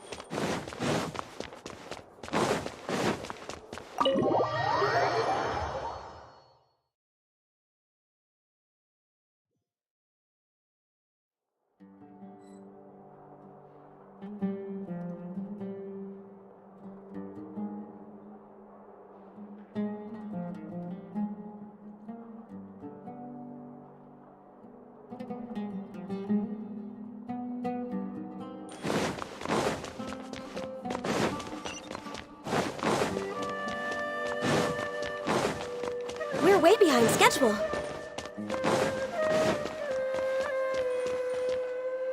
Oh, Hatham should be around here somewhere, right? Oh, he's over there! But it looks like he might not have time for us.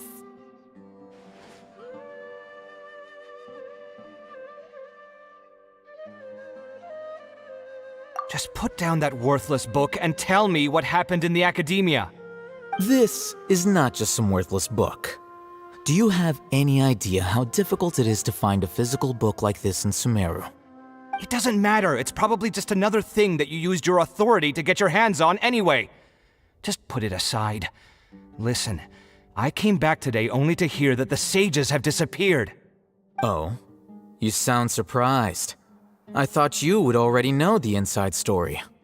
Would I be here asking you if I knew? You're the scribe, not me. So just tell me what you know already. Well, I almost became a sage. Huh? Oh, don't sound too surprised now. You're the renowned Kaveh, light of the Ksharawar.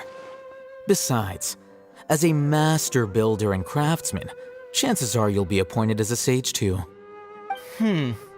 Why do I feel like you don't really mean it?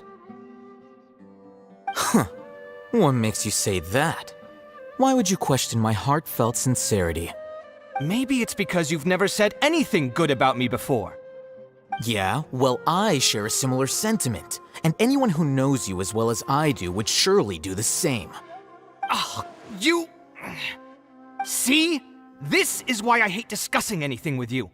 Your ridiculous and arrogant attitude always gets in the way. It seems that you really can't stand my personality. Ha! What was your first clue? Well, then you might as well move out of my house. Are you threatening me? Stooping to a new low, I see. Ugh, and don't change the subject. You, a sage? What a joke. The academia might as well just close tomorrow. Are they having a fight?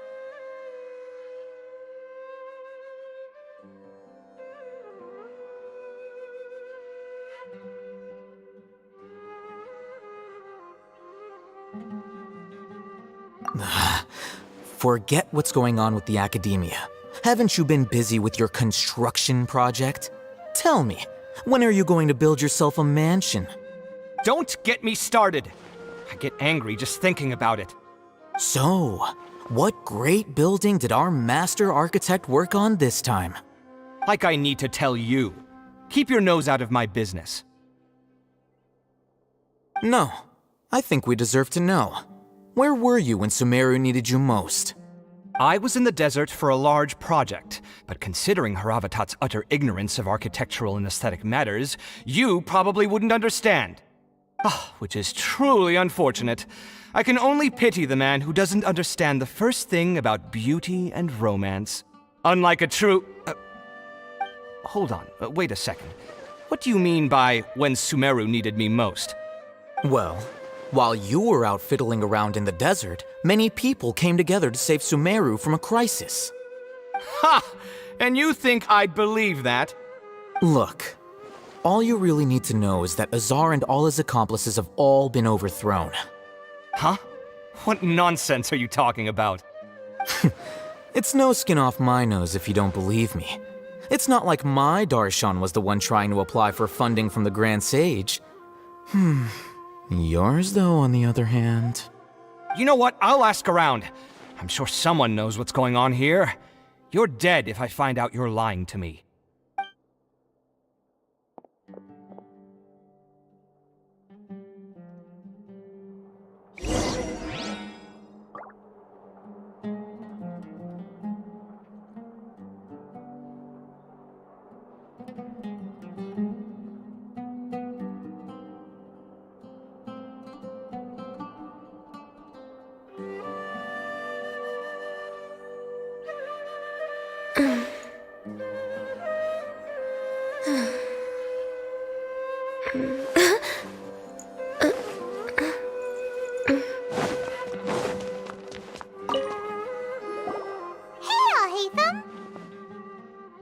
Oh, it's you two. What's the matter? We're running some errands for Nilu. Have you received her letter? Letter? Nilu said she sent out a letter inviting everyone to a celebration feast in 2 days at the Grand Bazaar. We'll also be celebrating Sino's reinstatement as General Mahamatra.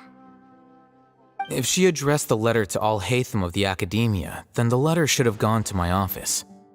I've been busy these days, so I haven't had time to check for any new mail at my office. I only now have some free time to attend to personal matters. Have you always been so busy with your work?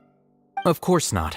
I'm only busy these days because several sages have been dismissed recently and the whole academia was practically turned upside down. Kainari told us they all went to train in the Avidia Forest. Apparently they will spend the rest of their lives there. That is already the best possible ending for the likes of them.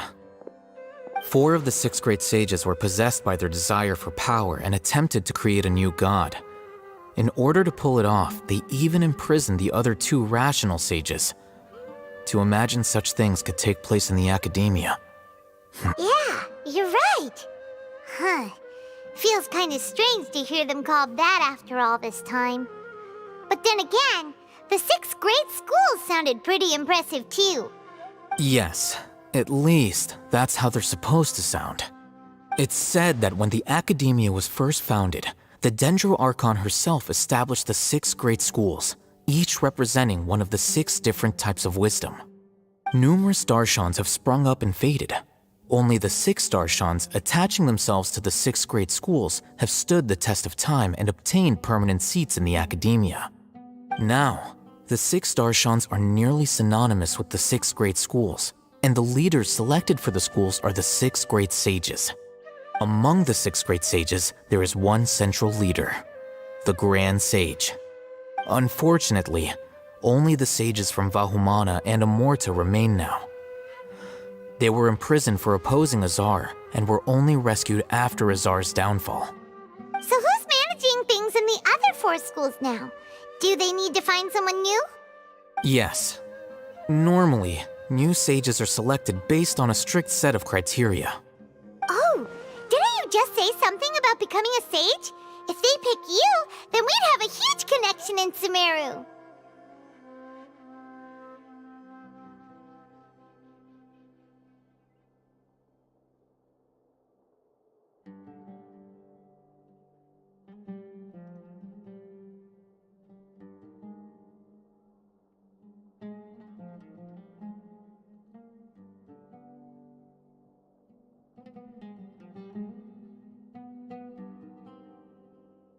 Yes, about that. You didn't let me finish my sentence. The person in charge of personnel affairs nominated me to be the Grand Sage in place of Azar and help Lesser Lord Kusanali manage the academia. But I refused. Huh? But why? Ugh, can't you be a little more ambitious? I'm not even interested in being one of the 6 great sages. Like I said before, I don't like being a leader. Oh, all right. So are you busy these days trying to find others to take the job? That's not my job either. I'm only responsible for handling important affairs within the academia before the new sages take office.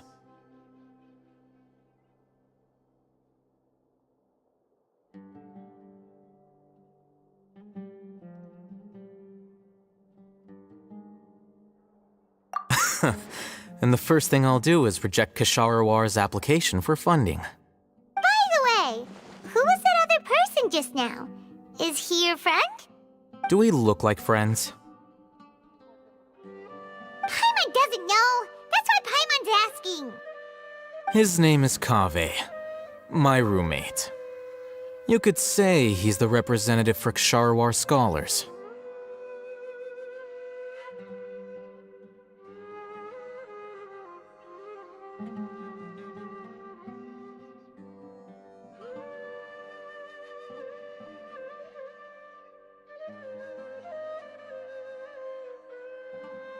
Which is exactly why he always has so many problems.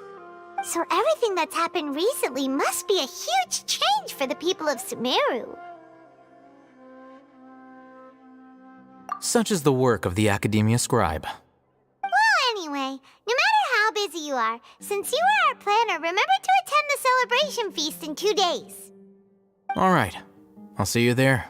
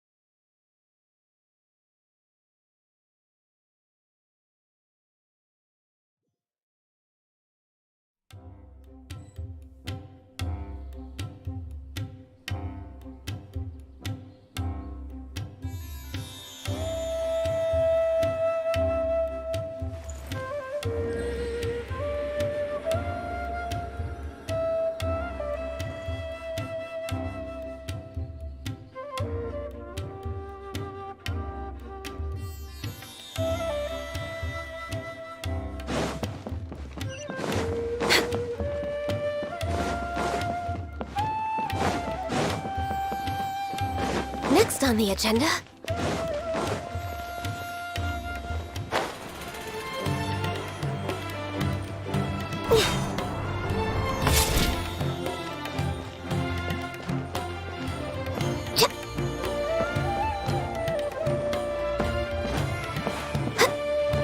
We're way behind schedule.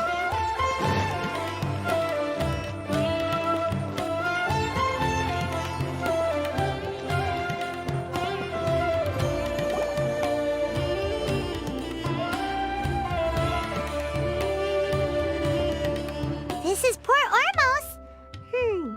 Now where could Is that Paimon I hear? Huh? Oh, it's been a while. How are you doing?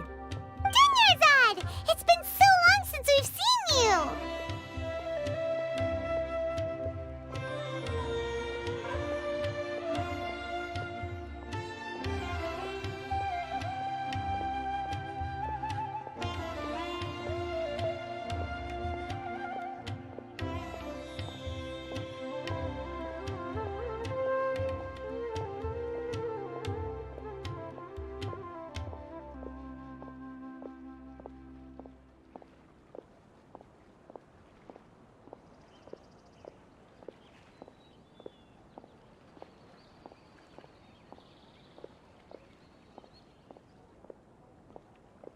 I'm doing well. I can go as far as saying I have never been happier in my entire life. I don't know if you've heard, but Elazar has completely disappeared, and all the patients have recovered. You kidding? Knowing them and the connections they've got, I'm sure they've heard about it.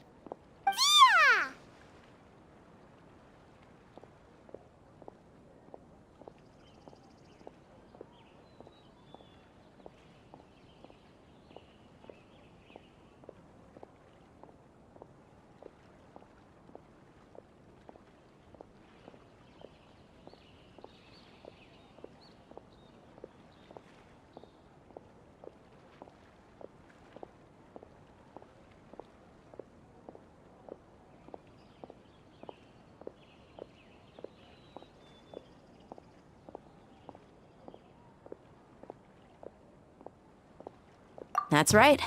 My lady is feeling better now, so I'm accompanying her for a walk. Why do you still call me that, Dia? You've already informed my father of your resignation. I guess I'm just used to calling you my lady.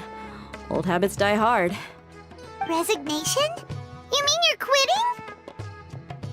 Yeah, I might start losing my edge if I keep being a bodyguard for the Homayanis.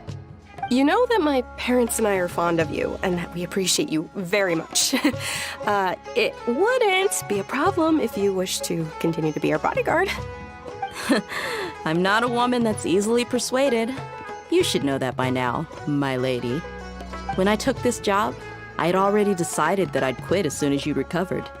It's time for me to get back out there and chase that horizon. So what are you gonna do now if you're not gonna be a bodyguard anymore? I want to take a risky job and put my body to the test again. Huh? But we literally just finished one of the most dangerous jobs ever! Are you getting bored already? I know. If I hadn't joined in that plan with you, I wouldn't have come up with this idea. I guess I still get fired up by that feeling of going all out in a fight. It made me realize that I'm still a mercenary through and through. Life is short, and I'm happy that I got to be a part of that operation. But the whole thing also made me realize that there are still many problems in Sumeru.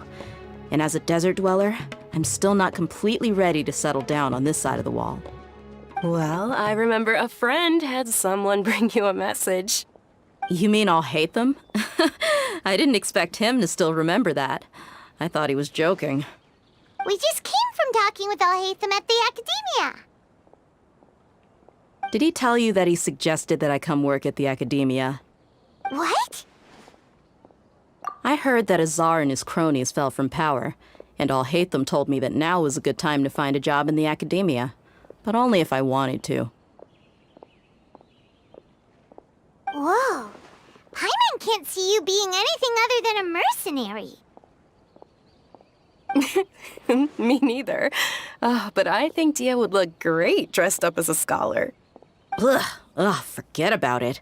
I wouldn't last 10 seconds in there.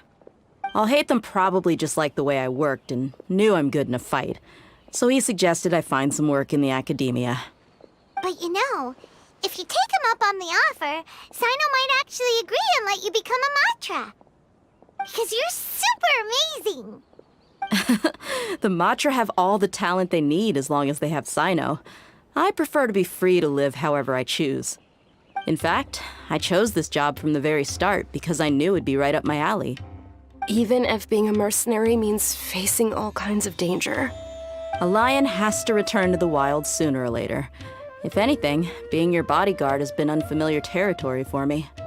I don't want to see you go, but I'll respect your decision. I'm glad to hear you say that. Come on, no need for the sad face. It's not like we'll never meet again. Once the whole Dendro Archon thing is settled, everything in Sumeru will take a turn for the better. That makes me happy too. But a peaceful society will probably mean less demand for mercenaries like me. Before long, we'll be a dying breed. So I'd better get to work while I still can. Huh? But wait a second! You make it sound like you're leaving now! Well, no, not yet at least. I promised my lady I'd stick around until next week. So, have you been in Port Ormos this entire time? We were wondering if you had had received a letter from Nilu. Oh, did Nilu write to us? She heard that you were seen in Port Ormos, so she sent the letter here. Huh.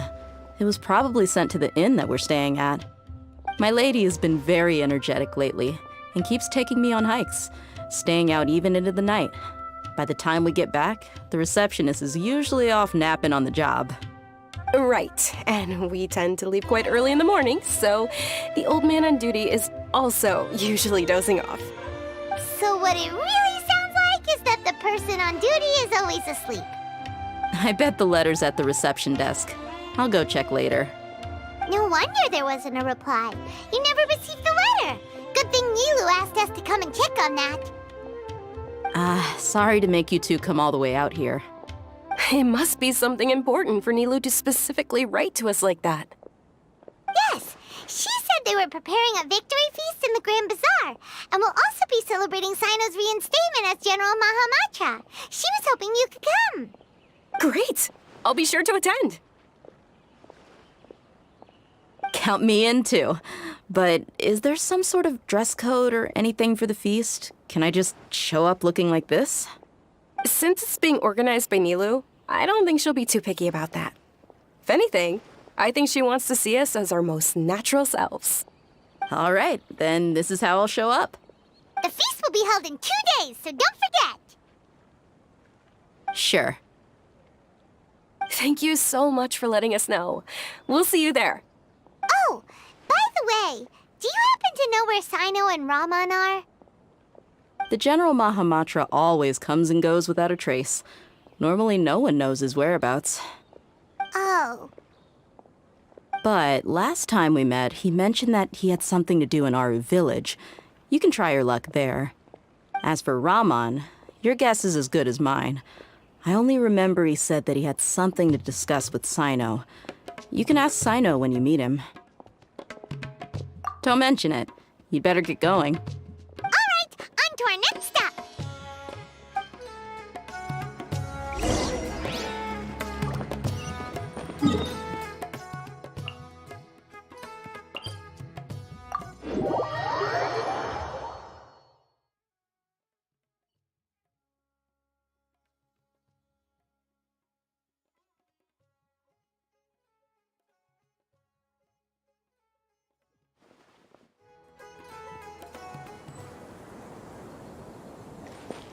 Next on the agenda...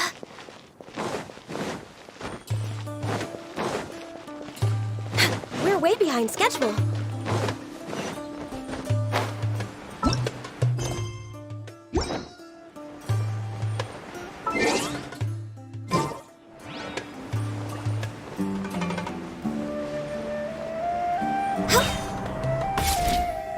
It's been a while since we last visited Aru village. Ah, there's Sino!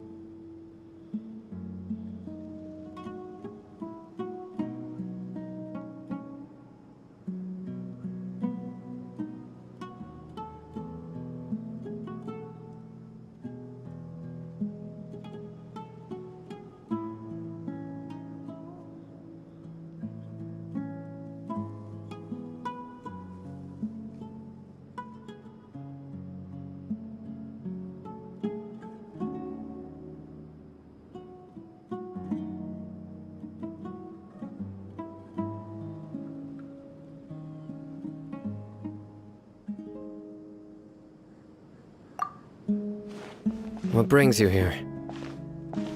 We recovered well, and Tanari agreed to let us leave, so now we're out and about again. It seems Gandharvaville's medical treatment is still as good as ever. Mm-hmm, and Tanari is recovering well, too. That's good to hear.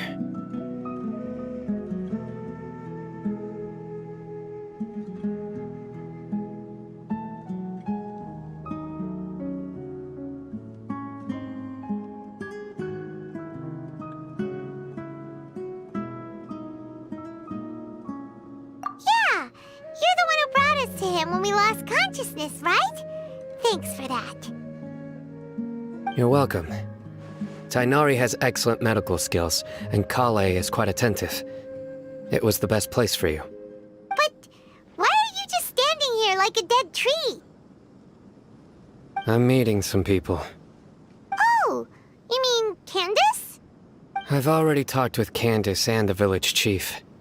They're still at the usual place. You can go there if you'd like to see them.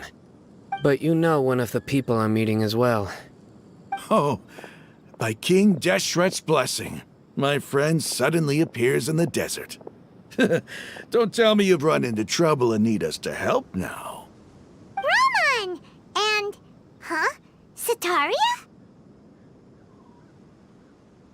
Oh, you know me? Oh, well, you're pretty famous in the academia. Don't worry, these are our friends. No need to be so guarded. I see. I'm doing well. Many good things have happened recently. Same here. Really, I feel that my whole life has started to shine after suddenly finding a new direction. Oh, tell us everything. Yeah, you go ahead. Alright, well, I suppose I should start by saying I've decided to leave the academia. What?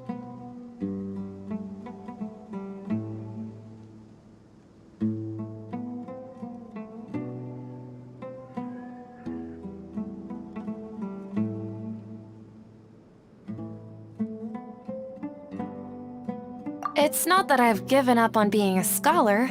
Instead, you could say I've found a new identity. I will no longer pursue research like a typical scholar, but I have not completely given up on my relationship to knowledge either. I can see what you're saying now. What do you mean? I plan to leave the academia and return to teach here in the desert. Wow, so you want to become a teacher? Sataria will return to support education here and teach people from the desert. She can't teach everyone on her own, but there are many of us Eremites all over Sumeru. She came to discuss a collaboration with me and hoped that I could bring her ideas to the Eremites. Yes, it's my hope that the Eremites can help me select a group of smart people with the best aptitude for teaching. I'll teach them, and after they've finished learning from me, they can go educate more people. That is the true meaning of education and the spreading of knowledge. The people of King Deshret suffer from sandstorms, exile, and ignorance. Miss Sataria is more than welcome to come teach here. Her arrival is like a star shining in the desert night. The stars have always guided caravans, thieves, soldiers, and travelers who get lost in the night.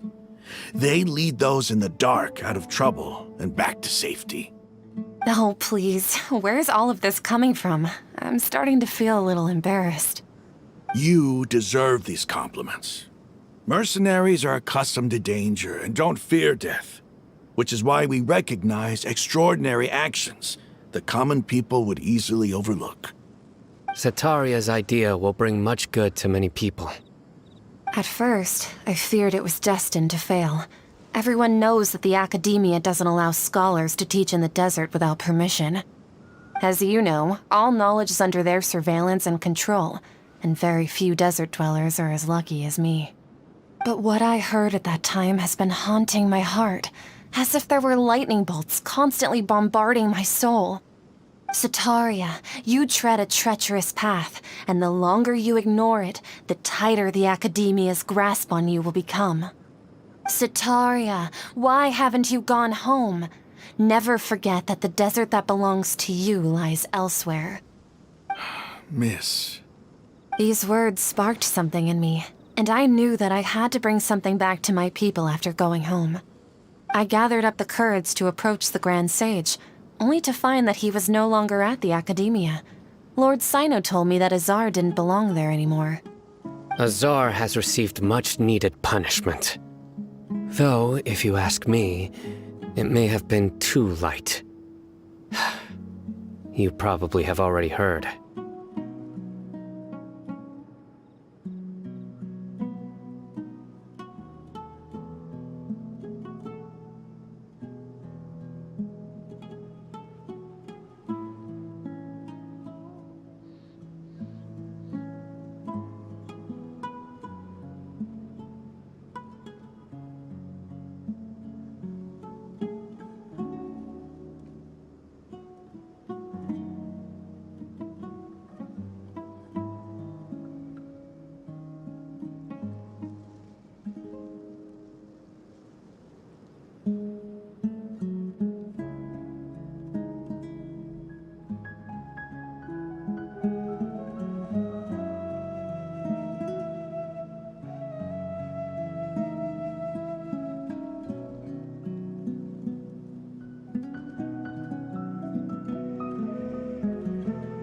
Lord Sino helped me obtain permission to leave the Academia for the desert, and accompanied me here to discuss collaboration with members of the Eremites.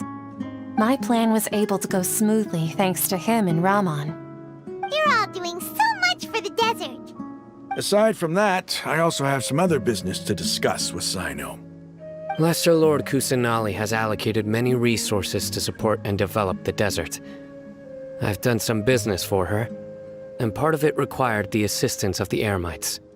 I applied for a few batches of educational materials from the Academia, and sent them to several groups in the desert, as instructed by Lesser Lord Kusanali. I believe the people will make good use of them. That's exactly what the people here need. Physical books and other related items. If it weren't for Sino and Lesser Lord Kusanali, I'm afraid we'd never be able to get our hands on them. Apart from this, the Academia is also recruiting scholars that are willing to teach in the desert. I'll let you and Sataria know as soon as I have any more news. We must be persistent about this, and maintain these resources to ensure long-term effectiveness. This is the first time in hundreds of years we've had a glimmer of hope. I think this may be the turning point for the desert. Remember these words. Here lies our faithful priest, Kasala. His wisdom is a miracle among the people, deserving of high praise and admiration. I hope people with wisdom like that priest will rise again among the desert dwellers. Then we'll once again see the wisdom and glory that once shook the world. Enough about us. Are you here to discuss some business too? No, not at all. We're actually here on behalf of Nilu. Nilu wanted to write to everyone, but she wasn't sure where the letters should be sent, so she asked us to come find everyone personally. A celebration feast will be held in 2 days at the Grand Bazaar. She hopes that all of you will be able to attend. At the feast, we'll also be celebrating Sino's reinstatement as General Mahamatra. Although, judging from your appearance, it seems you've already been reinstated. Paimon thought you would only start working for the Academia after the feast. Celebration? Feast?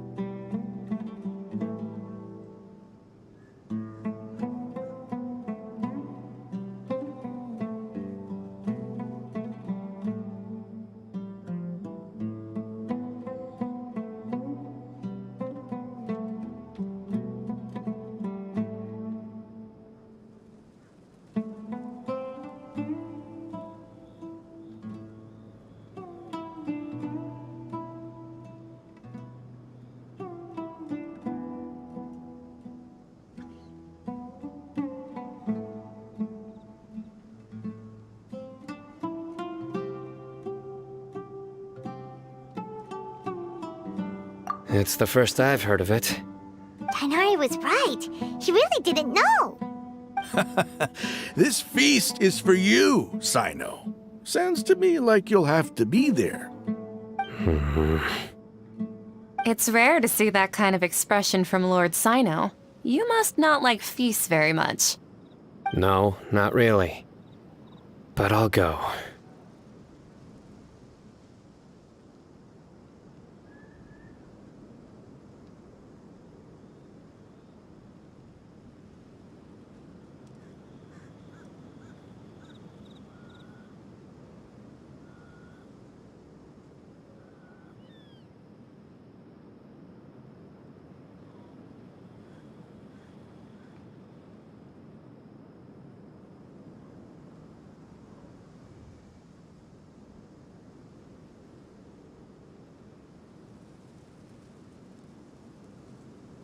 Well, I still have a lot to handle here.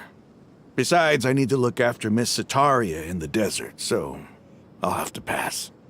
I'm afraid I won't be able to join you. Although, if you'd be so kind, please give a message to Miss Nilu for me. The message is, I'm sorry for how I treated you before, but now I understand the beauty of your dance.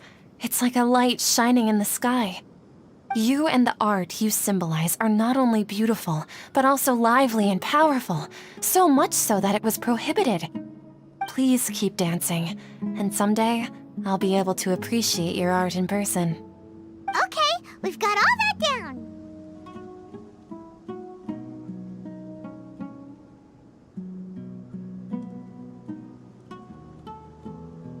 Our job here is complete as well. Oh, Sino, remember, party's in 2 days. Make sure you're there. Got it.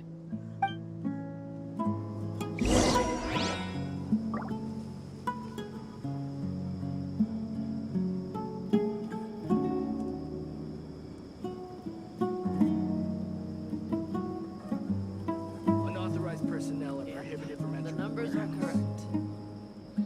Should we really be off work this early? There is still a lot left to do.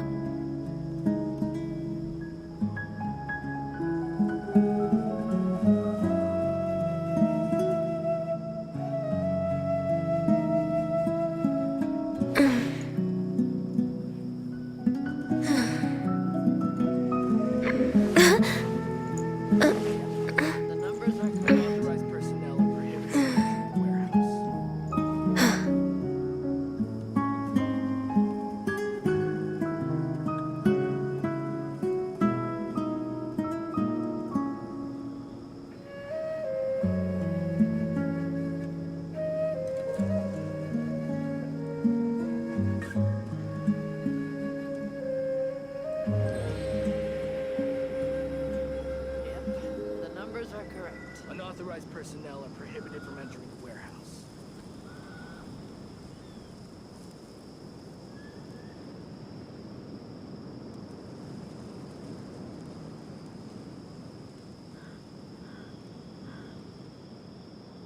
It's so nice to de-stress. Yep, the numbers are correct. Unauthorized personnel are prohibited from entering the warehouse.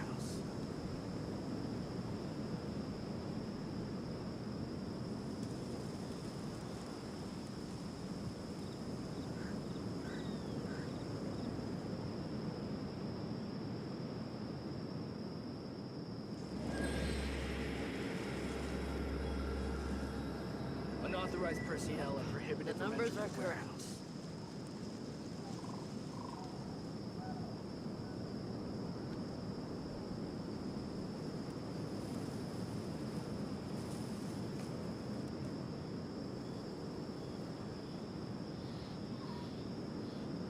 Should we really be off work this early? There is still a lot left to do. Yep, the numbers are correct.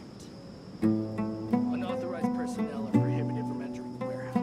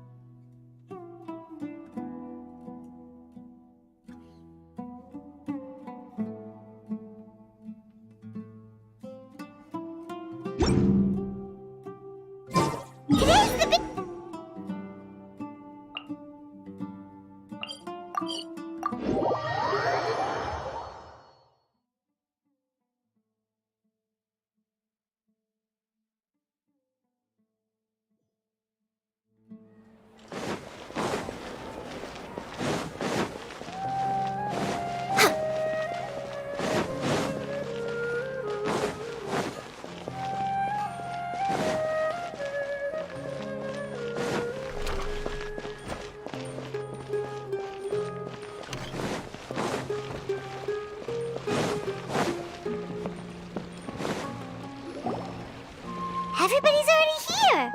Looks like we're the last ones to arrive. You're here.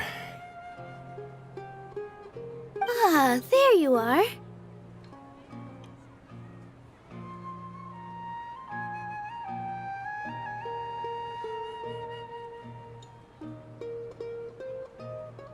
Well, look who finally decided to show up. You look like you came here immediately after finishing up some work. I'm very happy to see you here. But we're not late, are we? It's just that everyone else arrived ahead of time. I propose that the last one who arrived be put in charge of today's speeches. Nah, there won't be any speeches today. Oh, really? Well, even better. Come join us over here. Let's share some great food and drinks, and chat about all sorts of fun things. Everything looks quite good. Wow! Paimon can't wait! Traveler, just look at all the delicious food here!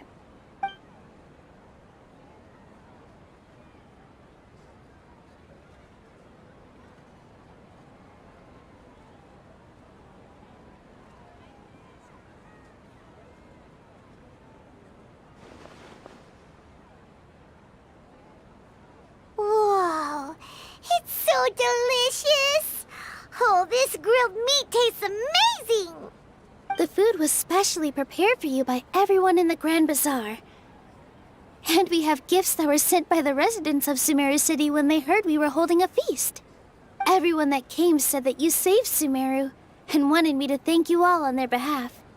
Ah, feels kinda nice to be seen as a hero. I could get used to this. Being a bodyguard is also a hero's job. You've always been amazing, Dia. My lady sure has a way with words. Thanks. I'm glad. And I'm happy to meet everyone that participated in the great plan. Don't mention it. Come to think of it, we've really done something impressive together. It's unbelievable! We owe it to our abilities. And luck. Really? Why do I remember everybody thinking that luck was against us and feeling like we hardly had a chance of succeeding? That's how I remember it too. It's luck that brought us together, and it was luck that let us form a team. Then, it took even more luck for us to formulate a plan and implement it successfully. Moreover, judging from the results, everything worked out well. Yeah, everyone gave it their all when it mattered most. It was almost like a performance. We took the stage and put on our best show. Everyone played their part, and thanks to everyone's efforts, the performance was a great success. So, would you say we're good actors too? It's such a blessing that Lesser Lord Kusanali was able to return to power at the Academia. Yes, even after being abandoned and neglected so many times, she's finally returned. Uh-huh. Lesser Lord Kusanali once used all her power in a great disaster, which resulted in her losing all her wisdom and memories of the past. The Academia basically abandoned her because of it. This should be something everybody should remember. Huh? You look surprised. I didn't say anything wrong, did I? No, everything you said is correct. That's good. Something wrong? Yeah, what's with that face? You knew all of this already. Even if those two giants of the Academia are here, I still have to say it. Those sages really have some nerve. 500 years ago, Lesser Lord Kusanali used all her power for the people of Sumeru, and what did they do in return?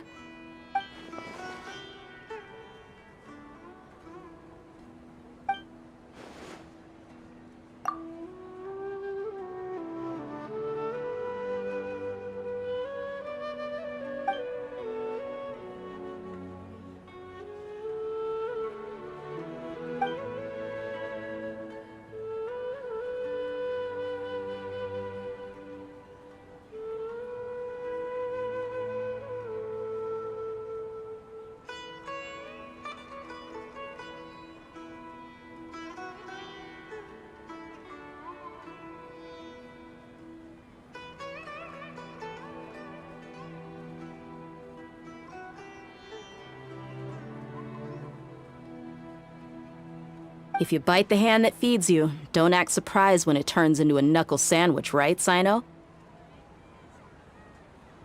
Perhaps I shouldn't say this, but their treatment of Lesser Lord Kusanali calls for a more severe punishment. You could simply tell Lesser Lord Kusanali that you wish to have Azar and his accomplices severely punished.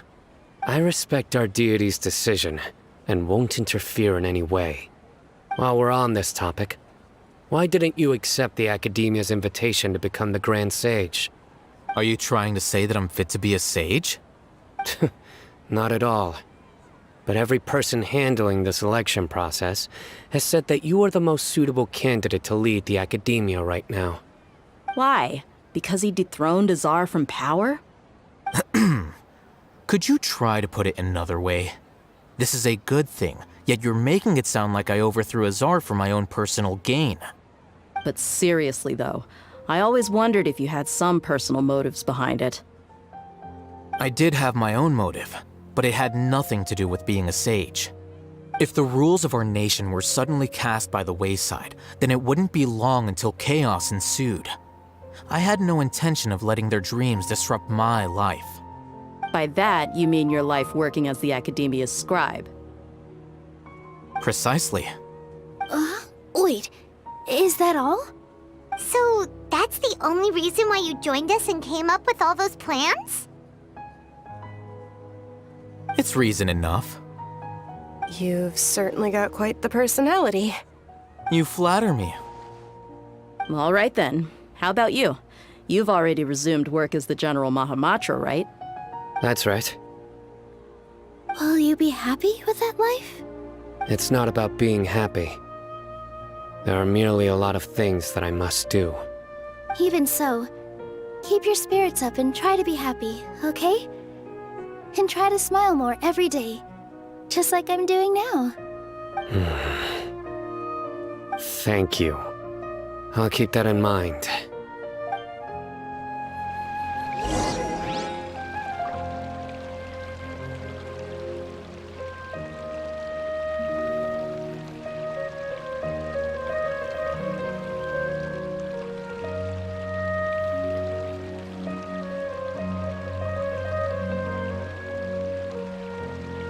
If you lie on the grass, you can feel the heartbeat of the world.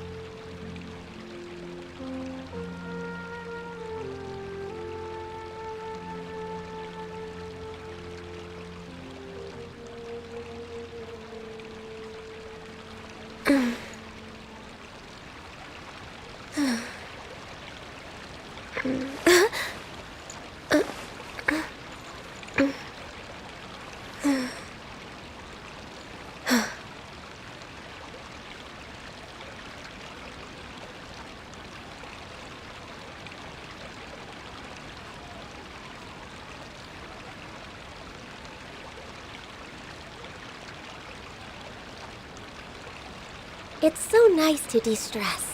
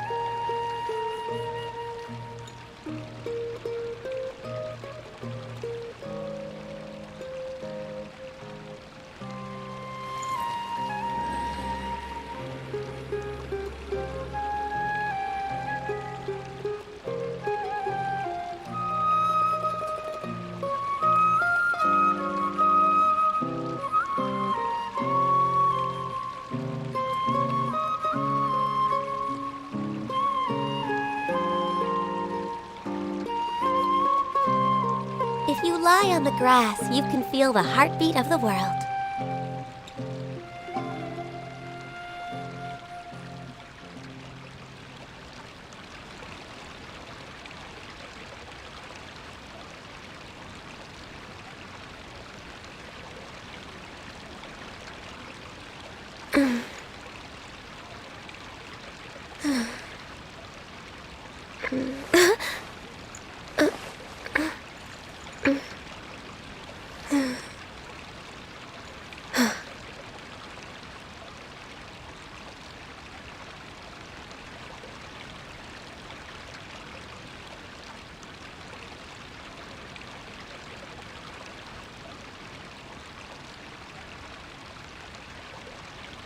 Should we really be off work this early?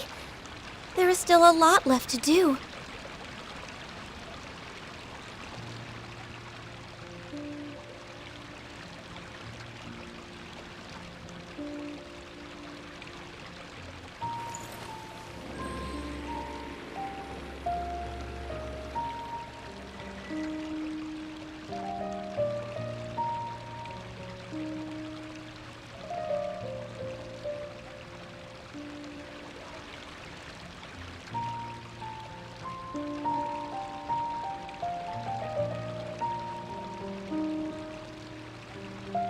It's so nice to de-stress.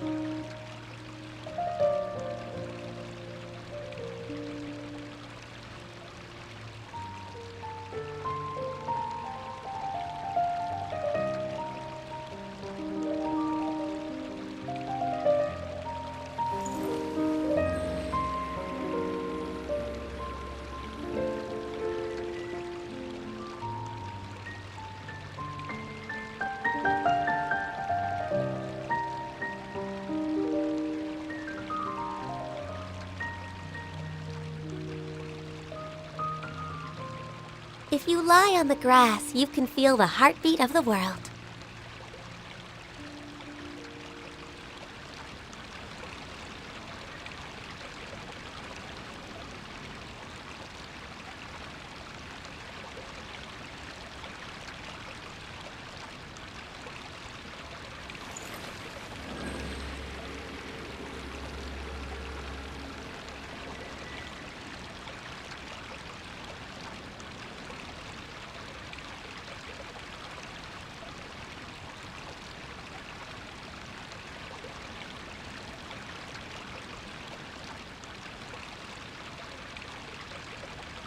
It's so nice to de-stress.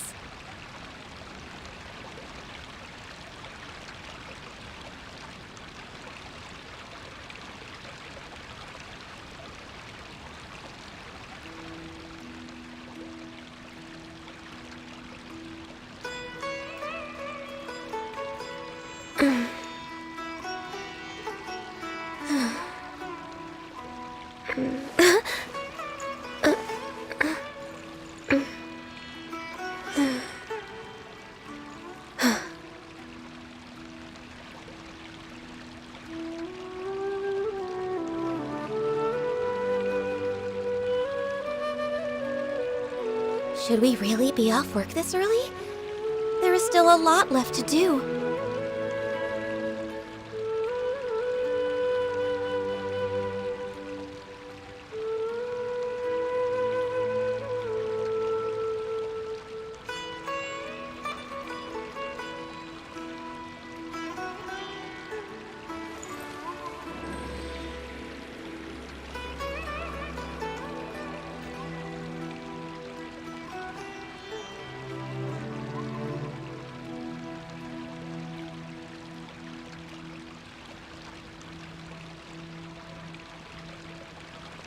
It's so nice to de-stress.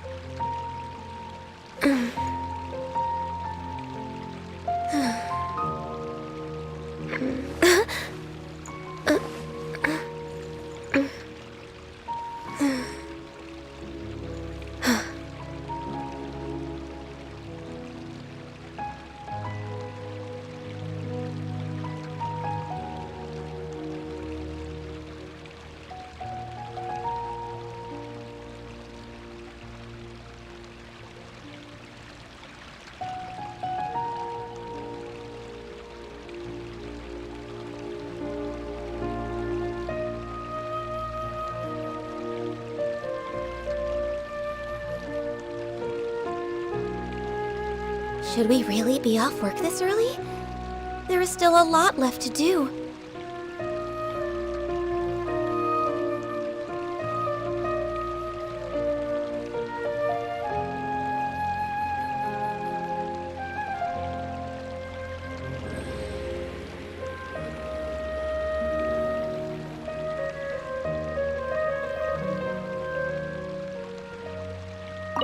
I seldom participate in such lively gatherings, but the atmosphere here is quite good.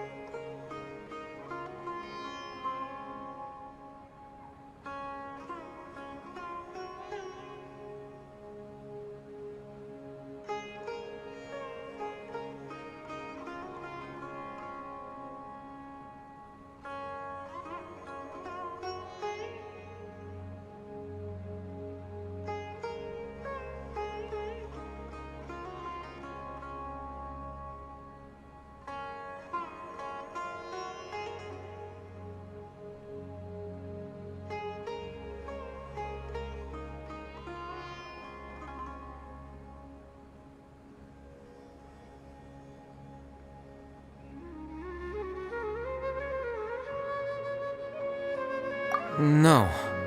This gathering today has a unique meaning.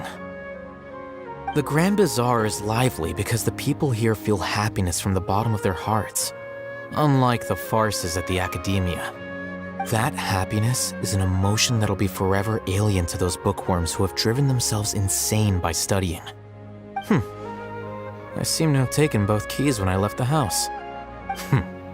Oh well.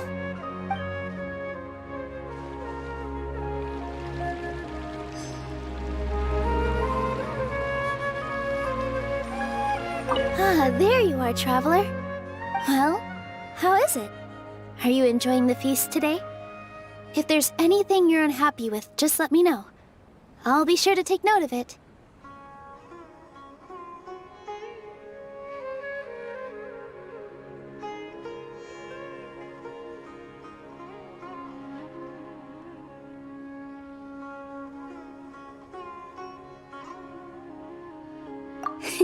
That's good. It's the first time I've ever invited so many exceptional people to one place. I was a little nervous myself. You see, every guest here is quite extraordinary. It's unbelievable that we've got everyone together here. Almost like a fairy tale. Make sure you live it up tonight. I'll be happy as long as you're enjoying yourselves.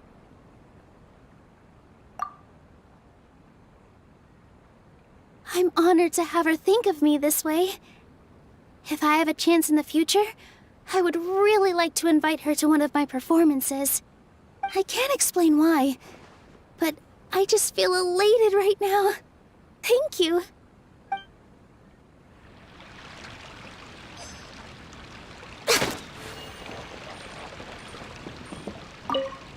My lady, the grilled meat over there is delicious. Have you tried it?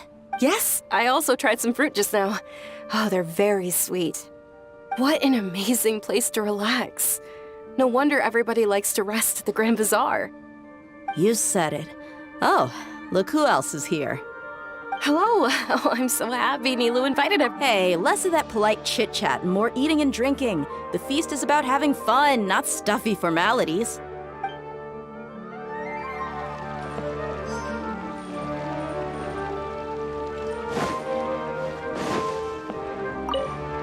The atmosphere here is good. And everything is yeah. I don't often come to such places. But it feels quite good. I have a lot to handle these days. Otherwise, I could show you around. There's always next time. We're friends after all. This feast is pretty good. I like it.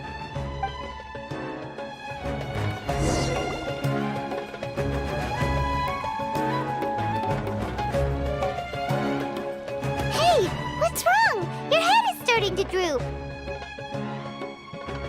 Hey, you can't just fall asleep here. Paimon will go find something delicious for you to eat. You'll wake up once you put something yummy in your tummy. Of course, just wait here for Paimon.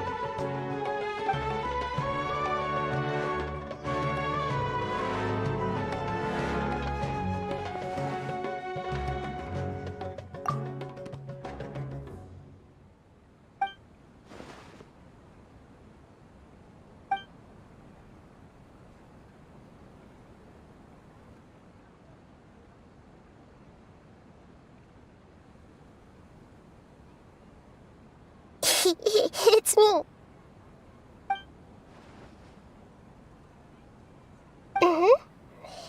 You may blame me for being a bit too self-indulgent.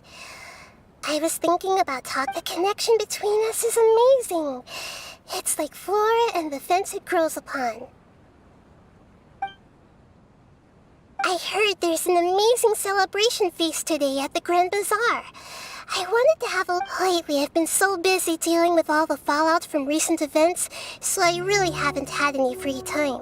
Although you've already helped me with a lot, there's still one more thing I hope you can help me with. Please say thank you to everyone for me. Oh, is it not convenient for you to do that for me? But If I just show up all of a sudden, people will become all quiet and stiff, won't they? What if I end up scaring them and ruining this wonderful feast? That'd be the last thing I want. Let me think about it. Oh! Yes, I have.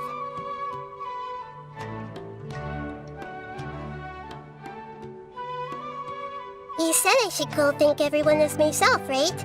So... I've decided to borrow your body for the time being. Please don't blame me. The flora also climbs up to the fence to get closer to the sky.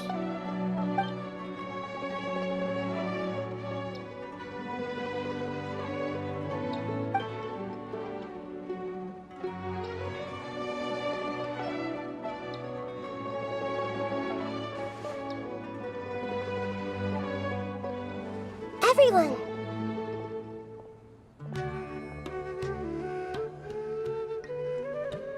Are you awake now? Paimon was just about to bring you the food. It's me. Huh? That voice. Nahida? Hold up. What's going on? I didn't expect to have a conversation with the consciousness of Lesser Lord Kusanali in the Grand Bazaar. Interesting. Is this also a part of the feast? No, of course not. Are you... Lesser Lord Kusanali? Hello, Nilu. You know who I am? Yes, I already know every one of you. Nilu, Alhaitham, Sino, Dia, Paimon, and Dunyarzad. Lesser Lord Kusanali? I took the liberty of occupying the traveler's body so that I could thank all of you in person. Thank you so much for rescuing me, even if that meant placing your own safety in peril and taking the risk of becoming enemies with the Academia, the sages, the doctor, the balladeer, and even the entirety of Sumeru. Without you, without any of you, I would have been in a much more difficult situation. Had you not helped me to resolve the crisis, not only I, but Sumeru and even the entirety of Tevat would have suffered great misfortune. People refer to you as the heroes who managed to rescue a god. I'm quite fond of this name.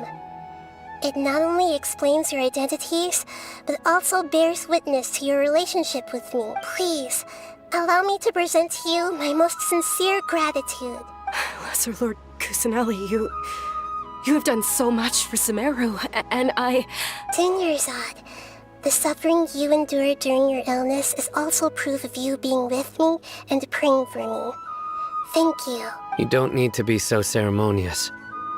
It's always been my duty to protect you. This is how the relationship between the Academia and Dendro Archon should be. We just did what was necessary and set things back on the right path. You're an Archon, but you act so humble.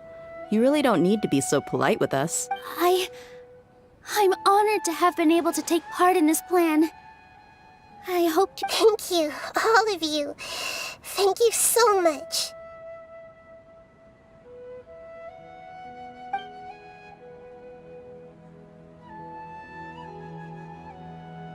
Yeah.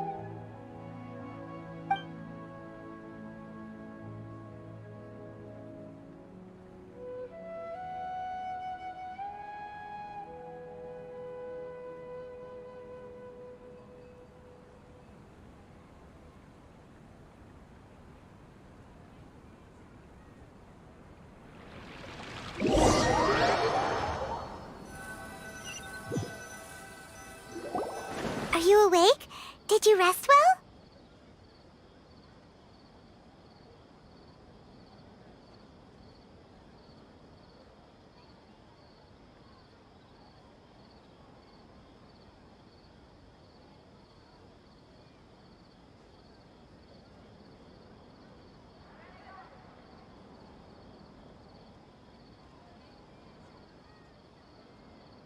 After Nahida left, you ate a lot of food. You've become a glutton.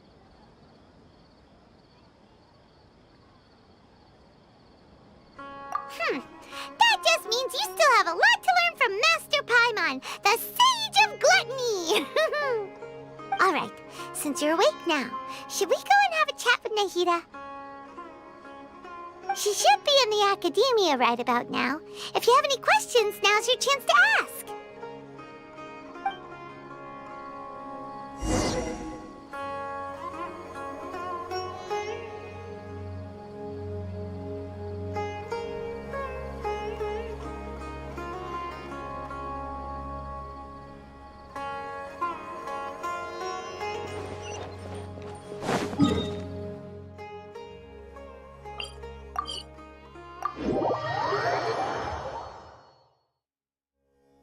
We're way behind schedule.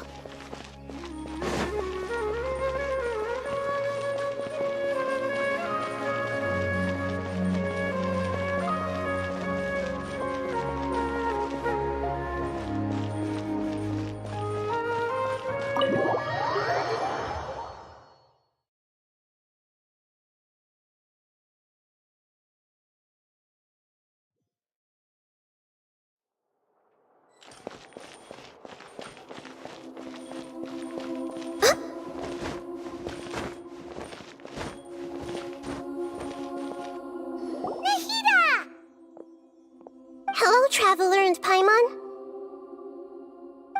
What a fantastic night. I'm still immersed in all the happiness and joy, like a candle floating on water. So are we, and that's why we're here to talk with you. Is there anything you want to know? After recent events, the Akasha can no longer function as it used to. I've given it some thought, and have decided to shut it down permanently. But this is definitely not a bad thing. Even from the beginning, I've been planning to shut it down. The Akasha's centralized administration of knowledge has always restrained people's curiosity and curtailed the number of paths available to them. I don't think this is good for Sumeru. Although people may initially feel a little uncomfortable with the loss of the Akasha, they will soon understand that this life is more suitable for them. And as for the future of Sumeru, I'm preparing to regain control of the academia. The former sages have received their punishment, but the new sages have yet to be selected. I will oversee the process personally. I hope that the new 6 great sages will be more focused on academics. Sumeru needs such leaders more than ever. The other big issue is the people of King Deshret. All the residents of the desert, in fact. They have been mistreated for far too long. I've already taken some measures to address this. It will take some time to rebuild everything, but no matter if it's culture, friendship, or trust, we will rebuild it.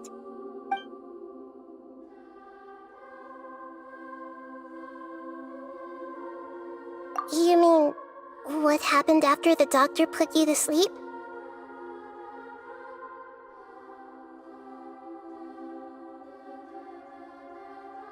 You guessed correctly. The top-ranked Fatui Harbingers, up to number 3, possess power comparable to that of gods. I was no match for him in that kind of situation. However, in spite of the bad situation, I still managed to make a fair deal with the doctor. I'm sure you remember the entity that changed your fate, the Heavenly Principles. In fact, the Heavenly Principles has been quiet since the Conria disaster 500 years ago. I used this point as leverage against the doctor. I told him that the Heavenly Principles may be awakened if I destroy the Gnosis. Although it was just a bluff, he still fell for it. I assumed that the Heavenly Principles wouldn't just stand by and let such extensive damage to its laws take place. And as for what I exchanged for the Gnosis, the exchange served as both punishment for the doctor, as well as a boon of new knowledge that I couldn't refuse as the God of Wisdom.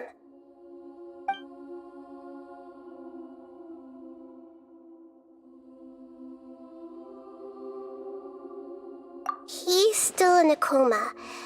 I've hidden him like how one would hide a feather. I know you have many misgivings about him, But as someone who had become a god, he has retained a number of very useful features. Don't worry, I'll keep an eye on him and make sure he doesn't do any evil. In addition, there are still some mysteries left in him.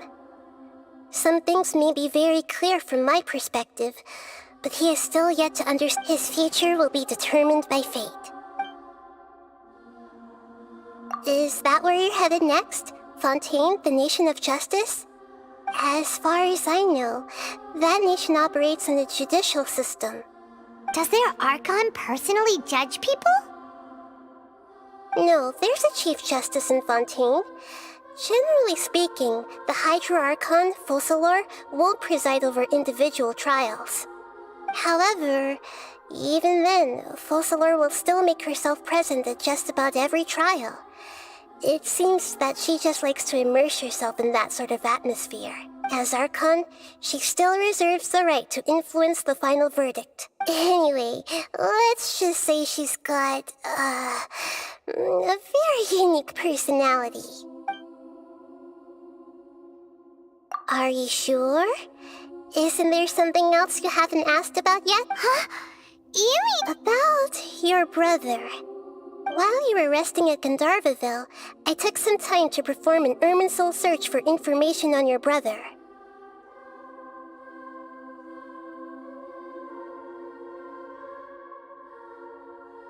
Yeah! Isn't Irminsul a repository for all the information and memories of Teyvat? So there shouldn't be anything on her or her brother. This is true in your case. Irminsul indeed does not have any information on you. However, there must be something different about your brother. Because, as it turns out, the world has recorded information on him after all. What? There's only one possible explanation. He belongs to this world.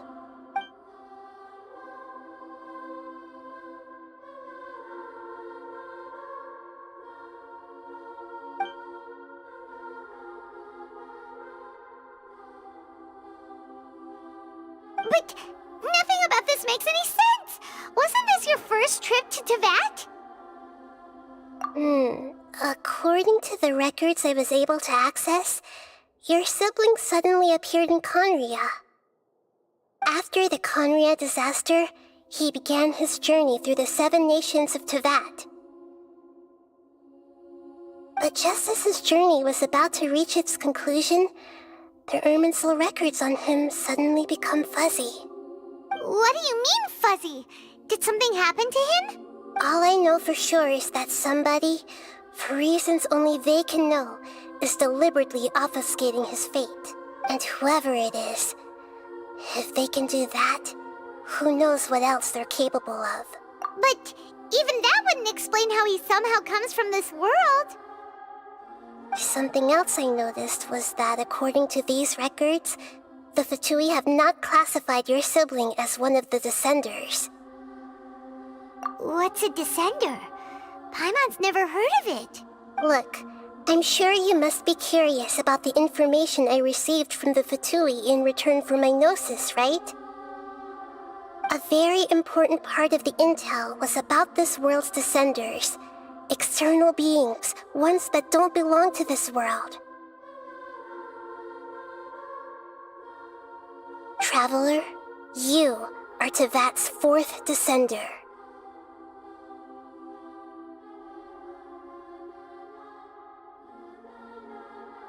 Huh? So the Fatui count 3 other Descenders before the Traveler, and her brother isn't even one of them? That's right.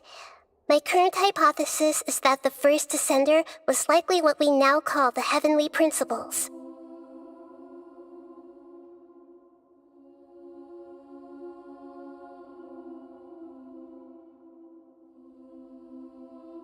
As for the other Descenders, I still need to verify their existence. It could take me some time. Paimon's head's about to burst from all this crazy new information. And yet, even knowing all this, I'm sure you must still have a lot of unanswered questions. I must say, I truly regret that I can't help you more as the God of Wisdom. There are many questions in my heart as well. I will need some time to go through each one of them. And soon, you'll also begin your journey anew and depart from Sumeru.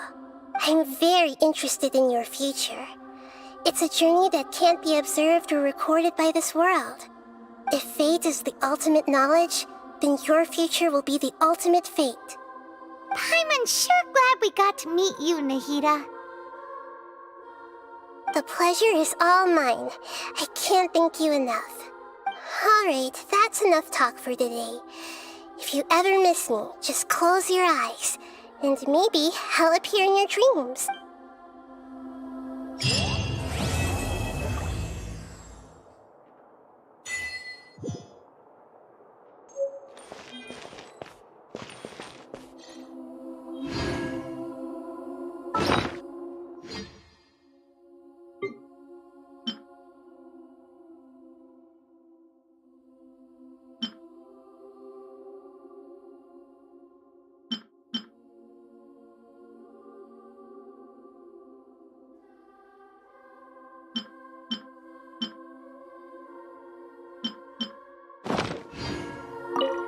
Is there anything you want to... And soon, I'm very interested if fate is the... Paimon's sure... The pleasure is all... Alright,